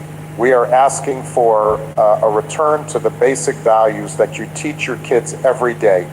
Be kind. Tell the truth, don't bully. It is really that simple. And it is time we demand that. Our leadership meets the same standard we set for our children. But there is one more piece to this puzzle. We have to talk about why the president is doing this right now. Why after the tragedy of Charlie Kirk is he choosing to escalate? The question we have to answer is why, after seeing the real world cost of hate, does the president choose to turn the heat instead of turning it down? Why, when the country is grieving and on edge, does he choose words like death and treason? The answer is hard to swallow, but we have to face it. It is because fear is a tool. And right now is the only tool they have left. You see, there is a belief in this administration that if you are scared enough, you will look for a protector. They want you to believe that your country is under attack from within. They want you to believe that your neighbor, your teacher, or your senator is actually a secret enemy trying to destroy your way of life. Because if you believe that, if you truly believe you are surrounded by enemies, then you will tolerate anything from your leader. You will excuse the bad language. You will look past the broken promises. You will say, well, he might be rough, but he is fighting for us. But that is the trap. That is the great lie. He isn't fighting for you. He is fighting for himself. Absolutely. When he attacks Mark Kelly, he isn't doing it to make your gas prices lower. He isn't doing it to fix the border or improve your health care. He is doing it to keep the spotlight on him. Right. He is doing it to keep you angry, because angry people don't ask hard questions. Angry people don't look at the scoreboard and see that they are losing. The strategy of divide and conquer is as old as time. But in America, it has never worked for long. And do you know why? Because eventually the fever breaks, and eventually we look around at the wreckage and we say, wait a minute, I don't hate my neighbor. I don't want to live in a war zone. We are getting close to that moment. I can feel it. I think you can feel it too. When Senator Kelly spoke up, he wasn't just speaking for the Democrats, he was speaking for every exhausted parent who doesn't want to explain to their kids why the president is bullying people online. He was speaking for every veteran who remembers that the oath they took was to the Constitution. He was speaking for the silent majority of Americans who are just tired of the noise. We are tired of waking up to a crisis every day. We are tired of the feeling that our country is slipping away from us. But here is the good news. The power to change this doesn't belong to the president. It belongs to us. It belongs to you. The president can post whatever he wants. He can shout and threaten and name call, but he cannot make us hate each other unless we let him. He cannot break our spirit unless we give up. And looking at the history of this nation, I know one thing for sure. Americans do not give up, but we have to be active. We cannot just sit back and hope things get better. We have to recognize that this rhetoric war is a battle for the soul of our country. And right now, the other side is fighting hard. They are loud, they are aggressive, but they are not the majority. So where do we go from here? How do we take this frustration, this sadness about what happened to Charlie Kirk and what is happening to our discourse and turn it into something good? How do we stop the slide into darkness? So how do we find our way back? How do we take a country that feels like a powder keg and turn it back into a community? It starts with a simple, powerful realization. We don't have to hate people just because a politician tells us to. We have the power to say no to the anger. When Mark Kelly went on television, he wasn't just talking to the president, he was talking to us. He was showing us what courage looks like. It takes courage to stand up in the middle of a shouting match and speak quietly about peace. It takes courage to look at a tragedy like the attack on Charlie Kirk and say, this stops here. The better approach isn't some magic law that Congress can pass. It isn't an executive order. The better approach is you. It is what you do at your kitchen table. It is what you type on your phone. It is how you treat the guy who cuts you off in traffic. You see, the strategy of division only works if we participate. It relies on us being soldiers in their culture war. But what if we decided to be conscientious objectors? What if, when the president posts something designed to make us furious, we didn't take the bait? What if we looked at it, saw it for what it was, a desperate attempt to get attention, just moved on? That is how we break the cycle. We starve the fire of oxygen. We have to reclaim our conversations. Right now, politics is infecting everything. It is like a virus that turns every discussion into a fight. But we can choose to talk about other things. We can choose to see the humanity in each other again. When you look at your neighbor, don't look for a red hat or a blue sign. Look for the person who helped you shovel snow last winter. Look for the parent who worries about their kids' grades just like you do. That is the America, I know that is the America that is still there waiting for us to uncover it. The current administration wants you to believe that fight is the only setting on the dial. They want you to believe that compromise is weakness. But ask yourself, is a bridge weak because it connects two sides? Is a house weak because the walls work together to hold up the roof? No connection is strength. Unity is power. We need to start rewarding the leaders who bring us together and rejecting the ones who tear us apart. When a leader uses rhetoric that leads to violence, we have to turn our backs on them. not with violence, but with silence, with the ballot box, with our refusal to give them the attention they crave. Mark Kelly warned us that words have power. He is right. But our words have power too. The words we speak to our children, the words we share with our friends, those words build the future. We can choose to build a future of fear, or we can choose to build a future of hope. The choice is ours, and the time to choose is right. Now, we cannot wait for the next tragedy. We cannot wait for another Charlie Kirk headline. We have to draw the line today. But this isn't just about being nice. This is about survival. Hi, Kevin. Hey, Pete. It is about saving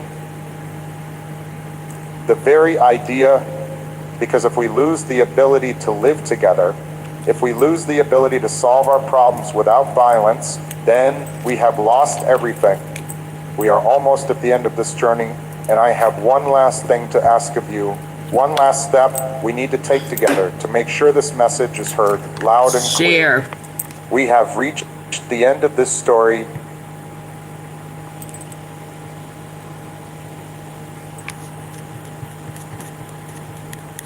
What you mean, Dorothy? Common sense talking. What you mean? What you mean? Yeah, help me understand that one, because a lot of people miss it. They you know, they get the trolling, but they miss the common sense, the common courtesy, you know, they common respect, and yeah, I mean, yeah, common ain't been common in a long time.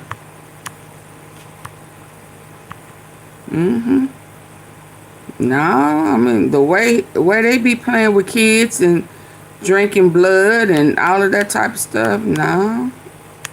I'm going to touch bases on here a little bit, but I'm going to have to come back tomorrow and finish this. But I just wanted to see, because I want to catch up. Happy birthday. She is funny. Of course, she didn't come on today, so I'm trying to, in her absence, I'm glad she took her kids out of public school. I know she felt that. On top of the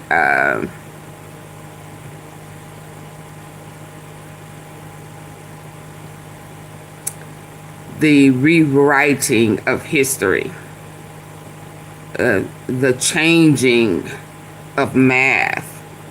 It just some of the stuff that they're doing just don't make sense. It's like, why?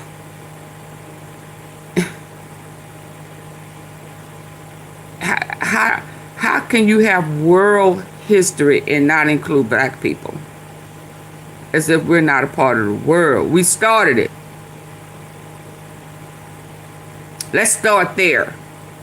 How can anybody be in world history if black people are not in there?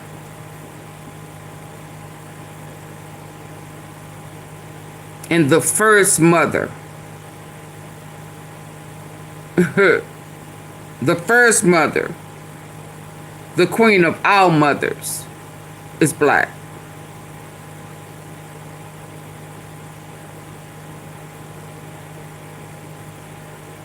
I mean, you know, I don't suggest it for everybody, but I'm going to tell you, I get it. I get it. I get it now more than I ever have before. I get it. So we are absolutely praying, God, that you protect Candace Owens. Because one thing is for sure, she is doing the work of God. Telling the truth and shaming the devil. Absolutely. Okay. I heard somebody else talking about, oh, somebody should all want to have a friend like somebody. They wasn't talking about Candace, but you can sure tell they been over here in my bushes. Yeah, but I'm going to say it the right way. We should all desire to have a friend like Candace. Not some YouTube character, not somebody that's running around playing skits and games. I'm talking about somebody who really stands in the cut, will jeopardize their life for you. Not acting. I'm talking about real life. For real, for real. For show, for show. And not just with their mouth, but with their actions. Anybody can say it. But standing 10 toes down, yeah, 10 toes down. I'm talking about 10 toes down. Somebody who came out saying, I want war with all of y'all. Because I know you killed my friend. And I'm going to prove it.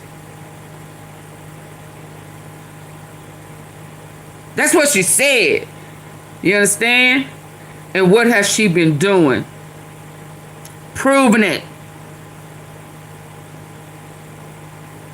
Got them all scared.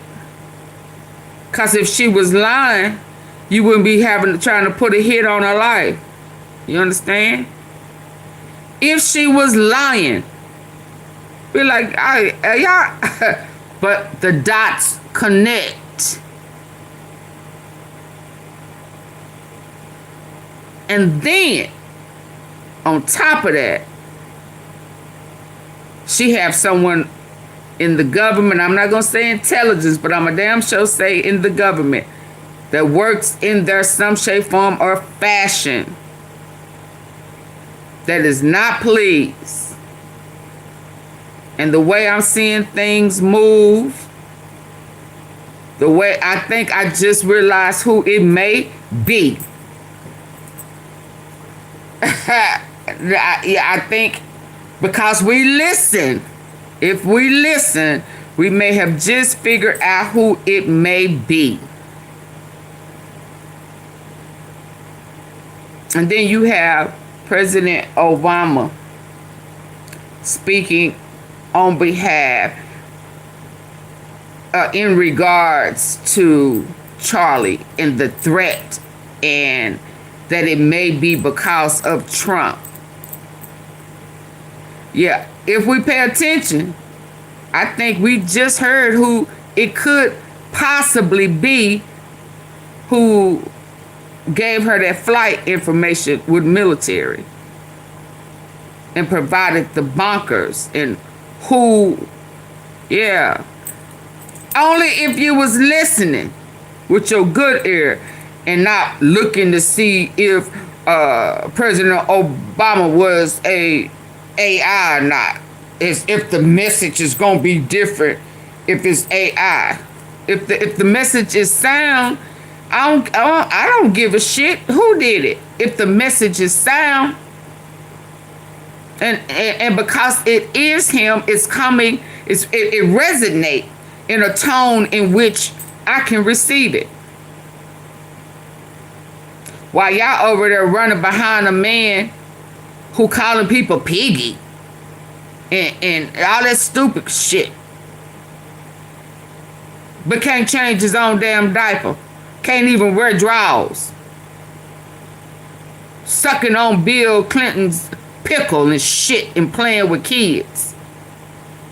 And you want me to be concerned about if it's AI or not? And hell, in a minute, AI gonna have your ass, gonna have your job. Why you worrying about if it's AI in a minute? Robots gonna be delivering your food. What the hell you mean? That's what they doing. They trying to do process of elimination because they no longer need you. Why you worried about if it's AI? Hell, I need for Trump to be AI too and say something that makes sense. instead of that stupid shit. Yeah, that's what Bill Bubba was trying to do, was trying to get him to shut the fuck up because he talked too much. That's about the only time he was quiet, but hell, I'm sure he was trying to talk through that. Had to put a whole device on his face and shit. They was into that freaky shit. Yeah. But shut up and swallow. You big hip man, you. Nigga got hips bigger than the average woman. Yeah. Let's listen to this, y'all. This is just crazy. And when I was thinking about it, I was in the kitchen just then, and I said, I think President Obama believed it. Believe the threat on this young lady. Because of Charlie Kirk.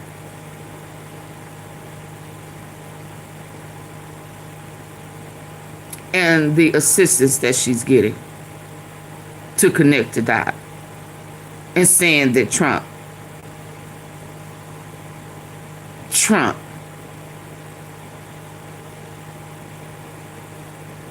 is tied to Charlie Kirk. He just sealed it. One thing is for sure. President Obama would not have made not one connection if it wasn't connected. If he had not gotten some form of intel, he wouldn't have said nothing. He didn't say nothing until she got a threat.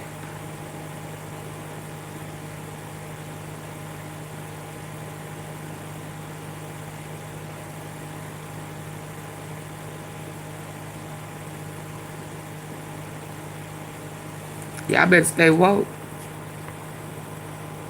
And he called her. Trump called her and said, back away from these people. Birthday to you. Happy birthday to you. She's yes, so you guys, guess what? Today is Jean-Michel Trogneu's birthday. In other words, happy birthday, Brigitte Macron, to First Lady Brigitte Macron. So excited to get into this, to bring to audiences who exactly is Jean-Michel Trogneux, where he is. It's time to start that part of this series. So welcome back to our series, Becoming Brigitte.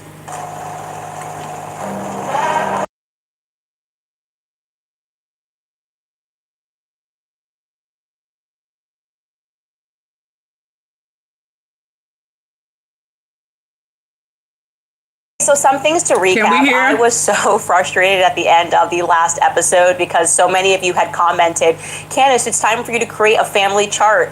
And we had already created a family chart. We just got so busy that I forgot to show it to you, obviously, on the show. So I completely dropped the ball there. I apologize, of course, when we are doing these sorts of series like the Kamala series, and now as we look at this Brigitte series, there are so many names that it does become confusing, and it's good to slow it down and be able to visualize who and what exactly it is that we are talking about. So let's kind of go backwards and start there. I am showing you guys now the Emmanuel Macron family chart. Okay, these are allegedly, I'm saying allegedly here because I have. Hold on. Please hit the like button. 511 people in. 100 or so just came in. Double tap the face of your screen, please. Just like that. It's real simple. Or hit the three dots at the top right. And I would greatly appreciate it. It's after 1 o'clock and I am sleepy. So if you want me to stay on, I'm going to need for you to hit that like button. And if you don't care, just go ahead and leave. And then I will know that you're saying you don't care. Go to sleep. Tons of questions as we get deeper into the story, but his parents, Jean-Michel Macron, then you have Françoise Nogue.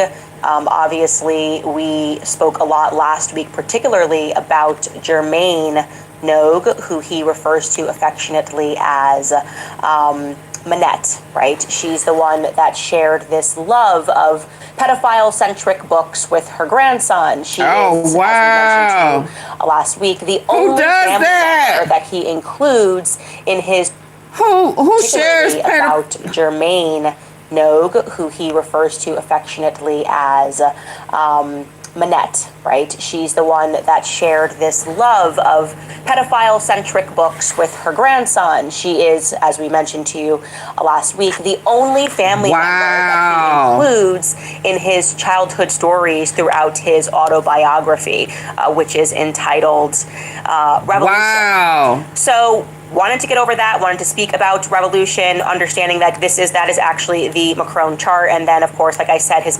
When we was talking about the pastor, and we was like, you know, that's a majority of the time it's passed down. Y'all see this? Oh man, how you gonna read? Oh my God, this is just crazy. I don't know why you just kind of assume that people live normal lives. But, oh, this is just way over the top, Lord Jesus. Mother, what we described on last week's episode, or a couple of days ago, the episode was that Dr. Frances Nogue, his mother, when she was first introduced to the world, she was introduced as a pediatrician who helped out in some capacity the Social Security office. And then we had this huge bombshell in the last episode where we learned, just kidding, by Social Security work, we forgot to include the fact that she helps transgendered and intersex people secure new identities. I mean, that was a major. Oh, that was very major. That really, it's explosive. And it's important for you to remember that as we go along, because that means that Macron's immediate family was involved in helping people, okay, who had gender issues to become someone else. In other words, they were facilitating the issuing of real government IDs, which allowed people to legally shed themselves of their former identities and their true biological sex. We have to wake up to the fact that that is the reality of the world that we live in today. So what is that? What are the implications of that? Let's just pause there. What are the implications of if I decide to include the fact that she helps transgender Dr. Frances Nogue, his mother, when she was first introduced to the world, she was introduced as a pediatrician who helped out in some capacity the Social Security office. And then we had this huge bombshell in the last episode where we learned, just kidding, by Social Security work, we forgot to include the fact that she helps transgendered and intersex people secure new identities. I mean, that was a major tidbit. I mean, that really, it's explosive. And it's important for you to remember that as we go along, because that means that Macron's immediate family was involved in helping people, okay, who had gender issues to become someone else. In other words, they were facilitating the issuing of real government IDs, which allowed people to legally shed themselves of their former identities and their true biological sex. We have to wake up to the fact that that is the reality of the world that we live in today. Right. So what is that? What are the implications of that? Let's just pause there. What are the implications of if I decide, okay, I'm Candace Owens, nope, I feel like actually I was born a man, and so I'm going to change my name. I'm going to change my name to Jean-Michel Trogneau, okay? And then someone comes out and they say, like, you know, Candace Owens is this person. Can I then sue them for defamation for saying that I'm Candace Owens if I legally changed my name to Jean-Michel Trogneau? Does that become the basis of a defamation suit if you are able to shed your identity? I want you to think about that as we keep going throughout this series. It's very important to remember this, that his mother was dealing with this capacity in the Social Security office. I should also add here that thereafter, shockingly, in a very rare interview his mother gave to a journalist named Gail Chakaloff, she was writing a biography about the Macron couple. Biography was entitled Just the Two of Us. And she spoke with his mother, and his just mother the two of us said guys. something very strange. She said, and I quote, and it's in this book, "For me, Brigitte is not a daughter-in-law." Excuse me? What does that mean? Brigitte is married to your son. She's been married to your son for a very long time. She fell in love with your son when your son was 14 years old. What do you mean, to me, she is not a daughter-in-law? What is the implication of that? What else could she be? What else could the first... What else could she be? Oui. Bonjour. What did she? Would you have a wee wee? A pussy? What do you have down there? She's not your daughter-in-law. What is she? E.T. found home.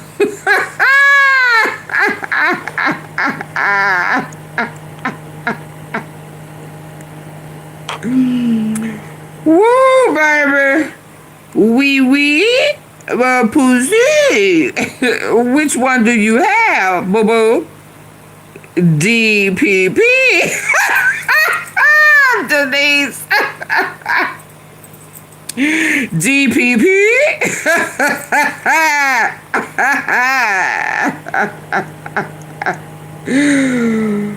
Oh my God. And his mama, who mama? Lord, this is some crazy stuff. Y'all really want now? Y'all just should. And then now y'all don't put hits out on people's head. We finding out a lot. Brian, I mean, we going in, ain't we? With his mother, and his mother said something very strange. She said, and I quote, and it's in this book, "For me, Brigitte is not a daughter-in-law." Excuse me? What does that mean? Brigitte is married to your son. She's been married to your son for a very long time. She fell in love with your son when your son was 14 years old. What do you mean, to me, she is not a daughter-in-law? What is the implication of that? What else could she be?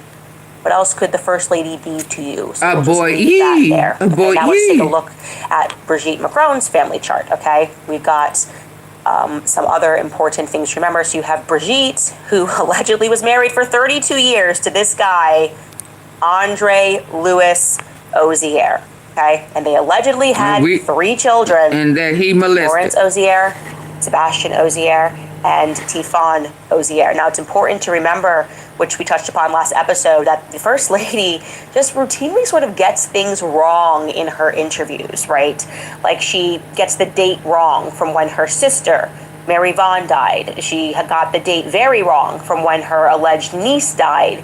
And we're starting to think of this as more of a strategy than anything else. Like, it's not just forgetting dates, it's because you're trying to confuse the public.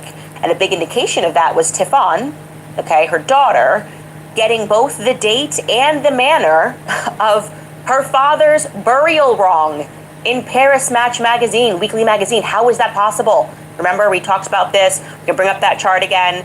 Very weird mystery regarding this Andre Louis Ozier character. How weird it was, we cannot emphasize enough. We learn from his first cousin, okay? He had a first cousin named John Louis Ozier, and that's where it got really confusing for some people. There is a first cousin, and that first cousin then described that essentially he had sued the journalists for misidentifying him in the wedding photo. That first cousin then got upset because the Élysée Palace kind of played him into suing her for defamation, pretending they were going to join the suit, but then also Brigitte Macron refused to simply say, bring that picture back up, yeah, that's me in the wedding photo. She refused to do this and just kind of backed out. And so he wasn't happy with this. The Oziers, he was not happy. He felt used by the Élysée Palace. He opened up to a journalist and tells us some really strange things about his for defamation, pretending they were going to join the suit, but then also Brigitte Macron refused to simply say, bring that picture back up, yeah, that's me in the wedding photo. She refused to do this and just kind of backed out. And so he wasn't happy with this. The Oziers, he was not happy. He felt used by the Élysée Palace. He opened up to a journalist and tells us some really strange things about his cousin's burial, about his cousin's funeral, about his cousin's cremation. Mainly, the strangest thing being that the Élysée Palace was involved, okay? They wanted to see to it that this funeral was executed like a thief in the night. They did not want the public to learn about this, and they saw it over the finish line, and yet despite this, Brigitte Macron did not attend the funeral of her alleged ex-husband of 32 years, the alleged father of her children. We want to make sure he's buried, okay? But we are not going to show up. Neither me or the president are going to show up. And then Tefon is going to just make up a massive mistake in Paris Match and say, I buried my father on December 24th. And then we learn, no, he was actually cremated on December 28th. And it was a year prior. And this is the photo you use because everything was destroyed. Okay, that's crazy. So yes, remember that we learned that information, not from a conspiracy theorist. We learned this from the cousin, John Luis Ozier, the cousin of Andre. Okay, Wow. the one who successfully sued Natasha Ray for defamation because she wrongly assumed that it was him. Okay, what we do know, And he didn't want confirmed no last parts of episode, is that. this He man, didn't want we no can show you again parts. his obituary photo because no other photos of him exist. From the wedding photo to this, his whole life has been in. Who? Wait a minute. Yeah, what the frackanakle?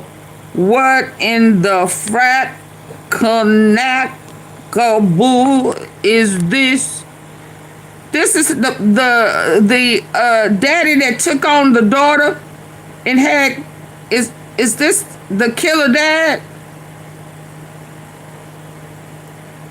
That his wife allowed him to take on their daughter and all he had to do was pay her? Is this... Oh, Lord. This is some crazy old voodoo hoodoo shit.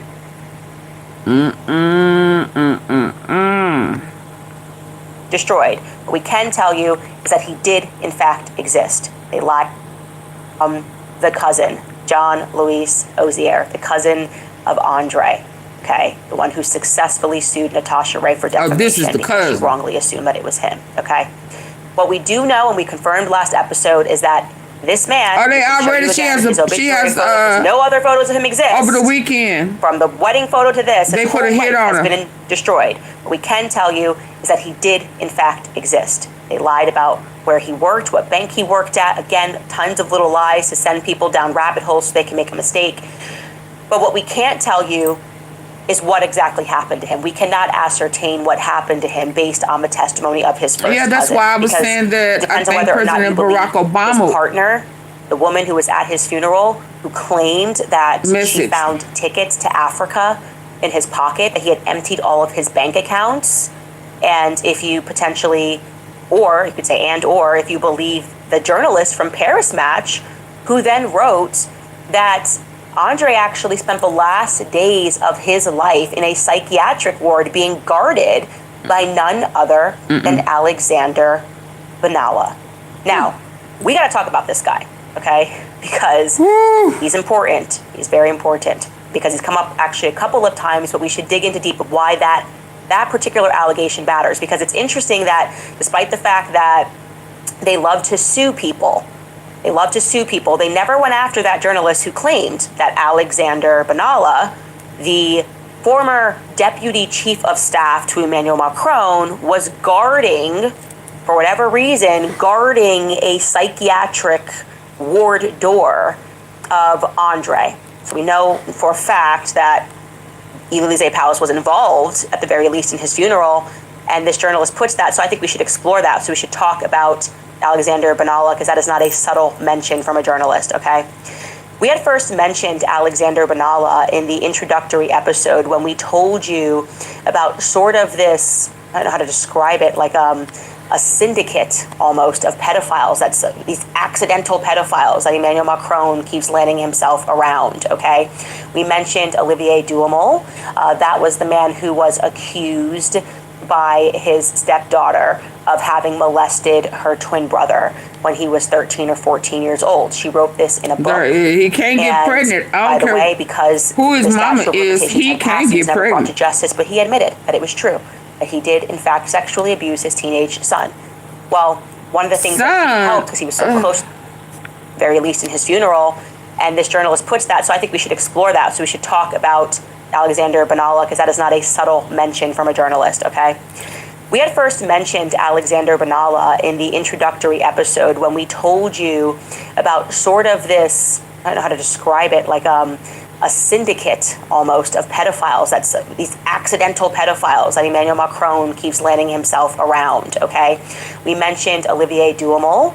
That was the man who was accused by his stepdaughter of having molested her twin brother when he was 13 or 14 years old. She wrote this in a book, and by the way, because the statute of limitations had passed, he was never brought to justice, but he admitted that it was true, that he did, in fact, sexually abuse his teenage son.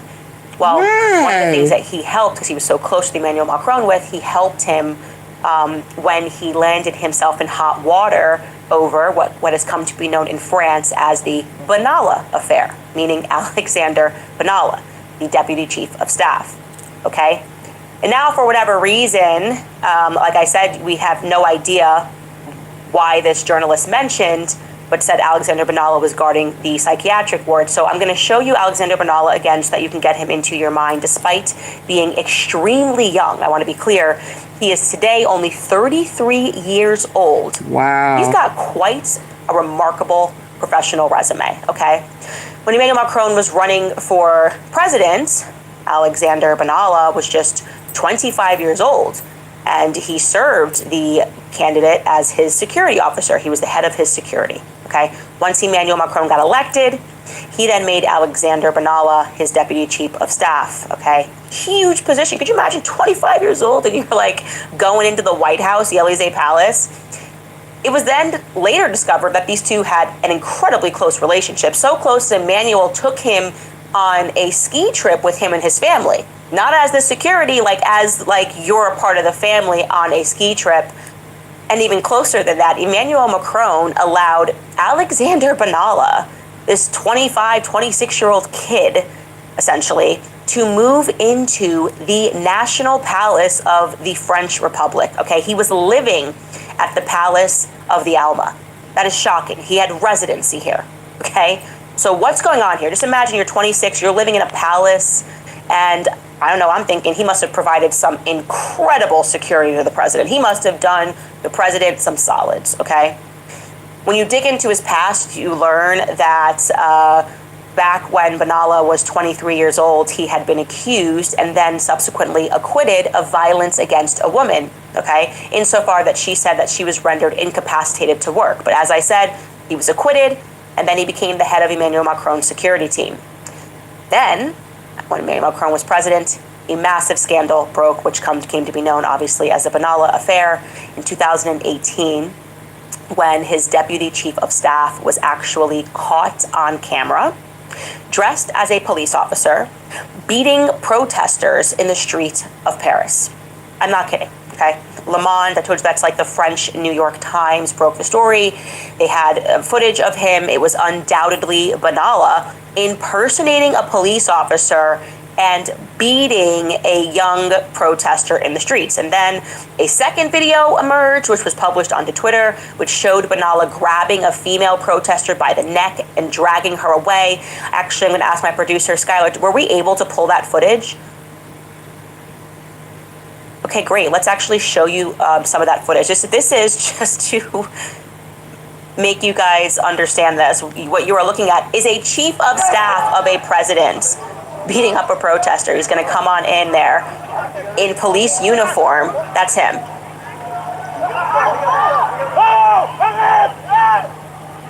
Look at this.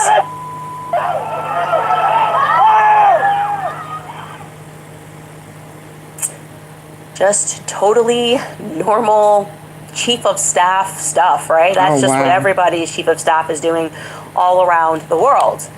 It would later be discovered that as people began investigating the story more and more, that 3 police officers provided him with more surveillance footage. Alexander Benalla, they were giving him surveillance footage that had not yet been made available to the public, essentially allowing for him to prepare his defense, which signals to us that, okay, they've got ties with the police officers. Clearly, otherwise, he wouldn't have been given the uniform to wear as he pretended to be a police officer that day.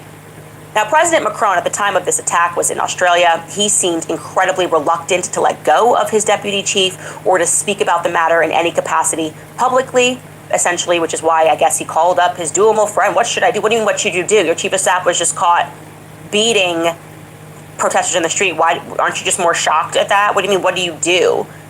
And it seems that Emmanuel Macron might have been so concerned about this that he tried to help Alexander out. Now, why am I making that assumption? Again, this is an assumption, not a fact, but it what is a fact is that Alexander Benalla, when he was being interviewed about the scandal, none other than Mimi Marchand was in the room to assist him, speaking to the press. Mimi Marchand, yes, the Pope, the celebrity popess of the press, who could get anything in the press, anything taken out of the press, woman that could get the press to cover up pedophilia charges for her friends, okay? Eventually, as the scandal completely engulfed the Élysée Palace, they did in fact have to move to dismiss Benalla. On paper, at least. I want to be clear. On paper, he was released, because then another scandal emerged. It would later be discovered that a few months later, they realized they did not actually remove his diplomatic passports. And despite being seemingly fired, several months later, he used those diplomatic passports to travel to meet with African leaders, including the president of Chad, a guy named Idris Deby. Now, for people that are watching this from Africa, you're looking at this guy going, didn't he die a few years later in kind of one of those stereotypical Western scenarios where suddenly a group of rebels rises up? Give me like a Muammar Gaddafi type situation, and the rebels are just so unhappy and they kill the president. Yeah, that's what happened to that guy in Chad. Yeah. So, but I'm sure it was totally organic and people were really unhappy in the streets, and like the West had nothing to do with it. Nonetheless, Alexander Benalla was meeting with this guy on diplomatic passports after he had been fired. So it was the second part of the scandal. It then emerged that while he was working for Macron, Alexander Benalla, this 26-year-old palace-living king, had actually contracted financial ties with two Russian oligarchs who were said to be members of the Russian mafia. Oopsies, again, I guess everyone around me is accused of being either a criminal, a pedophile, so what? From Macron, Alexander Benalla, this 26-year-old palace-living king, had actually contracted financial ties with two Russian oligarchs who were said to be members of the Russian mafia. Oopsies, again, I guess everyone around me is accused of being either a criminal, a pedophile, so what? I'm sure Emmanuel Macron is always just so innocent in this. Brigitte, it just keeps happening to them. They're trying to work with good people, guys. They're really trying to surround themselves with good people. I swear, it's everyone around them. It's just not them. I think that we should actually take a look here at this extraordinary syndicate that is emerging around them, because we've covered a lot of these people. So Michelle Marchand, obviously the popess up there on the left, right of the French media. We know she's been involved in dirt. She's been kicked out, forgery, extortion, you name it. She's been accused of it. A woman that we understand had the capacity, the only person that people had to go through to get photos of the First Lady's past. She owns Best Image, okay? And you're telling me this is the only person that can produce images from Brigitte Macron's past before she became a professor. He looked like the man who used to be on Law and Order. Seems a little suspect. Then below her, we have Bernard Arnault, richest man in the world because he controls LVMH. We mentioned his son-in-law, Xavier Niel, who was the in-between, the go-between between Mimi Marchand and the first couple. But I want you to also know that LVMH owns Paris Match. Okay, so that's where she's putting all of these doctored, airbrushed images, I would say airbrushed images of Brigitte, so that everyone thinks she's like young and looking and irresistibly hot. She's working on that. Then we'll jump up to the right corner there. We mentioned Nicolas Ghesquière. This is the person that's dressing the First Lady, also under the LVMH empire, the one who is just putting transgendered people everywhere he can. Honestly, you should just Google Nicolas Ghesquière in your spare time, because we didn't even scratch the surface in terms of how dedicated he is to the trans cause and bringing all these trans models and putting them on the runway and trying to trans everything. But I'm sure Brigitte Macron is exactly who he says he is. And just, I don't know, just wants to dress Brigitte Macron for whatever reason. It is what it is. Then, of course, as we mentioned, Emmanuel Macron's mother, Françoise Nogue, who we know is concerning her work to trying to get individuals who suffer from identity issues new identities. And doing this, by the way, this is legal. This is legal now, okay? And then we have there on the bottom, who we just discussed, was Alexander Benalla. So just piece all that together, okay? With forgery, extortion, and most importantly, with access to a woman who can facilitate the changing of identities, it is not enough for any person investigating this case to ask questions like, is this Brigitte Trudeau in the wedding photo? No. You will notice we didn't ask that question when my legal... No. No. She's not that tall. First of all, and that's not that nose. Second of all, no. That ain't the head. That ain't none of that. No. Y'all think that's the same? This right here is a female.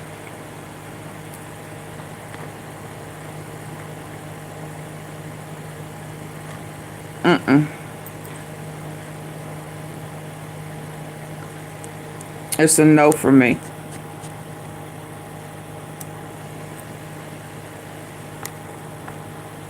Team got involved. We didn't say, is this Brigitte Trogneau in the wedding photo? We had to instead ask something more specific.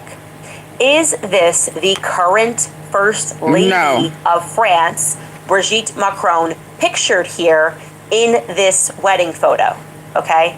And that's when the couple gets real quiet. They don't want to answer those questions.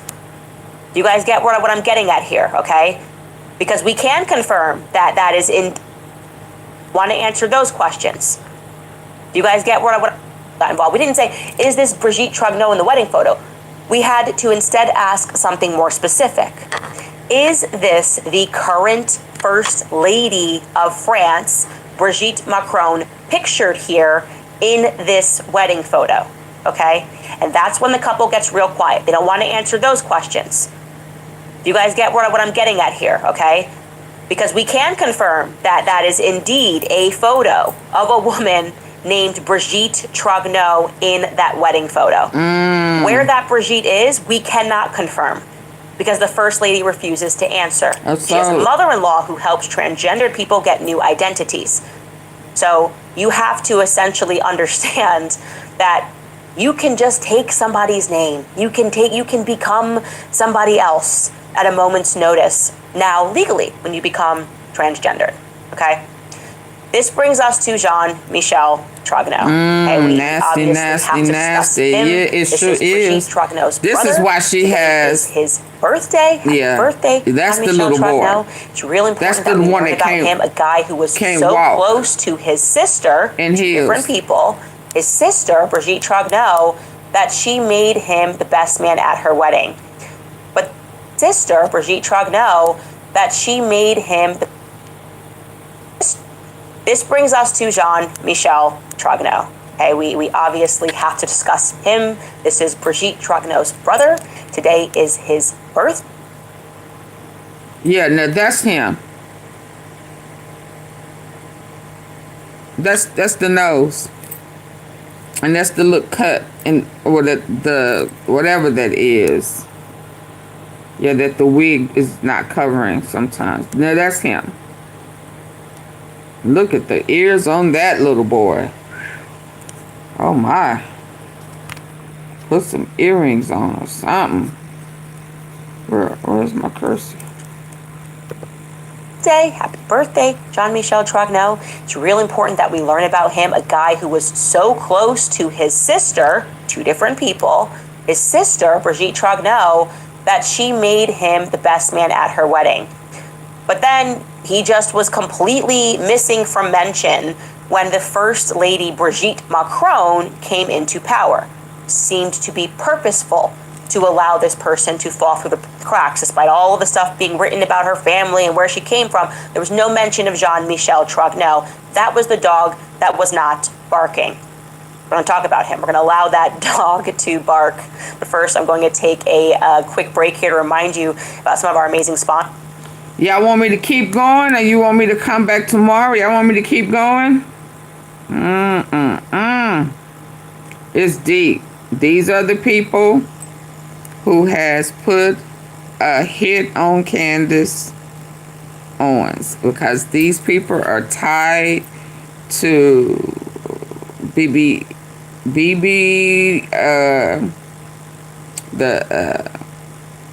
Andrew Windsor, Trump. They're all connected. This is crazy. It's all full circle, baby.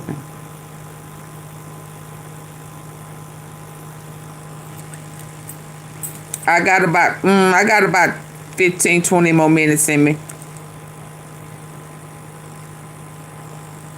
Visit 7weekscoffee.com and use code Candace at checkout today.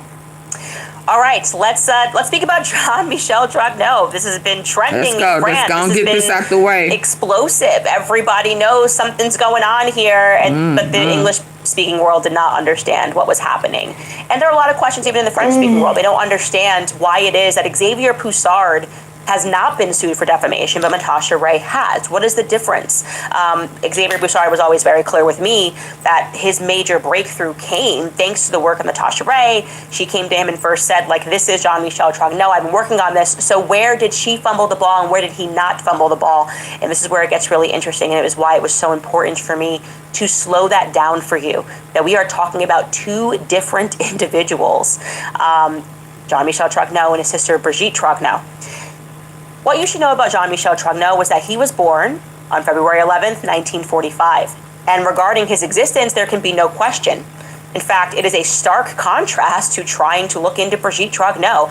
Unlike his sister, Brigitte Trogneau, who, like her husband, appears to have nearly every trace of her existence magically wiped, destroyed. You cannot get your hands on documents. In fact, Brigitte Trogneau, person who's claiming to be in the Élysée Palace as Brigitte Macron, you would think it'd be very easy to get school pictures of her.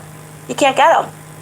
Xavier Poussard has gone through court processes in order to get his hands on a yearbook that should be supplied by law, okay?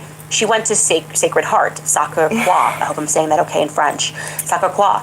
And they're supposed to give you the yearbook so you can look at a picture. Despite this, the school is refusing to do that. Now, why would a school refuse to give you a photo of the First Lady? Of the First Lady growing up? Why can't we see pictures of the First Lady in yearbooks that are in existence? Why can't we see her in elementary school, in middle school, in high school? Why is it that every trace of Brigitte Trogneau's existence is impossible to garner? And it was also difficult, but not impossible to garner stuff about Jean-Michel Trogneau. And we were able to piece together a very clear timeline of his existence until he kind of magically falls off of a cliff. So we will walk you through this timeline, okay? Jean-Michel, as I told you, born in 1945. We then know that he begins attending a Jesuit academy. We have multiple photos of him. I used to live by a Jesuit. And I'm going to show you one of them, I believe, that we have here.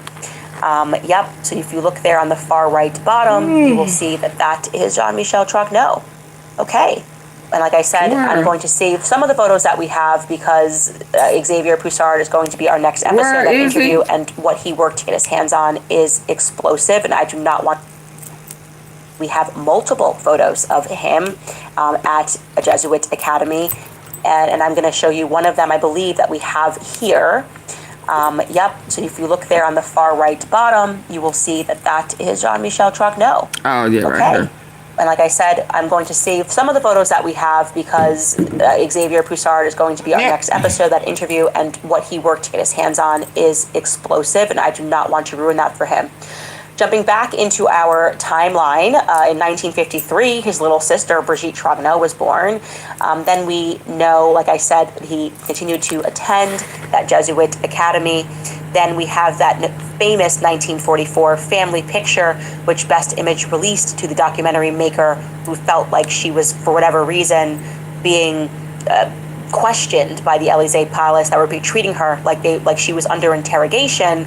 She was able to get her hands on that family picture. Face, though. 1955 to 1956, he's back at school. Again, we will have those class photos available for you in Xavier's interview in our sit-down, which will be releasing next. In 1960, Brigitte and Jean-Michel Trogneau's sister, Mary Von Trogneau, dies in a car accident with her husband, Paul Farcy, on February 24th. Their daughter, Natalie, 5 months old at the time, survives and goes on to marry a guy named Richard, and they have 2 daughters. In 1963, the public is then given a photo of what we are told is the real Brigitte Trogneau. at communion. We note that this does not look like the current First Lady, and the current First Lady has thus far to this day declined to answer my question about whether or not if it's Brigitte Trogneau in the photo, but whether or not it's her in the photo. Important differentiation. In 1963, Jean-Michel Trogneau lived in Algeria, in February. So he was 18 years old. This is a highly unusual thing, as Xavier told me, because this was just after the bloody War of Independence, Algeria getting their independence from France. And he says at this time, no Frenchmen went to Algeria unless they were communists. But we know that he was there because there was a census available. And we are keen suddenly to get a photo of him around this time because, well, now we're not talking about kid photos, which seems to be the only thing Brigitte Macron wants to release. A very small amount, a total of 3 photos that were released. Doesn't want to release any older photos until suddenly Brigitte Macron is a professor, right? Brigitte Ozier says, oh, I'm a professor. We're just kind of like missing these important years of her life, which would allow us to see the face sort of mutate over time, right? This next photo, which I'm not going to show you because it is explosive and it took Xavier Poussard years to get. He gets his hands on a photo of Jean-Michel Trogneau, who is enrolled in the ESTP school, which is a French engineering school. That becomes the last verified photo that we have on record. But I want you to note he is 18 at this time. You take any person, you take a photo of them when they're 18, and it is very hard to say that you were expecting this person to look majorly different, right? Decades on from that, because you are a young adult, right? Just because it's wet outside, you don't need to wear boots. Presenting Skechers waterproof sneakers. With please hit the like button for me. I would greatly appreciate it. Lightweight, easy to wear sneaker. Please like, share, and subscribe.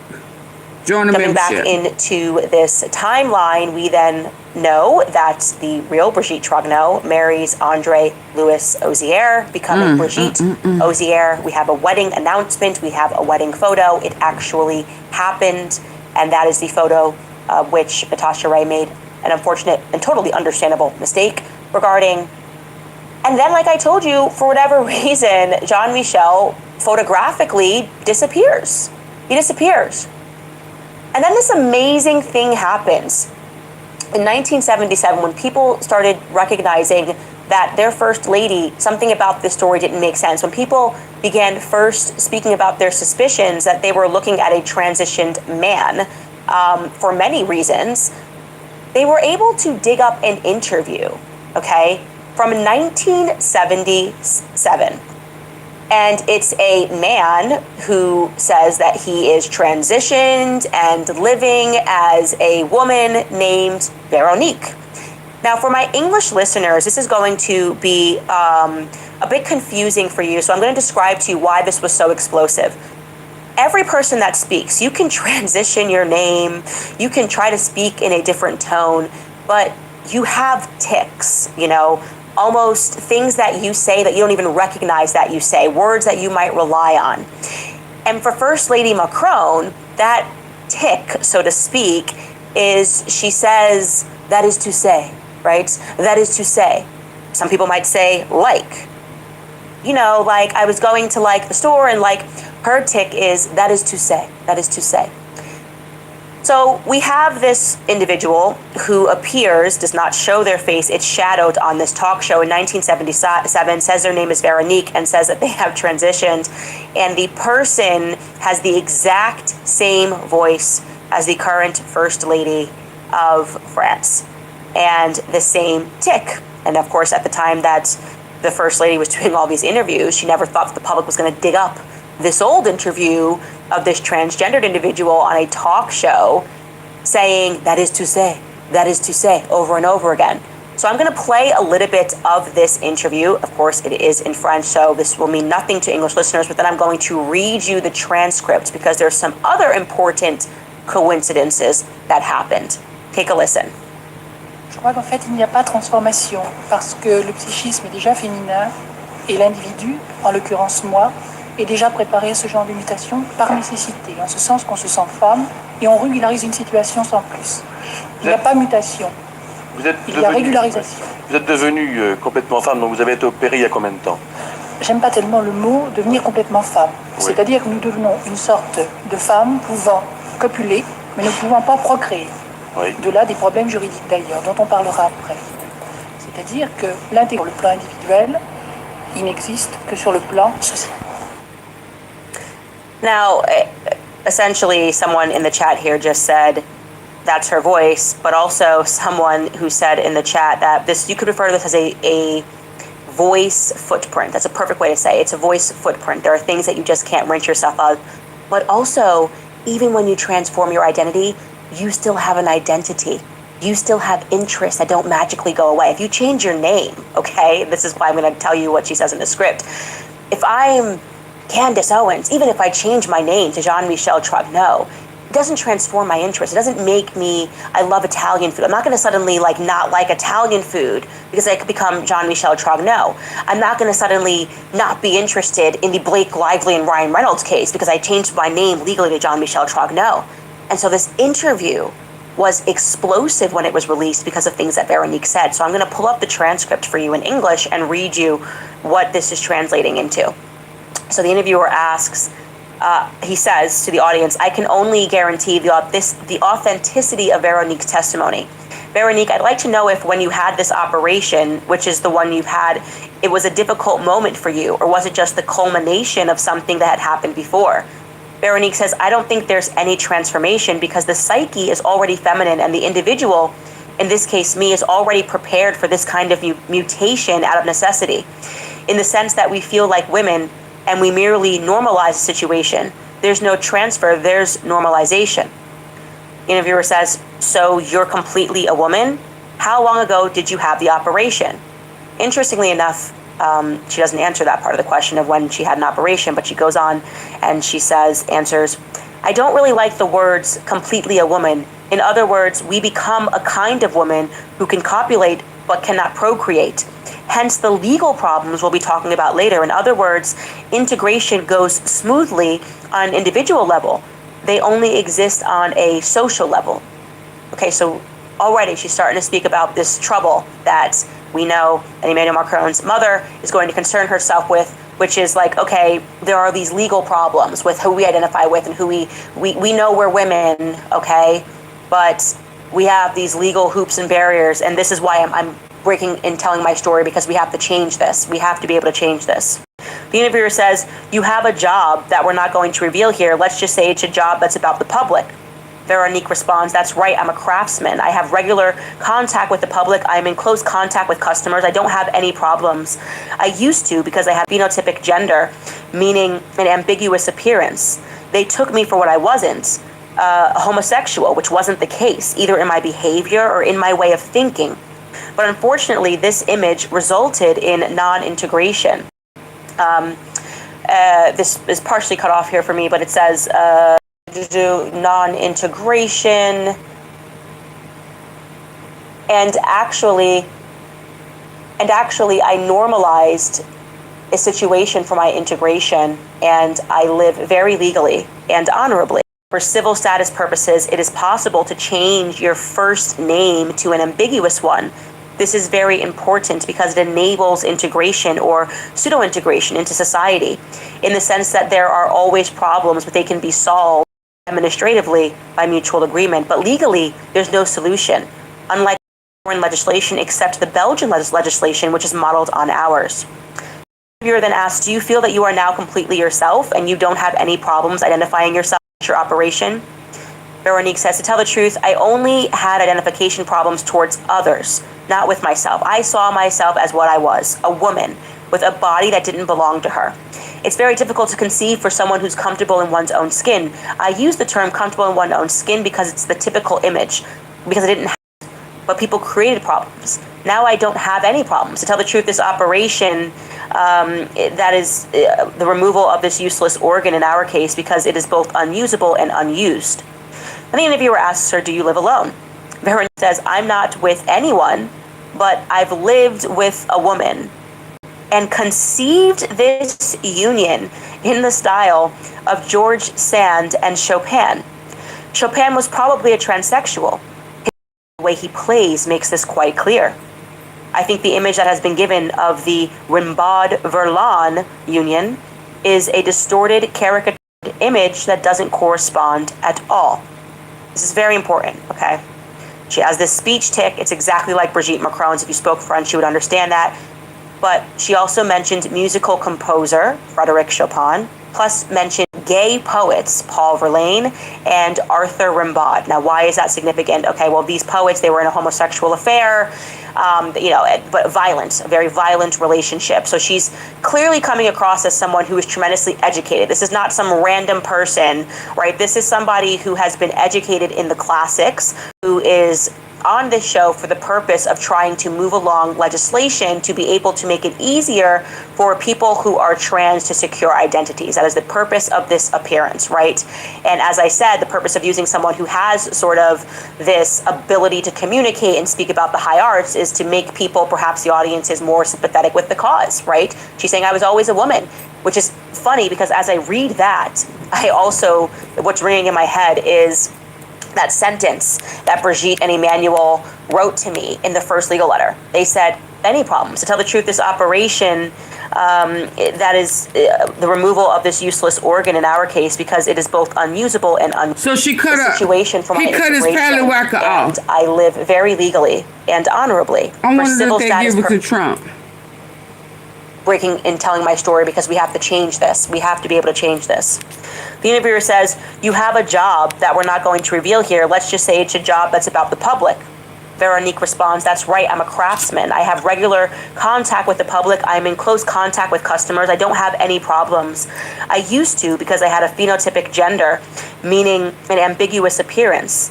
They took me for what I wasn't, a homosexual, which wasn't the case, either in my behavior or in my way of thinking. But unfortunately, this image resulted in non-integration. This is partially cut off here for me, but it says non-integration, and actually I normalized a situation for my integration, and I live very legally and honorably. For civil status purposes, it is possible to change your first name to an ambiguous one. This is very important because it enables integration or pseudo-integration into society, in the sense that there are always problems, but they can be solved administratively by mutual agreement. But legally, there's no solution, unlike all foreign legislation except the Belgian legislation, which is modeled on ours. The interviewer then asks, do you feel that you are now completely yourself and you don't have any problems identifying yourself since your operation?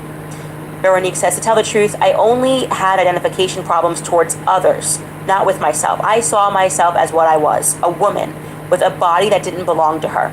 It's very difficult to conceive for someone who's comfortable in one's own skin. I use the term comfortable in one's own skin because it's the typical image, because I didn't have any problems, but people created problems. Now I don't have any problems. To tell the truth, this operation, that is the removal of this useless organ in our case, because it is both unusable and unused. And the interviewer asks her, do you live alone?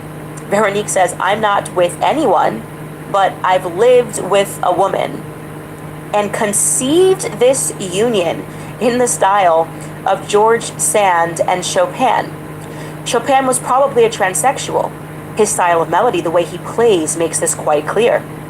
I think the image that has been given of the Rimbaud-Verlaine union is a distorted, caricatured image that doesn't correspond at all. This is very important, okay? She has this speech tic. It's exactly like Brigitte Macron's. If you spoke French, you would understand that. But she also mentioned musical composer Frédéric Chopin, plus mentions gay poets Paul Verlaine and Arthur Rimbaud. Now, why is that significant? Okay, well, these poets, they were in a homosexual affair, but violent, a very violent relationship. So she's clearly coming across as someone who is tremendously educated. This is not some random person, right? This is somebody who has been educated in the classics, who is on this show for the purpose of trying to move along legislation to be able to make it easier for people who are trans to secure identities. That is the purpose of this appearance, right? And as I said, the purpose of using someone who has sort of this ability to communicate and speak about the high arts is to make people, perhaps the audience, is more sympathetic with the cause, right? She's saying, I was always a woman, which is funny because as I read that, what's ringing in my head is that sentence that Brigitte and Emmanuel wrote to me in the first legal letter. They said, she does not owe you any proof that she has and always will be a woman. Like a very strange thing to write. Almost like, I believe it and therefore it is. And then, of course, you do owe me proof. If you're going to say that you're going to sue me in a Tennessee court, you absolutely will be owing me proof if you're going to say that I defamed you. But going back to the mention, these classical mentions regarding Chopin, the first couple, when they were creating their legend in the public, claimed that they had moved a piano into the Elysee Palace because Emmanuel Macron, remember the virtuoso, loved to play Chopin for Brigitte and for Brigitte only. So this is something, this matters to the couple, okay? Regarding the homosexual poets that she mentioned, Paul Verlaine and Rimbaud, Emmanuel Macron, while acting as president, considered admitting them both into the Pantheon, it's where they bury all of these French heroes, okay? And this sparked a massive debate. Like, should these people, first off, one of the lovers shot the other one, had to serve time in prison. Would this be a good thing to move them? He was going to honor them as this like homosexual, these homosexual poets and greats by burying them in this significant structure. But what ended up happening was Rimbaud's family firmly rejected that honor because they did not want his legacy to be reduced to a gay icon. So that's just incredibly fascinating, right? It's incredibly fascinating that you have this person, Veronique, and she's saying and mentioning all the people that we know have this significance in their relationship between Emmanuel Macron and Brigitte. And she has, after somebody used an AI voice analysis, they said that this was 100% the same person. And, I don't know much about these softwares, but for somebody to come out and to declare that this is 100% the same person, and the only difference is that the voice has aged to have the same tics, it's a lot of coincidences. It was major when this happened and when this was revealed. And then there are some more interesting things to remember here, okay?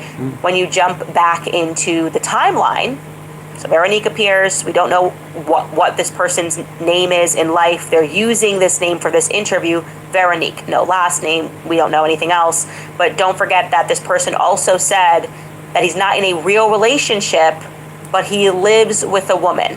Okay? Veronique says he lives with a woman. Well, when we jump back into our Jean-Michel Trogneau timeline, we find that at this time, Jean-Michel Trogneau, following this interview, marries a woman. And ironically, her name is Veronique. So, could it be possible that Jean-Michel took on the name of a dear friend named Veronique, who he was living with, and who he then moved to marry? We don't know, because of course there are no pictures of this wedding. There's nothing there. Jean-Michel Trogneau on paper gets married to a woman named Veronique Drew. Okay? And then they have a child. They have a child in 1982 named Jean-Jacques. That's the Jean-Jacques that looks tremendously like Emmanuel Macron. And then shortly thereafter, in 1987, Jean-Michel divorces Veronique Drew. Don't buy luxury perfume until baby. I was not prepared for how good this is too much. Too many coincidences. They make long-lasting, affordable fragrance. So, ladies and gentlemen, what is going on? Seriously, what is going on in this story? What is happening? How do we have these actors who are unable to produce images from these very relevant things that happened in their lives? Where is Jean-Michel Trogneau? You got married to a woman. Are there no pictures from your wedding day? No, you decided to just fall off a cliff and stop being photographed at the same moment that Brigitte Macron, the professor, the teacher, was born. Suddenly, no more photographs for you. What is going on here? Why do we have a situation in which schools, which are legally required to release photos, I believe the law in France is after 50 years, any person can get any photo of somebody that is in school, right? You can release the yearbook photos. Why are they refusing to release photos of who was supposed to be the first lady in elementary school and in middle school and in college? Why can't we get these photos? Why are people having to go through court and be gaslit to get these photos? If it's really you, Brigitte Macron, and you didn't take on the identity of your sister, if it's really you, why are you struggling to answer basic questions? Forget the conspiracies. Why are you refusing to answer basic questions while trying to push people to sue for defamation, waiting for people to make mistakes? Why not just clarify, are you the same person pictured in this wedding photo? Are you Brigitte Trogneau? How much more basic of a question could I have asked you other than, did you, Brigitte Macron, give physical birth to 3 children? Okay? Do not allow people, the media, to gaslight you into thinking that you are asking of something that is just such an invasion of privacy. It is completely nutty, okay? We are beyond lunacy when we are talking about such basic questions that could have put this all to bed a long time ago, and we are like 8 years in to them instead preferring to legally try to punk people, to scare people, to intimidate people, sending out thugs potentially, okay? And when we look at that nebula, when we look at the surrounding and the supporting cast of Emmanuel Macron and Brigitte Macron, do you feel comfortable with what's going on here? That's where he gets. Is it every day that you need to have someone who forges documents around you? Allegedly, Mimi Marchand, she's still facing trial right now. Someone who's been involved extensively in extortion, who's facing trial right now for extortion. Is it normal to just keep having these sort of gang type members around you, people that can control images, that can edit images and put it in the press? Like, are we going to accept as the public that this is completely normal, that they just keep landing into these pedophile scandals? Or are we going to recognize that something very sinister is going on, that Emmanuel Macron and Brigitte Macron are not presenting themselves as who they say they are, as what they say they are? I believe they were groomed for this position. I believe especially Emmanuel Macron, without question, was groomed by Brigitte. There's no question about that. The only question that remains is, who the hell is Brigitte Macron? And the obvious answer to me, and after you see these photos that you are going to see, one in particular, from when Jean-Michel Trogneau was 18, you're going to fall down like I did when I saw it. It's completely crazy. It's completely crazy. And thankfully for the work of Xavier Poussard, the one thing that helped him not make mistakes was that he was using an AI program, which the World Economic Forum has rated the #1 facial detection software, which allowed him to avoid making mistakes. Yes, I remember when he said that. That is used by China, right? I remember when he got the blood test to make sure that she was his. And everyone's face they have to be able to tell apart, right? Very similar faces they have to be able to tell apart. And this was ranked as the #1 software to be able to do that. And so when he thought something, he ran the software, like with the wedding photo. He ran the software and he said, I know this guy looks like this guy, but the percentage on this software is saying that the cousin and the man are 2 different people. So he didn't run with that theory. He didn't go just based off of his gut instinct. He also was being aided by a software which was giving him answers before he even really knew what the answers were. We'll have more on that when I sit down with him, but do know that the software he is using has the blessing of the World Economic Forum. And I think we've all figured out that that forum is pretty evil. And they want us all to be able to be identified. And the software, I had to test it out myself to believe in it. It's incredible. I mean, you can take a woman when she's 6 years old. She could have had 20 surgeries in her face to transform her face, and it will still go, that's her, 80% chance. I've never seen anything like it. It kind of terrifies me about our future. It terrifies me about AI in general. But for the purposes of his investigation, it really allowed him to sort things. And there's no question upon seeing this technology, in my mind, that Jean-Michel Trogneau is Brigitte Macron. The only question that I have is what happened to his sister, Brigitte Trogneau. And you'll get to that as well. Like I said, I didn't want to give us too many spoilers ahead of the interview, my sit down with him. But there's just more. There's so much more for us to unpack. The Rothschild connection, the jobs that he got that he didn't deserve, Emmanuel Macron. Just like Epstein. Like I said, we will get to all of those things. Before I get into some of your questions, I want to remind you guys about American... Okay, just like Epstein. Let's be absolutely clear. there, I mean, are some remarkable resemblance as far as like the connection. It's like they always have one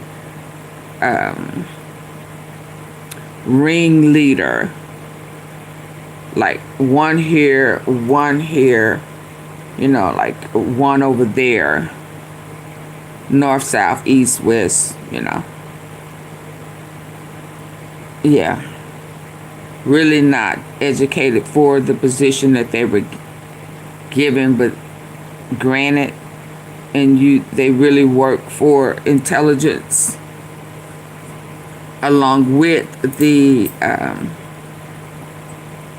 human trafficking, child trafficking, aping, graping of minors, you know, so this whole sex cult. But that's part of the Zionists, though, when we did our little research on that. But I'm going to dig deeper, y'all. We're going in, and we're going to keep our hands together and pray on, be on one accord in prayer for Candace, the protection, that God protects her as she provides this truth. Yeah, because, you know, yeah, that may not, his sister not being here may not have been an accident. And where is she? She, you know, she may have been off into that human trafficking. I mean, who knows? And or she may not be alive. And she may have been unalive to assume her identity. Okay, y'all, I will see y'all later on in the day. I can't say tomorrow because it's today. So I'll see y'all later on. Is that all right? Thank you. If you didn't double tap your screen on your phone before you came in and you're using your phone device, can you just go ahead and double tap? Now, if you already tapped it, then don't do it again because it'll take it away. And if you're on your computer, use the 3 dots at the top right and hit the like button. I think we got caught up somewhat. How y'all feel about the tea? Was the tea hot? Was the tea hot? Good morning and good night. Thank you, Denise. Thank you. Hi, Dunham. Okay, sleep tight. Don't let the Epstein bug bite. Or don't let the Macron evil witch mama. It's just too much. This is Lord, I thank you.